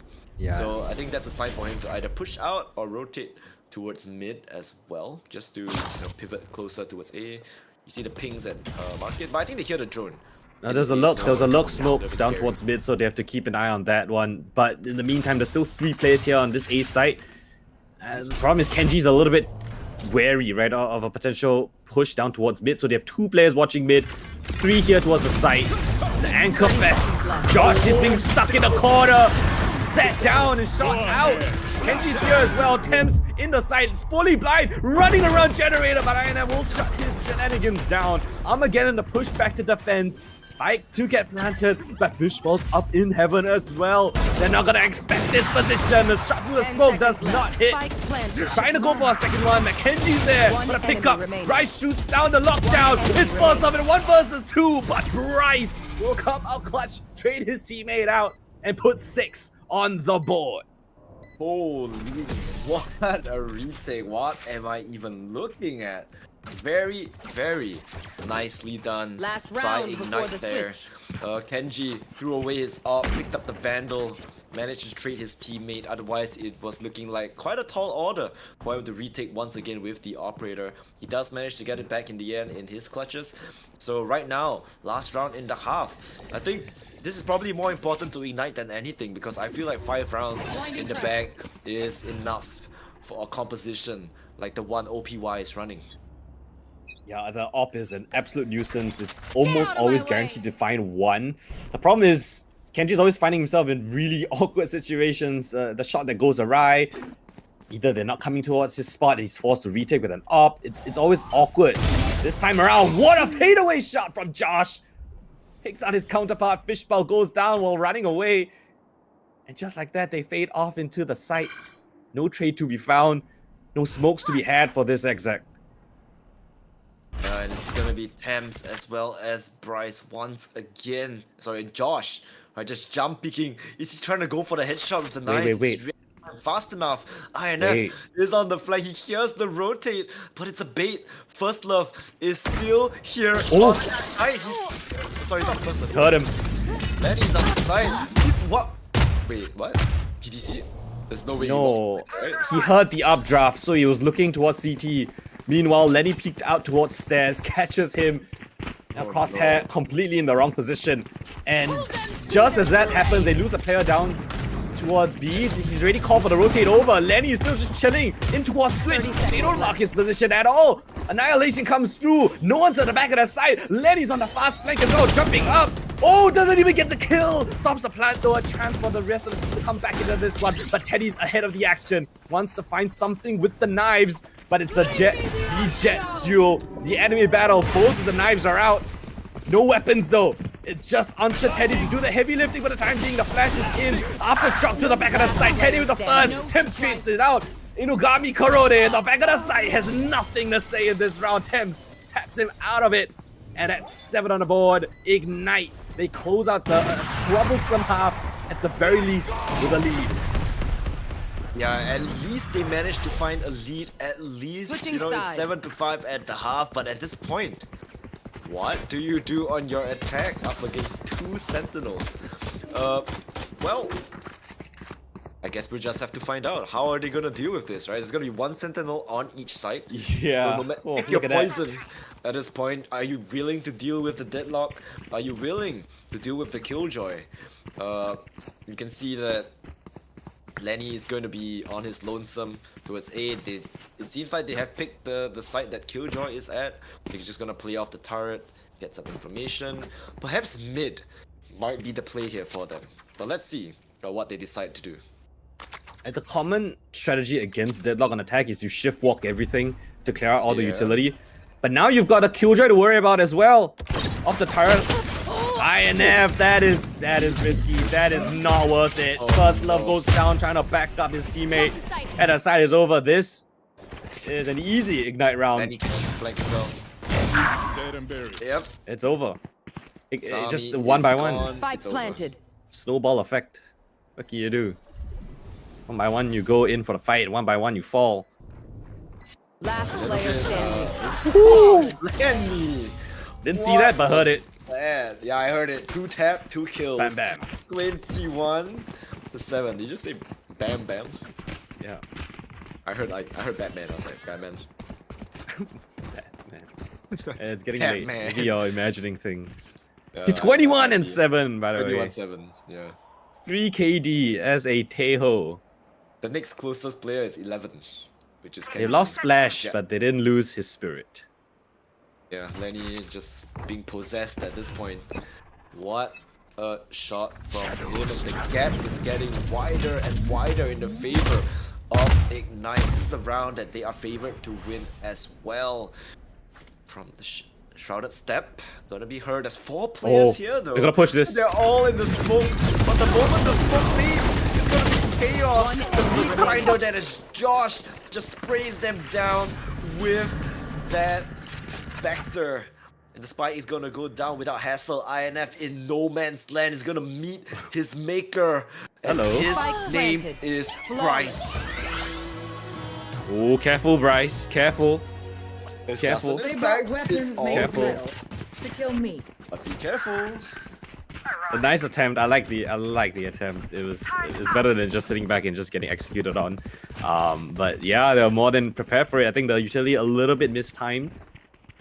I think one of them peeked up before the utility came out, so they were more than ready for it, at least for the follow-up. So yeah, nice clean round coming in from Ignite. This is more than you could ask for. A clean second round.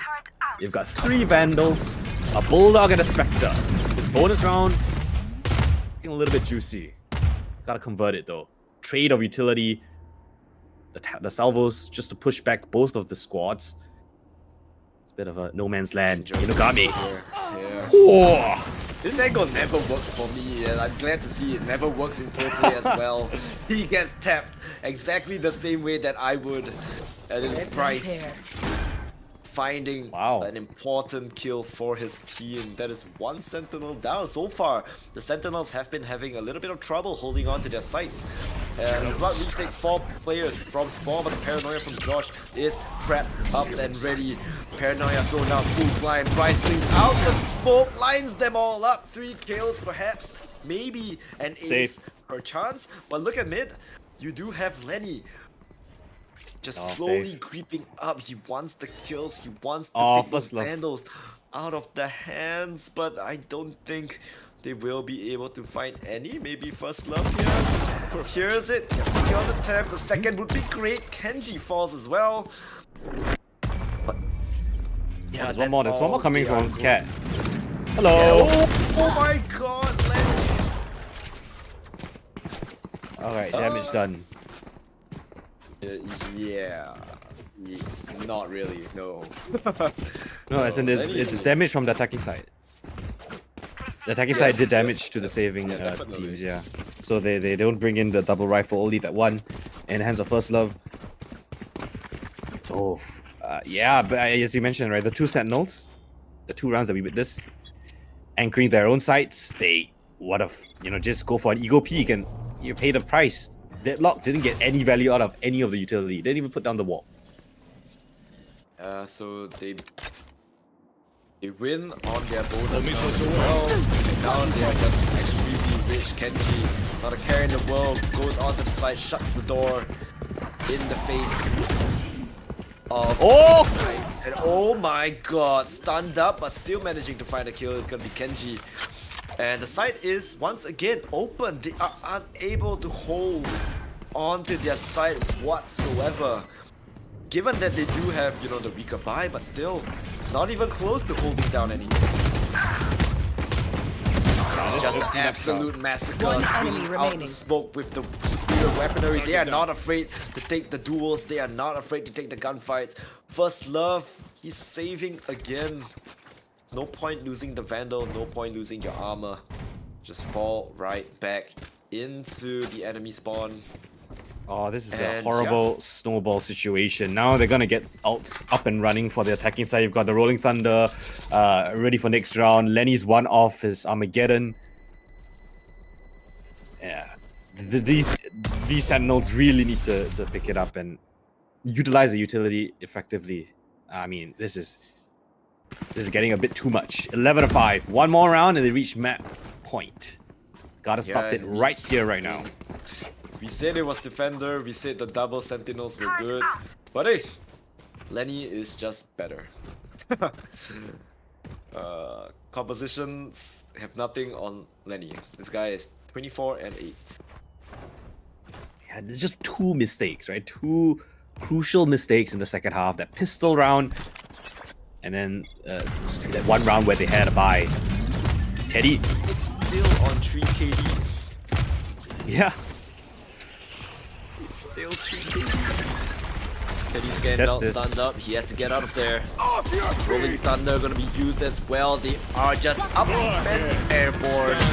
Running in. Armageddon being committed as well. First Love finds one, but Josh trades it out. They do break that garden door. Spike is going to go down once again.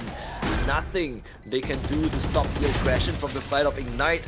INF has to find a kill here. Not flashed out, but he walks out of the smoke and gets absolutely domed by Josh. Caught looking the wrong way. And is it going to be Fishball to suffer the same fate? Josh, deep smoke, perhaps a chance to walk save into again. it, but they are saving again, and it's gonna be the last round. It was looking so good. It was 7-5, Coldan. This half didn't even have a chance to get started for OPY. The one round, the pistol, INF peeking off his own turret goes down. They 1-by-1 peek. They die. Fishball needs to save this. This is not smart. Over. I mean, yeah, you could. I think you can still buy. No, never mind. It's horrible. Match point. It's horrible. It's horrible. Yeah, and then the other round where Azami was just holding down B main ADS, didn't didn't have any effective utility in that round. This round they avoid the double sentinel stack on the B side. They went into the side where there was 0 sentinel utility. Rolling Thunder caught all 3 players. Armageddon just for safe measure as well. Those are the 3 pivotal rounds in this half that have essentially led us to this point. Nothing else but a Teddy with an op and a judge up close in the hands of Fishball.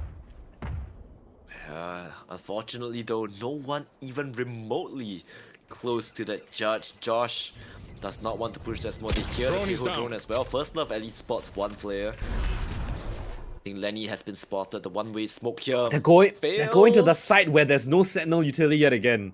The op is not even here as well. They've chosen the perfect lane in the map. Avoid the judge, avoid the op, avoid the double sentinel. It's in towards tree. It's the perfect call. He could kill Josh if he walks up, but I think at that point it's a little too late. Kenji has found his way up in the garden, and they are pushing into First Love. The smoke. Oh, the timing! The flash is not good. The judge doesn't manage to find Josh, and it's just chaos on the side. Everyone is stunned up, but Ignite still comes out on top. First Love has to do something here. Spammed through the smoke, not gonna catch anyone. Kenji with that shorty, and I think this is it. I can hear the fat lady singing.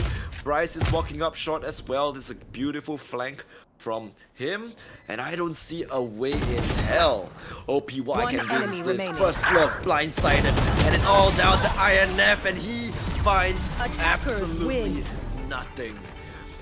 It's going to be Ignite with a very convincing game number 2. Swung right back into their favor, and we are going to see our first icebox of the tournament. Well, part of the script, I guess. We have to see Icebox as a decider. I am baffled that this double sentinel composition got 0 rounds on the defensive side. 5 rounds was not too shabby on attack, but when it swapped over, everything just fell apart. Lenny sits atop a mountain of kills. He's 24 and 8. The next closest player is 16. He's 8 kills ahead of the next highest player. Impressive work from the IGL. I mean, it's just a simple calling. But somehow, on that attacking side, I don't know how he avoided every single sentinel setup. We'll call it luck, call it great reads, whatever it is, they got it over the line. 13-5. Strong showing coming in from Ignite. They push it to Icebox. Exactly, and well, you know what? We have no stats for Icebox. All the stats are just thrown out the window. We had stats for, Ascent. We had stats for Lotus, just a little bit there. It's getting lesser and lesser, right? We had good stats for Lotus. Ascent, we had like 2 maps each. Icebox, well, we got nothing. So this is gonna be quite an interesting map. But of course, it's getting quite late. Everyone, hydrate. That was a pretty interesting game as well. So hydrate, drink up, get some snacks, and we will be right back with the final map of the day right after this.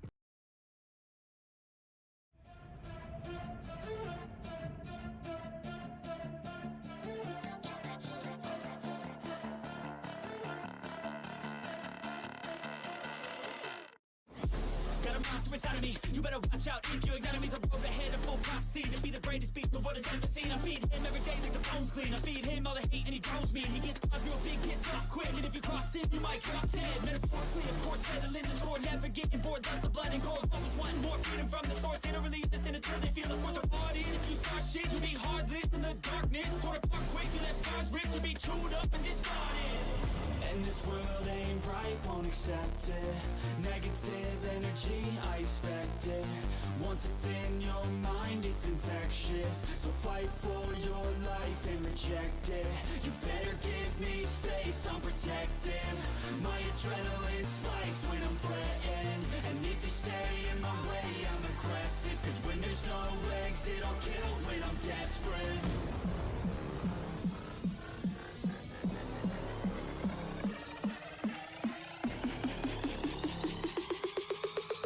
There's no exit, I'll kill when I'm desperate.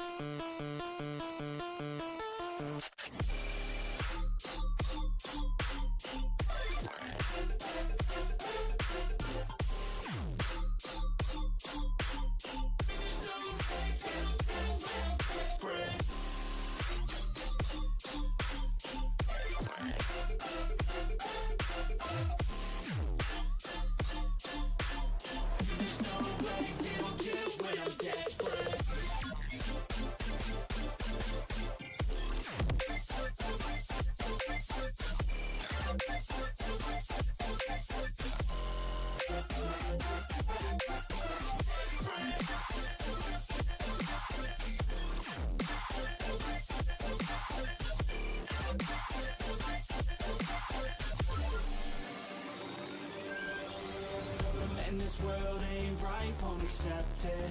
Negative energy, I expect it. Once it's in your mind, it's infectious. So fight for your life and reject it. You better give me space, I'm protective.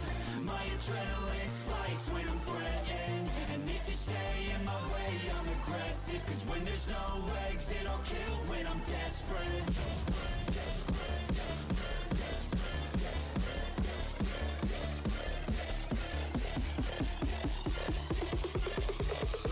There's no exit, I'll kill when I'm desperate.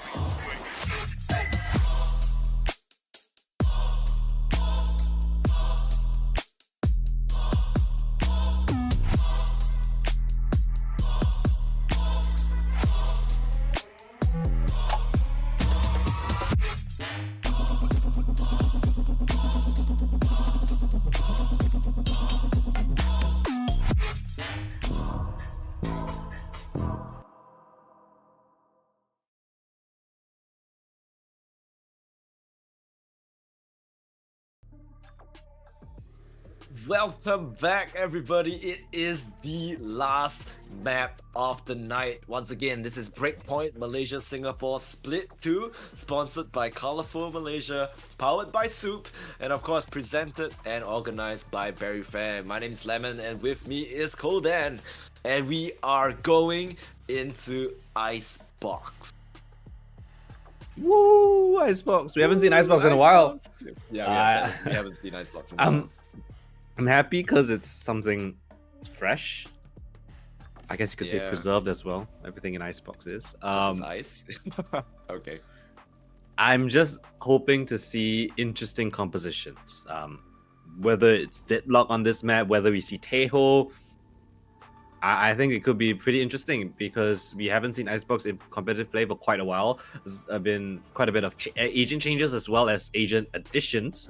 So I think it opens up Icebox to have a lot of variable comps that you can run. And we haven't had a lot of competition in terms of pro play in Icebox, in the competitive scene. Yes. So this is one of the first few times I'm going to be able, I don't know if it's ever, but that I'm going to be witnessing this map. So excited to see what these two teams have brought to the table. Obviously, 0 maps played from both of these squads, so we have no information of what they're going to play. It's a clean slate for both. Exactly. I think very, very exciting. My night would be ruined and my disappointment would be extremely high if we just go back to the old team composition. Nah, there's no way. It's just Viper, Open, and I don't know what, Sage or Killjoy. Surely not, right? Come on, guys. Give me something. Give me something good here. Alright? Give me something good. Don't mess What was with the me. last composition was like Double Sova, smokes and then- Jet, Viper, No, it's the no duelist Gecko. one. Remember that? There It's were a like no couple. duelist Yeah. There were a couple.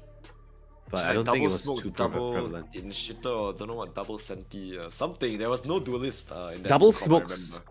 Double smokes maybe at the higher level, maybe at tier 1, but within our You see it in Singapore, yes.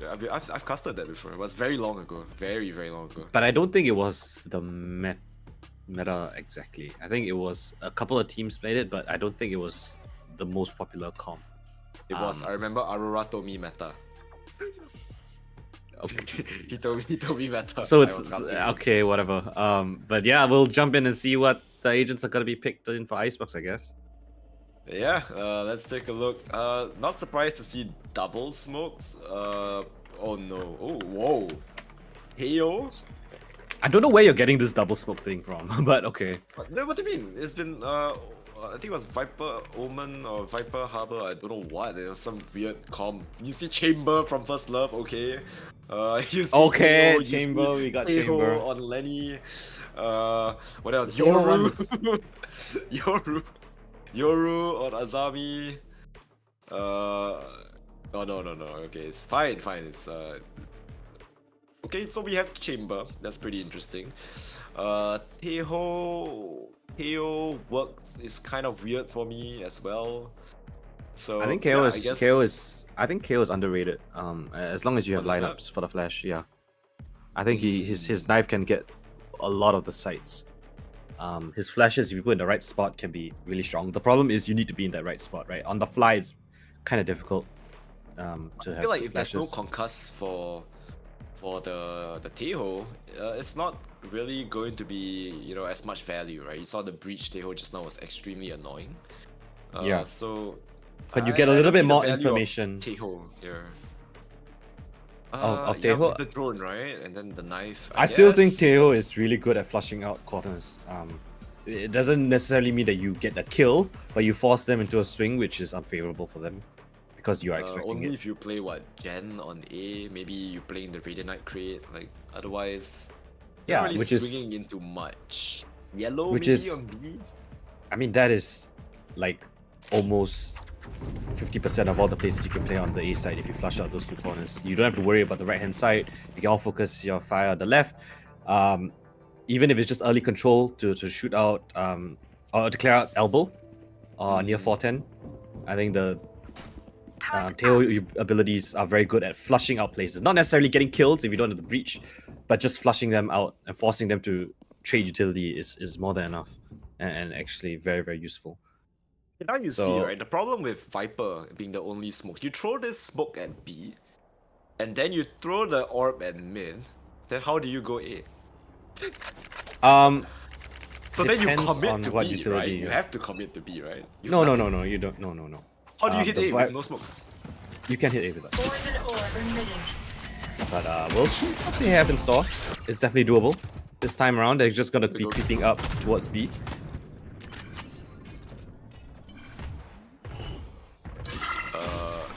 Yeah, a one-way smoke. Okay, this is the normal Viper. Yeah, I mean this Yeah, is nice this is welcome back to Double Viper. You know, this is a very Yeah, Double long drawn out Viper. meta style. Killjoy is gonna be watching out for any pushes Yes. down mid. They're slowly gonna creep up towards B. And yeah, I think they pretty much just need to Stalemate, commit. I guess. They're not getting any kills. The Jet so deep down towards A, they can put a couple more players down waiting towards this B for- side. We're just waiting for Bryce and who's it, Teddy to meet up at A main. Maybe that's a kill that they need. They finally pull the trigger on B. No one's home. Okay, Bryce finds Teddy. The lurk has been neutralized. Spike has been planted as well. INF surprisingly not on the lurk this time. He is on the side as a sentinel should be. Shock dart doesn't quite connect. First up on that chamber finds a kill. The swing is wide, but it's not gonna kill Player standing. anyone. And it's going to be Fishball with 3, dealing so much damage to Ignite. They do find the opening pick on Teddy, but that's all they find, right? They get the spike down, and the retake is perfect. Yeah, they caught that mid rotate coming in from Bryce as well. First love as the chamber cut him down, and then yeah, they just swing in together. It's not too much utility, just enough with the Viper orb down towards the B main position was more than enough to just force them into very awkward situations. And yeah, if you don't have good utility on Icebox, it's gonna be a nightmare, right? If you go up against an opponent where they have the utilities in place, it almost feels like there's nowhere for you to play. And so now going into the second round, you've got First Love up on the boxes Here. with his Outlaw in hand. Here. Smoke will guise their cross, but should be able to get at least one. Here. A little bit awkward. Knock shot gets 2 collateral B. onto Kenji as well. First Love gets 2 kills. Bryce, he's still here. He has a sheriff crouched up. Fishball just lurking in the wings, hiding behind yellow. They're just holding for the swing. But will this swing ever come? I don't think so. He's waiting for them to swing into him. Never mind. He catches the Spike perfect down, timing. B. But Thames with the return frags on the sheriff. They do retrieve the outlaw. They don't lose much guns anyway. 2 guardians still safe on the other side of the map. I think that's Yeah, good enough. You can buy up the Vandals. Consolation prize in those 2 kills by Temps. But yeah, other than that, it's another pretty clean round coming in from OPY. I think looking at how they're playing so far, they just have the basic understandings of how to play this map. I mean, they're all very decent players in their own rights. They're not going to make things too complicated. I know that Ignite, you can tell that they are trying to cook a little bit more with the KO as well as the Teho. Oh, just realized KO, Teho. Yeah, it's a bit of a tongue twister. KO Teho combo. But then again, yeah, they love to take B main control, but at the very least now they have options, right? They can go explore other places of the map. They force the defenders on B back. Now, hopefully they can do the same to this jet of Teddy that's crept up yet again, similar to the pistol round. Bryce caught him in the previous attempt. Are they going to clear this position this time? This is what I want to see. I want to see how they take A without smokes. Orb is mid, wall is B. How to take A? Well, Like, what are they going to Let's do? see if Contact they- up and just fight? I mean, maybe. 5-man contact, right? That's all they can do. You have no smokes. Teddy is lurking up in the wings. Josh clears him out, so get contact. They found one. And then now they have to hit this side. No smokes whatsoever. The wall is up. Do you just fight the wall? INF pushes through. Up and above, they catch it, but Spike down A. Spike is dropped, and the wall just 30 makes seconds it left. extremely difficult to Yeah. hit.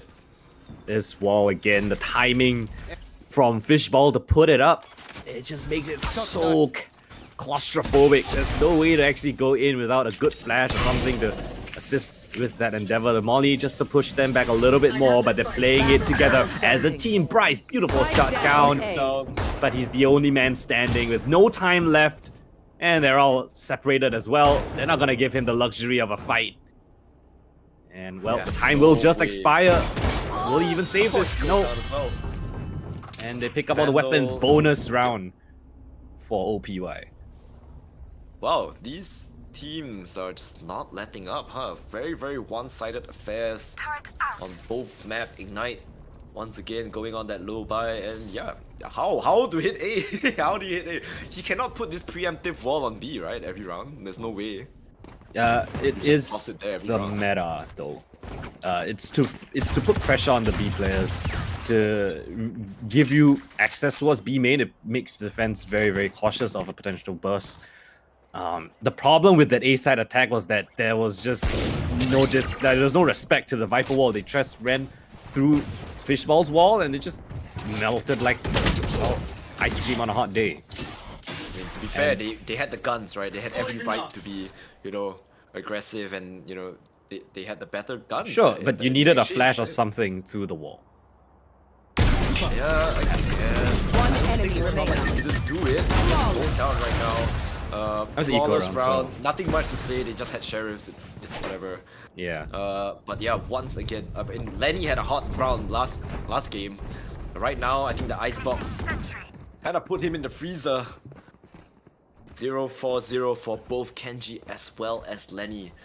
It's not looking too good. Yeah, I mean, as your entry duelist, you're hoping that Kenji gets a couple of opening kills, makes the round a little bit more doable, but so far, I mean, OPY are not giving him any favorable opening duel. They're playing it pretty passive. You have the chamber that can teleport away in an instant. Fishball's gonna get spotted out, but no suppression just yet. He's gonna back up together with the Killjoy. Table rockets as well as the 0 point, but nothing's gonna get connected just yet. The flash for the yellow control. So now, yes, great control for the Ignite squad side, but how do they brave this? Great delay coming in from the Killjoy. That's gonna allow more time for the retake to come through. All the defenders slowly trickling over. Yeah, but they always have to respect that there could be a lurk, so they're not fully Yeah. rotating just yet. Oh, Right, wow.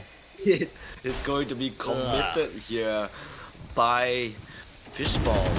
So now this plant is looking extremely difficult. Now command being What? used. Volley finds him somewhere, somehow. I'm not too sure what was it, the vulnerable from his own spring fight or what? Hunter's Fury here from Azami, Teddy good for 2 as well. Everyone is just falling like flies. The trade from Bryce finally manages to perhaps 30 seconds give them left. a little bit of hope, but the drone from Snowman and planted. First Love One has the enemy remaining. beautiful shot on the Lenny. Bryce, with all to do, only has 2 nano swaps. He whiffs Placing swarm on the dart as well, and it's just 3 players holding him. No chance in hell he's getting that. And you see First Love once again throwing off his mouse. Very nice flick onto that headshot. And once again, puts them right into cryostasis. 0-5-0, and it's about time you call this timeout.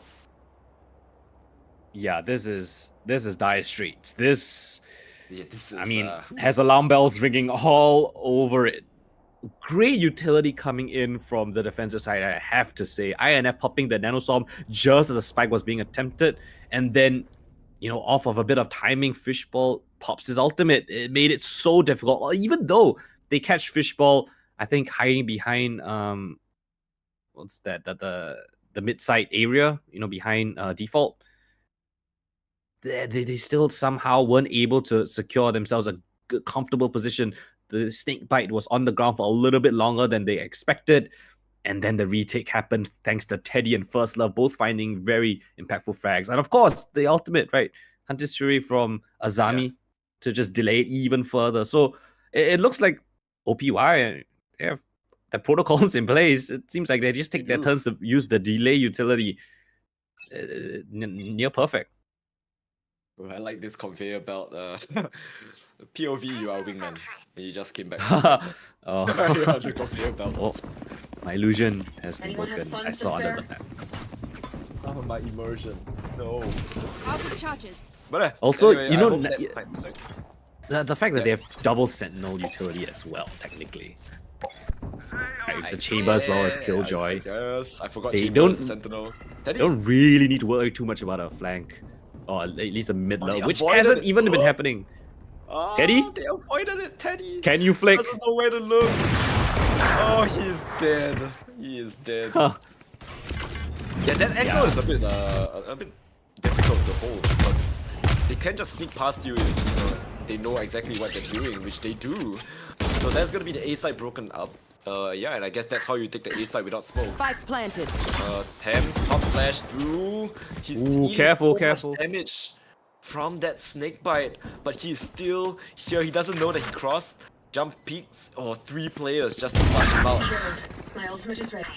And I guess that's how the cookie crumbles. They are going to have to play Lineups? yeah, they have lineups, they have mollies, everything. They have the kitchen sink, they have Teho utility as well. So this is looking like a lost cause here. There is no time. I found out Ignite's win condition. Get the spike planted and then play 5 miles away. And Yeah. keep lobbing things over the top, and there's nothing they can do. First love. Oh, okay.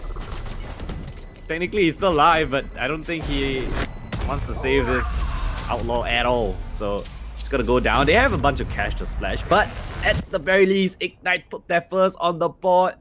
Beautiful lineups to assist them with that one. You can tell that they've been in the shop cooking with all those lineups. Every single one of the agents has delay utility except for maybe like Kenji. Yeah, this is like looking like Pearl all over again. The original Pearl. No. But at least there's no spams to the smoke type. Yeah, you know? Because you can't ping anymore. Otherwise, that would be the same thing. It's a very tight area for you to defuse anyway, so it's always going to be difficult. Fishball's turn. Knife what all is the way that? above. Clear out yellow. Get out Austin. there. Yeah. But again, the read is right. Look, 3 defenders here on the B side already. There's no mid lurk potential, right? There's no threat of the mid lurk that's ever happening. They don't have an INF on their team to do that. That is true. But this Bryce is definitely an option, but he hasn't really been opting for that. So we'll see how that happens. Armageddon to clear out the entirety of yellow. very expensive round. 1 HP! Everything Lenny's on 1 Oh HP. my gosh. Okay, gets it down. That's 3 ultimates used just Well, for now- this round. Just post-plan delay. Yeah, he got it to half. Is that enough? But I don't think Is that enough? No, it's not enough. There's too much utility and it's all my down to God. Teddy and first love. Last player standing. How is this? Oh, Teddy. not quite. No, it was never gonna happen. But Shut just up, giving Naveen. a little bit of copium right there. But yeah, I think can cope. in these We can cope. last 2 rounds, I think we can kind of clearly see Ignite's game plan, right? Yep. Just use your utility to push defenders back as much as possible, get that spike down, and then they seem pretty comfortable in their postman setups. Oh boy, I can see it. It's taking shape, right? I like this post plan. You know, we got Lenny as well as Kenji on the board now. So things might only up from here. Kenji, Team Flash. You love to see it. And yeah, they are going towards A. The push out here from Teddy. He has to fall back, get spotted out by that turret. First love Here. gets blocked out by the poison orb as well. Here. Oh, he spots the shield shoulder. of Thames, I think. Yeah, and he calls for the rotate. You can see now Teddy heading over to bolster up this B side. The wall now comes up Spike is late. A. But yeah, the spike is A. It's all gonna be just a little bit of a fake. You can see Lenny, he's always the one to be orchestrating these kind of fakes. You see the 0 point declare out yellow, no one's in yellow. The drone declare out close B main as well, picks up the orb, puts fear in their hearts, and there's 4 players on the B side. It's only just INF here to anchor down A. Can he pull off some sort of a miracle? You're like, no way in hell he's gonna be able to hold this. He's the other util that they can just dump on him. But he's got Gets info. spotted, immediately calls for the rotate. Up and above, it's gonna Oh. be Bryce. He does not spot him out at all. And that is going to be the spike plant. And once 30 seconds again, left. it's gonna be Spike planted. Util City.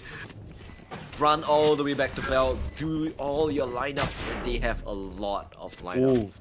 Lenny's been spotted by the trip. He's just gonna be a nuisance. Oh, Bryce is just ticking down low. He's gonna tank it. There's no way, Bryce. Does he have HP? No, he's just gonna die. Doesn't even swing. What's happening? Lenny now getting caught by First Love on his flank. There's not enough. You delay utility, I think. You have to just stand and fight. You have to shoot your way out of this. Never mind. I say that as another piece of utility flies across my screen. I see the KO fragment land onto the spike, and yeah, that is curtains. First Love has to cut his losses, save that up for the next. And yet again, Ignite, they're winning out these post plans. Wow, what a bagger of the series at 1 a.m. in the morning. Everyone is just dumping util left. I just see util and flying across my right. screen. I'm like, oh, surely they're out of utility now, right? They've got a couple of picks from OPY. Lenny's across the other side of the map. Surely they don't have enough utility. Then I see right at the very last few seconds, the fragment flying across the sky. I'm like, round over. It's just never ending util. How is this fair? Well, they've got their timings down though. They've got their timings down. They know when to throw whose utility. There's no overlap of util. That is something that's kind of difficult, especially in all the chaos. So props to Ignite for that. True, that is true. So now the game plan for OPY begins to be, we can't let them plant a spike, guys. Like there's no way we can let them plant the spike. Yeah, hopefully that's something that they're discussing right now. They need to be a little bit disruptive. Yeah, they need to, I don't know, push something or get a kill somewhere Or fast flood don't know retake, what we can do. some Yeah, sort they of have to do idea. something, but the spike cannot go down. No way they can let it go down for free. Or you go for a flank if the spike is down. So it flusters all those Ignite people in their spawn throwing lineups. They have to have their gun out, careful of a flank. Like where is INF in all of this? This guy has not been lurking. Something is wrong. Is he okay? I mean, he's on defending side, so it's a little bit hard. He's the anchor on one of the sides usually, whichever side First Love isn't playing on. Yeah, but they need him to start pushing now, and that's exactly what he's going to do. He's pushing. They're like, INF, go do your thing. Okay. He's got mid under locking Bryce has some key. Crazy angle though. It's all just First Love though. He's the only one with a significant weapon here. INF, the other with a Vandal. Those two players on the wrong side of the map. It's gonna be B. Teddy's got the knives though. Doesn't need a weapon in hand. It's his abilities that will get him a kill perhaps. Expected. Lenny's marking his position. They're all just holding for a push. The smoke comes out. Teddy with the knives. I don't think this is quite enough. They also have... No, but KO is on the other side of the map, so his knives are safe. For now. I'm pretty damn sure Thames is a lineup for yellow from that side of the map. I am like 90% sure. Yeah, just that nerdy. He has to leave that area. He has to leave a little bit, yeah. Oh, Teddy, nice shot with the knife. Stuffs Kenji. And doesn't allow him to walk up. Oh, mid. INF has walked up. INF, beautiful kill. First Love on the other side of the map as well. And they are just finding kills. And this is exactly what we said that needed to do. A little bit of aggression. They have to stop that spike from going down because there's no way they can deal with this. Walking out the smoke. Fishbowl doesn't catch him. But time is ticking. 10 seconds remaining. And Teddy Outrun me. puts knives into their heads. Beautiful shots by them. The Blade Storm sings through the air and the knives fly through. So 6-3, they found a solution. Can they keep it up? If you notice, the three players that got the kills is the three players with upgraded weapons / ultimates. So Teddy was the one to get the kill with the knives. First Love picks a kill off of Rafters with his op. And then INF keeping down mid with the Vandal. So that is exactly what you want to do. Set up your teammates with the better weapons to go for those picks. And then yeah, he converts around. Easy does it. First Love, back up the exact same angle. The exact same angle yet again. We're 9 rounds in. This guy died 2 times. Yeah, well, he's been saving the orb when his team has lost. So. Get out of my way! Never did. First love though, might be dead right now. Kenji scared down, it's gonna be Azami, the first to fall. First love next to follow, and Kenji is the one that picks up the op. Even better for their push, but his swamp grenade gets absolutely nothing.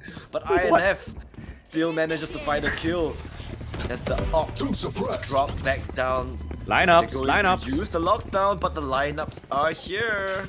You have the site, but what do you do after that? Teddy has to push up here, finds a kill. Bryce falls, one less molly to deal with, two less mollies to deal with. Can he make it three? Teddy! And a fourth, not gonna happen. But that is enough of a delay. I think Armageddon is used as well. Is there time? There is. Yes. It is half.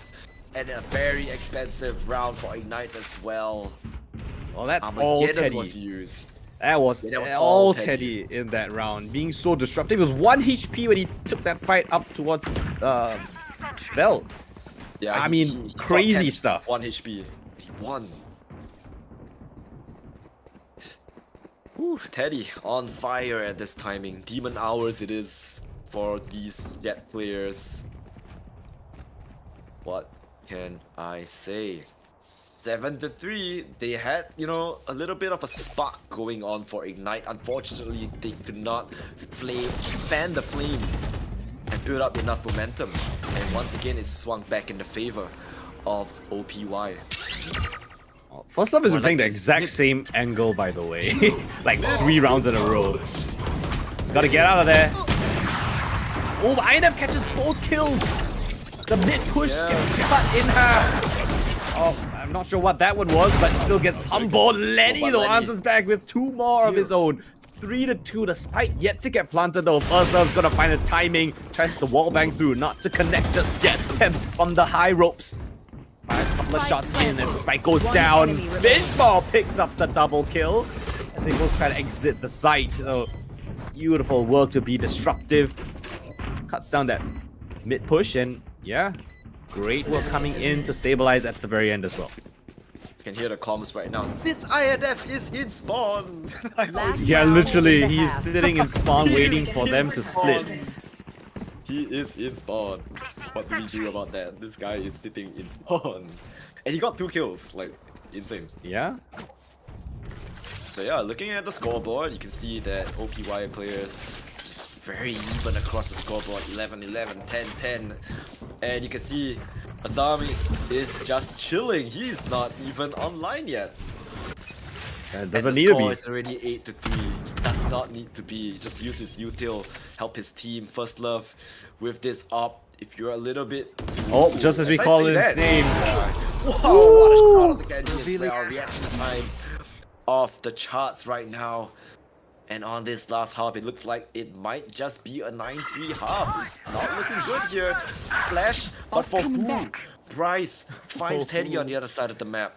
That is a good start, but it's going to be INF once again. This guy is in mid. This guy is holding the angle, and the spike is dropped in the mix. Bryce is on the side, but he has no spike. Calling my bot. Yeah, I mean, this is pretty much a done deal. Bryce, well, try your best. You got 50 seconds to cook. Yeah, 50 seconds to cook. But this chef is lacking a little bit of ingredients. Yeah. No HP to work with. His utensils are dropped in the other kitchen. And what do you do? It's INF holding the angle once again. 9-3 is the score at the half. Switching OPY sides. always giving us a banger third map for whatever reason.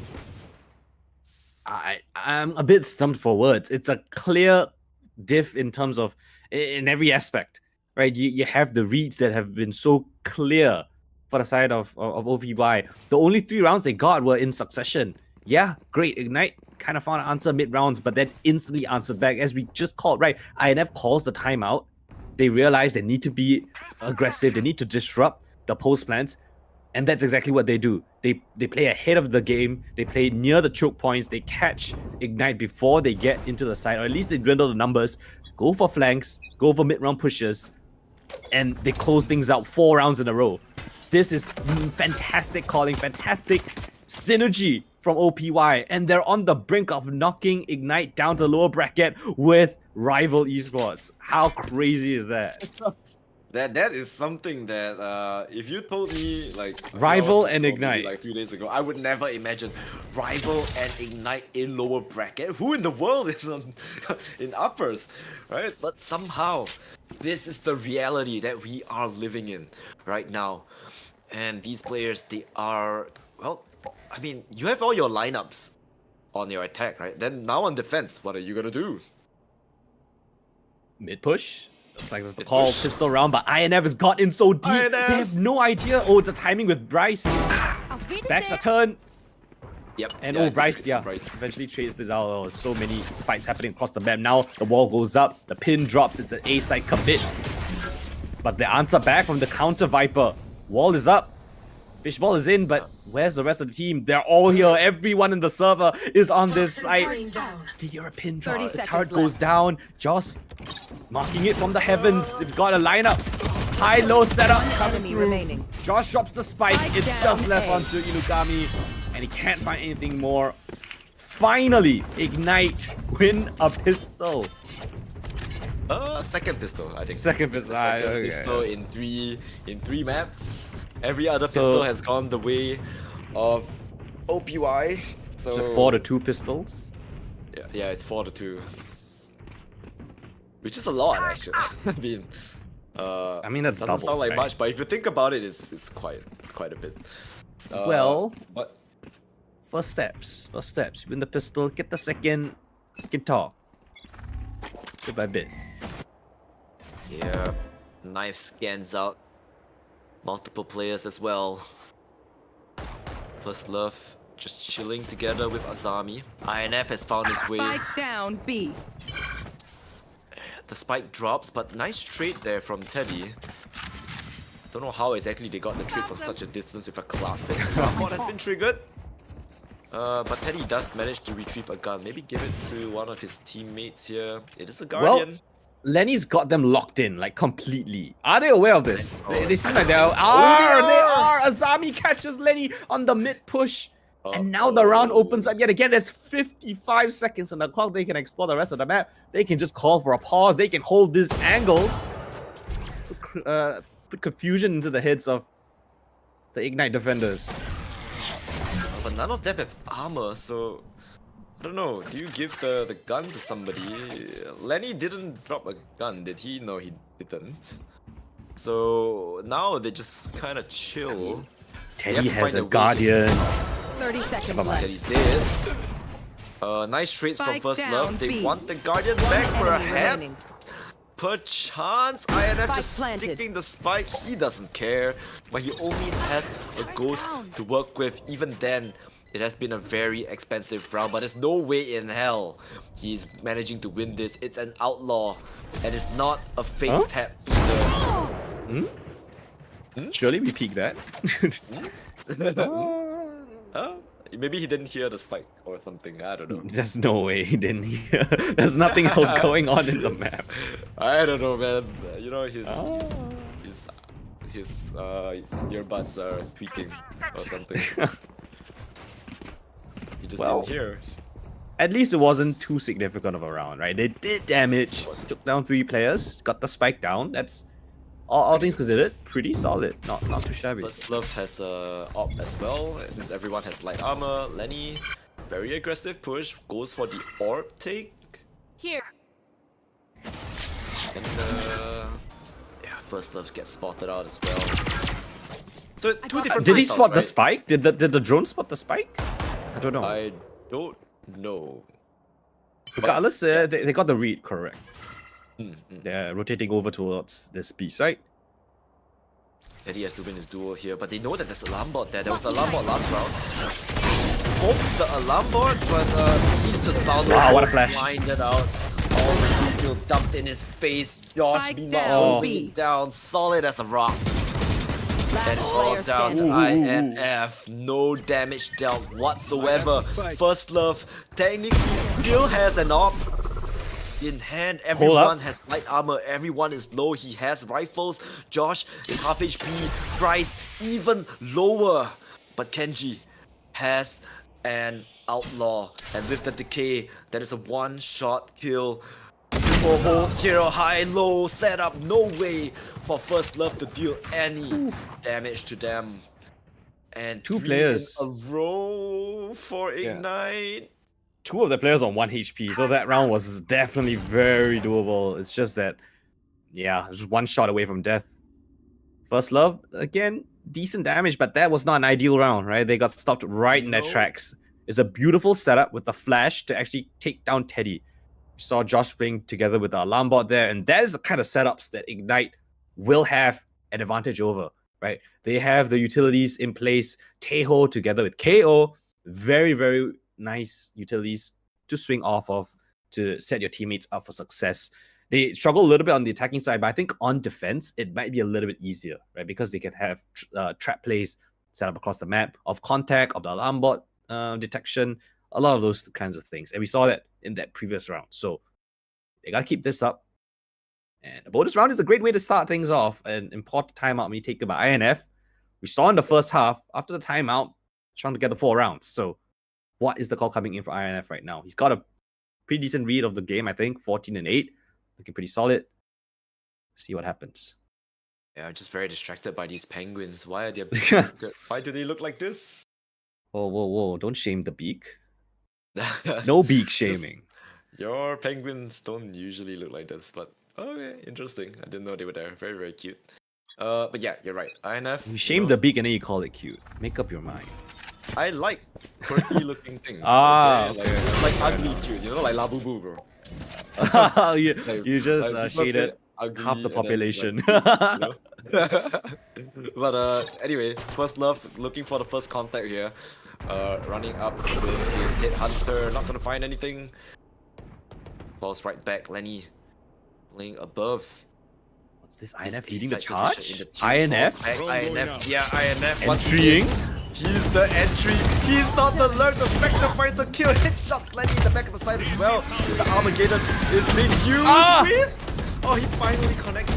But after losing quite a bit of HP, Josh is here for the trade. Armageddon finds Azami, finds Fishball as well.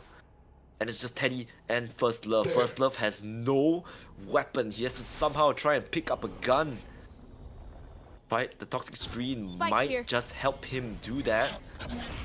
The wall is faded. The spike is dropped on sight. Kenji is holding this cross. He spots Kenji in the corner. 30 seconds left. But what is that going to do for you? I think absolutely nothing. As Teddy falls as well. Hit Hunter. Good for 3. Has to go for 3. Beautiful shots here. Does not find it yet. 15 seconds to break this crossfire. Can do it. No, he cannot. Double swing from Josh and Thames. And the streak continues for Ignite. Oh man, is this just a defender-sided map now?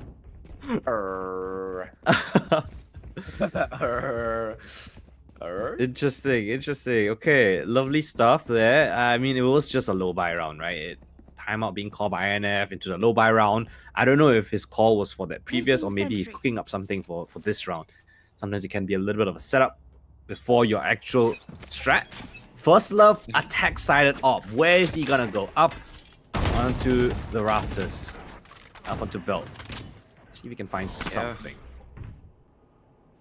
Over-eager Lenny, perhaps. Nah, Lenny's playing it super safe. Yeah, Lenny is so safe of a player. He's not, you know, the type that would push out too far. Drone gives false info though. The drone clears out the side, but now they're flooding back in. Thanks to this wall of the Viper. Drone is here as well. They seem swarmed. INF no longer on the blood. I love that he's playing with his team. Teddy draws first blood, gets the second. Just hold them all down. It is the Teddy show. Can he get a 4th as well? Living on only 8 HP, trying to wallbang the Radiant Knight Crate. They know he's there, but he is such a menace. You cannot get rid of him. Oh, see his barrel as well. Finally you can. The barrel has been spotted. Josh removes Teddy from the side, but his whole team is still there. Nice shock dart from Azami. Guess who's He's looking? up and above into as well. They can't Doesn't matter. overwhelm the side. The side is just, there's just too many players there. Trust me. And well, if the timeout was for this round, I guess it worked. Yeah, slow contact play up and really just creeping and clearing every single angle diligently. And you can tell, right, Ignite aren't going for any, too flashy of plays, right? You don't see them pushing aggressively too much. It's a lot more trap setup-y.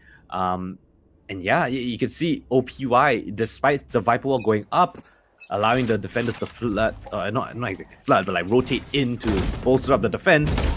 And you can slowly clear them out one by one. They know that they have the aim on their hands. They've got the utilities to clear them out as well. Just take things nice and slow. Don't need to rush things. Don't need to panic. Drone again. Spot out information. KO being tagged up, runs away. Rotates back in. A-side commit yet again. Ultimates on the board. You got the Hunter's Fury. You got the lockdown as well. INF. Contact play up. I like this position from Bryce. He's up and above. I don't think you clear a Killjoy up there. But INF, he's so good with the lurk. He has found his way to the back of the side. The Temps, the timing is beautiful. Thank God for Azami to kind of trade it out. But I don't think they know that Bryce is here. Now they know he has to fall. And on the back of the side, Lenny is here. He's stuck. He shot his concuss out, but Fishbowl! Fishbowl! 2 headshots, 2 kills, and the spike goes down. Meanwhile, First Love, where are you? Why are you still there? Well, now He's he's been being dead called the whole back. round, by the way, He just can saying. go up the belt to assist, but doesn't matter. It's just Fishbowl. Triple kill found. 1 versus 2. The orb strings out wide. Spots him out. Not on the spike. Defuse. Hunter's Fury invested just for save measure. None to be tagged. Kenji forced to be a little bit more aggressive, and they're not even gonna give him the light of day. The double swing lined up. Recon dart as well. A tap yet again, and First Love will pop his hit right off. A triple kill found by Fishbowl. I hope your dad is watching as well. Shout out to him supporting his son. But yeah, this is 11-7. Money in a questionable state for Ignite. One more round, and it's gonna be that map point. 4 ults available for OPY. This is it. This is the last round pretty much for Ignite to do something. They emptied out their wallets, their bank is dry, and they're facing up against a team with 4 ultimates You want to available. play? Let's play. First Love dropped the op for Teddy, bought an outlaw for himself, uses the tour de force. 5 bullets, 5 kills, that's his goal. They're spamming out Kenji, but no tags just yet. Up setup. I don't think they're gonna expect this. It's so dynamic. They're both are searching on different sides of the map. It's an incredible setup here. It's just Kenji to find the first, but backed up by Temps. Up close and personal as well. Teddy trying to answer back, but the trade frags from Ignite have been close and tight. First Love on his little lonesome lurk, but he spots out the alarm bot. It cuts the line in the sand. He can't cross it. Waiting for the rest of his team to come through as well. It's just left onto Bryce here to anchor things down for the time being. Calling for a little bit of assistance. If Bryce finds what he has is out as well. Viper's Pit invested. Break off any potential alarm bots. Into the pit it goes. Detects him right in the open. The spam comes through from Lenny. Beautifully done. No commands invested. They want to flood in right now. Fishbowl under scrutiny. 2 versus 3 to put 12 on the board. First Love is so disjointed by the action. It's just Fishbowl left alone by himself, isolated, surrounded. But don't call the ambulance for him. Call it for yourself. Bryce immediately trades him back. Lockdown invested. Miss off the shot by First Love. He needs a kill right here, right now. 6 seconds left on the spike defuse. First Love running out of the zone. 1 second left. Bryce is just sticking it. Bryce sticks it in his face. Oh my god, that lockdown was pivotal.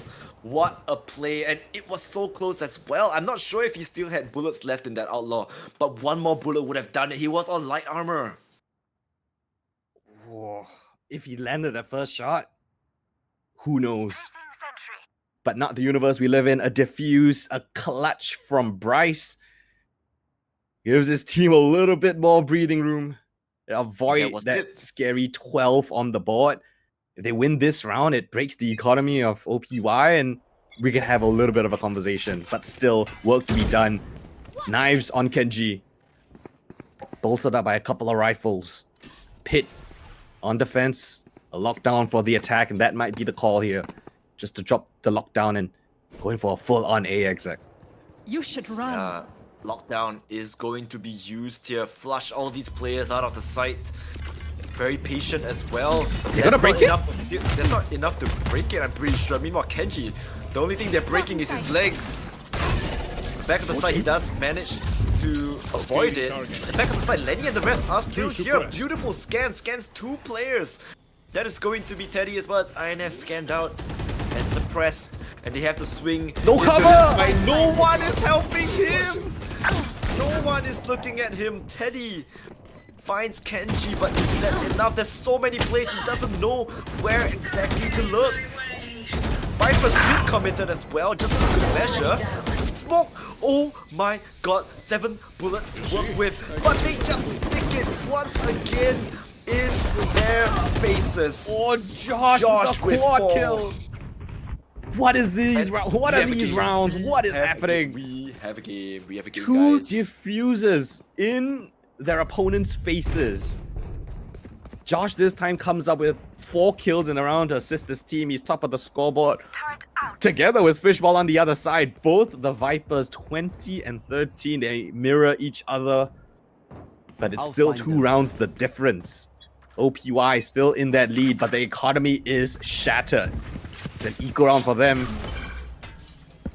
As Ignite, they look to close that lead to just 1.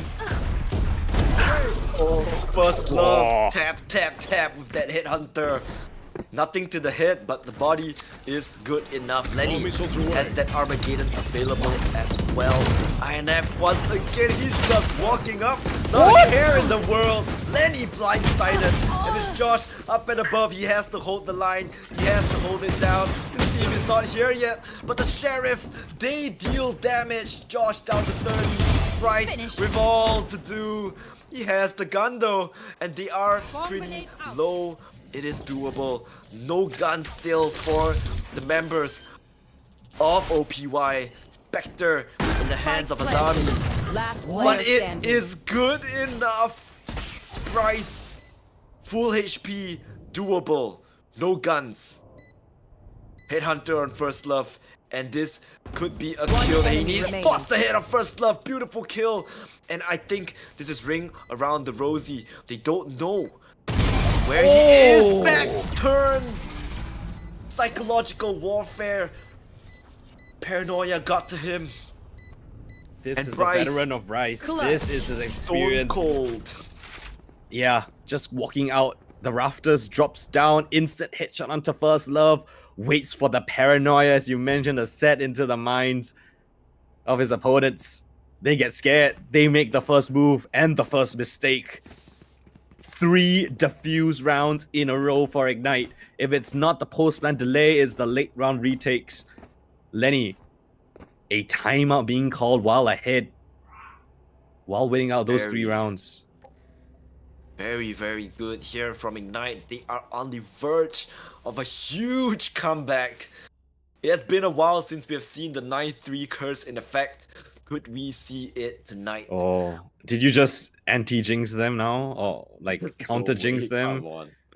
No, Counter-curse? You cured them?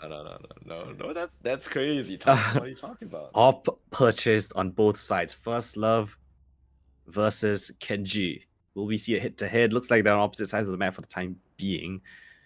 But yeah, I mean, I think this timeout here is to just really give themselves a little bit of time to try to understand what could be the next call, because these last few rounds have so much weight to it. Look at the economy from both of the teams, not in a great situation.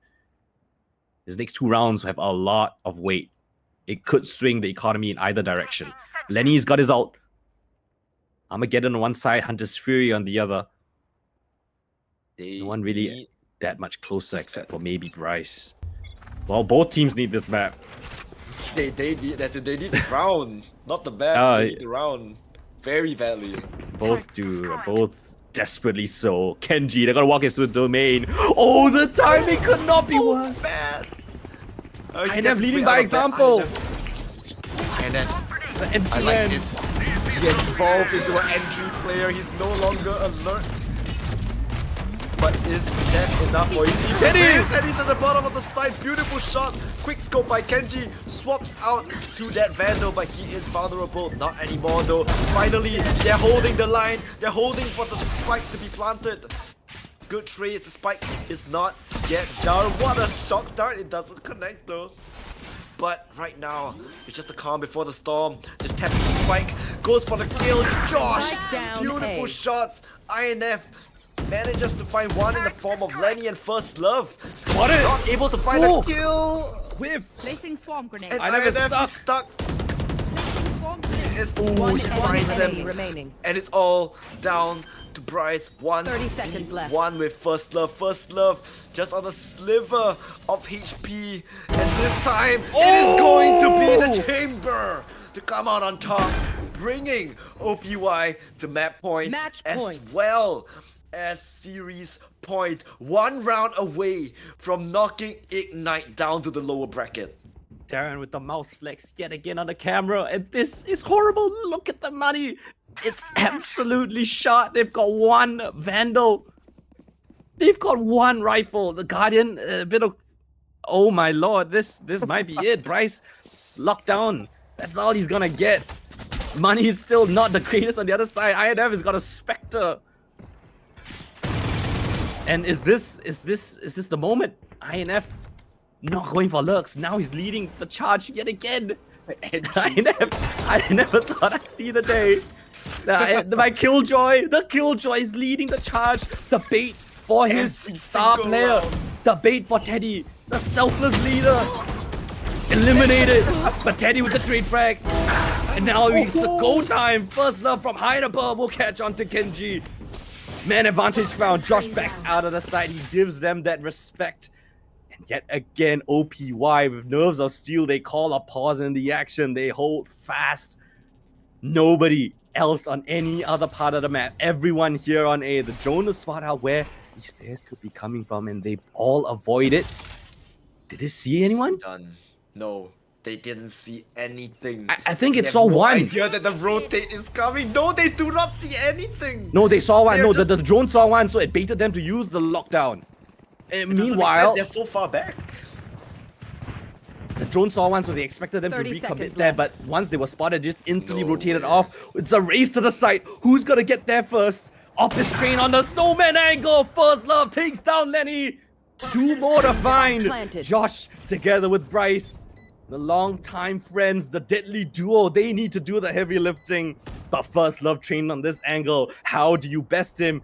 Repositioning, that might give Bryce a little bit of a false sense of security. Swinging a wide, spots them out. First Love, the triple kill found. Recon Dart to spot out Josh. 1 versus 4, an impossible situation as Teddy closes it out. OPY, a best Ignite Gaming.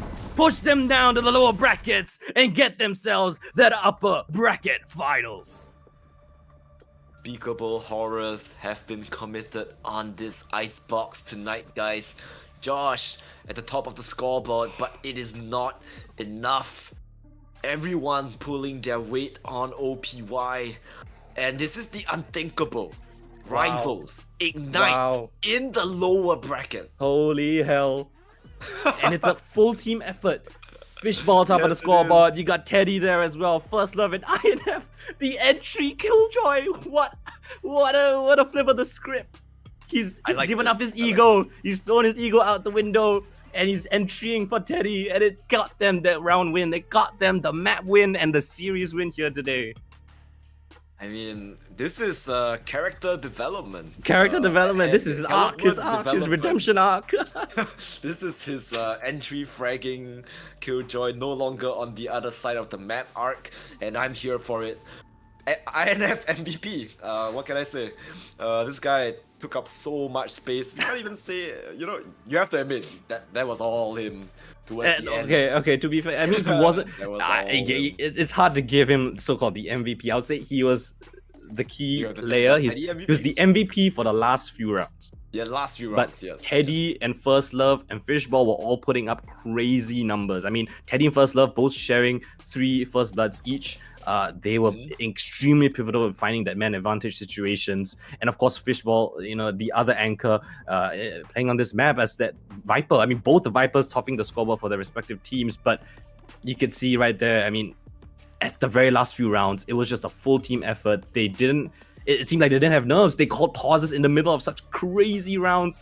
And then the last round rotate, running straight towards the B side and securing the round win. Wow, absolute cinema. Absolute cinema right there. But that's how the cookie crumbles, and we can take a look at the brackets right now, and it is just ridiculous. Who could have predicted this? Not me. 2 tournaments ago that we would have Rivals and Ignite in the lower bracket. It's not exactly updated for you guys, I think. Oh, okay. Sweat might be cooking something, but yeah, just a bit of heads up. So we have just a little bit, but we have we have OPY Soy. and so OPY Soy in the upper bracket finals. Winner of that goes to grand finals.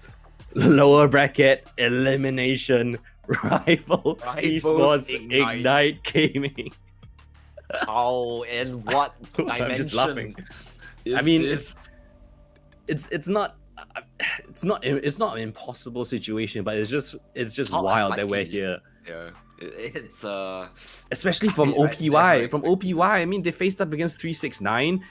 A matchup that I think could have gone. I mean, some favored 369, right? They were a team that have been practicing for quite a long time, and then they come into this game here. I mean, I think both of us underrated OPY. Somehow going on to Icebox, that is just their comfort map. They look so well oiled on it, and huge congratulations. What an upset filled day, I guess. Well, I mean, okay, first game wasn't that much of an upset. Soitai, I think, clearly the winners, but it's just OPY, the second series, They're on an upset run right now. And you know what? I'm here for it. I'm a believer. Please don't disappoint me. Keep going. Keep making this run happen. And yeah, that is how the cookie crumbles for today. And what can I say? Absolute bangers. The first Icebox we have seen in forever, and it did not disappoint. No.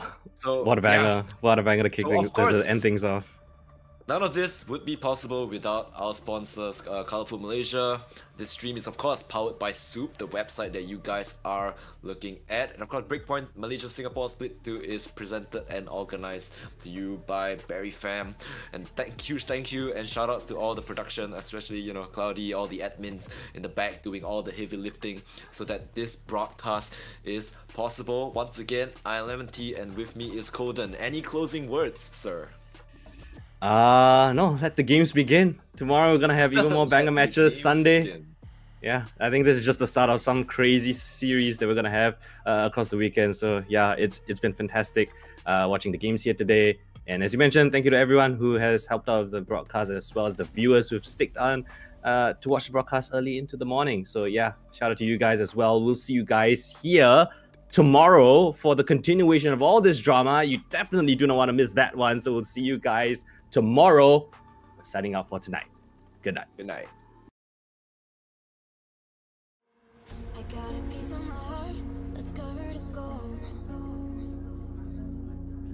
You know I'm one of a kind, or so I've been told. No matter where we go, I know we're gonna make it. No matter where we go, I know we're not alone. We face it all cause now we know that we can take it. We face it all cause we go big or we go home. Dance like you made it.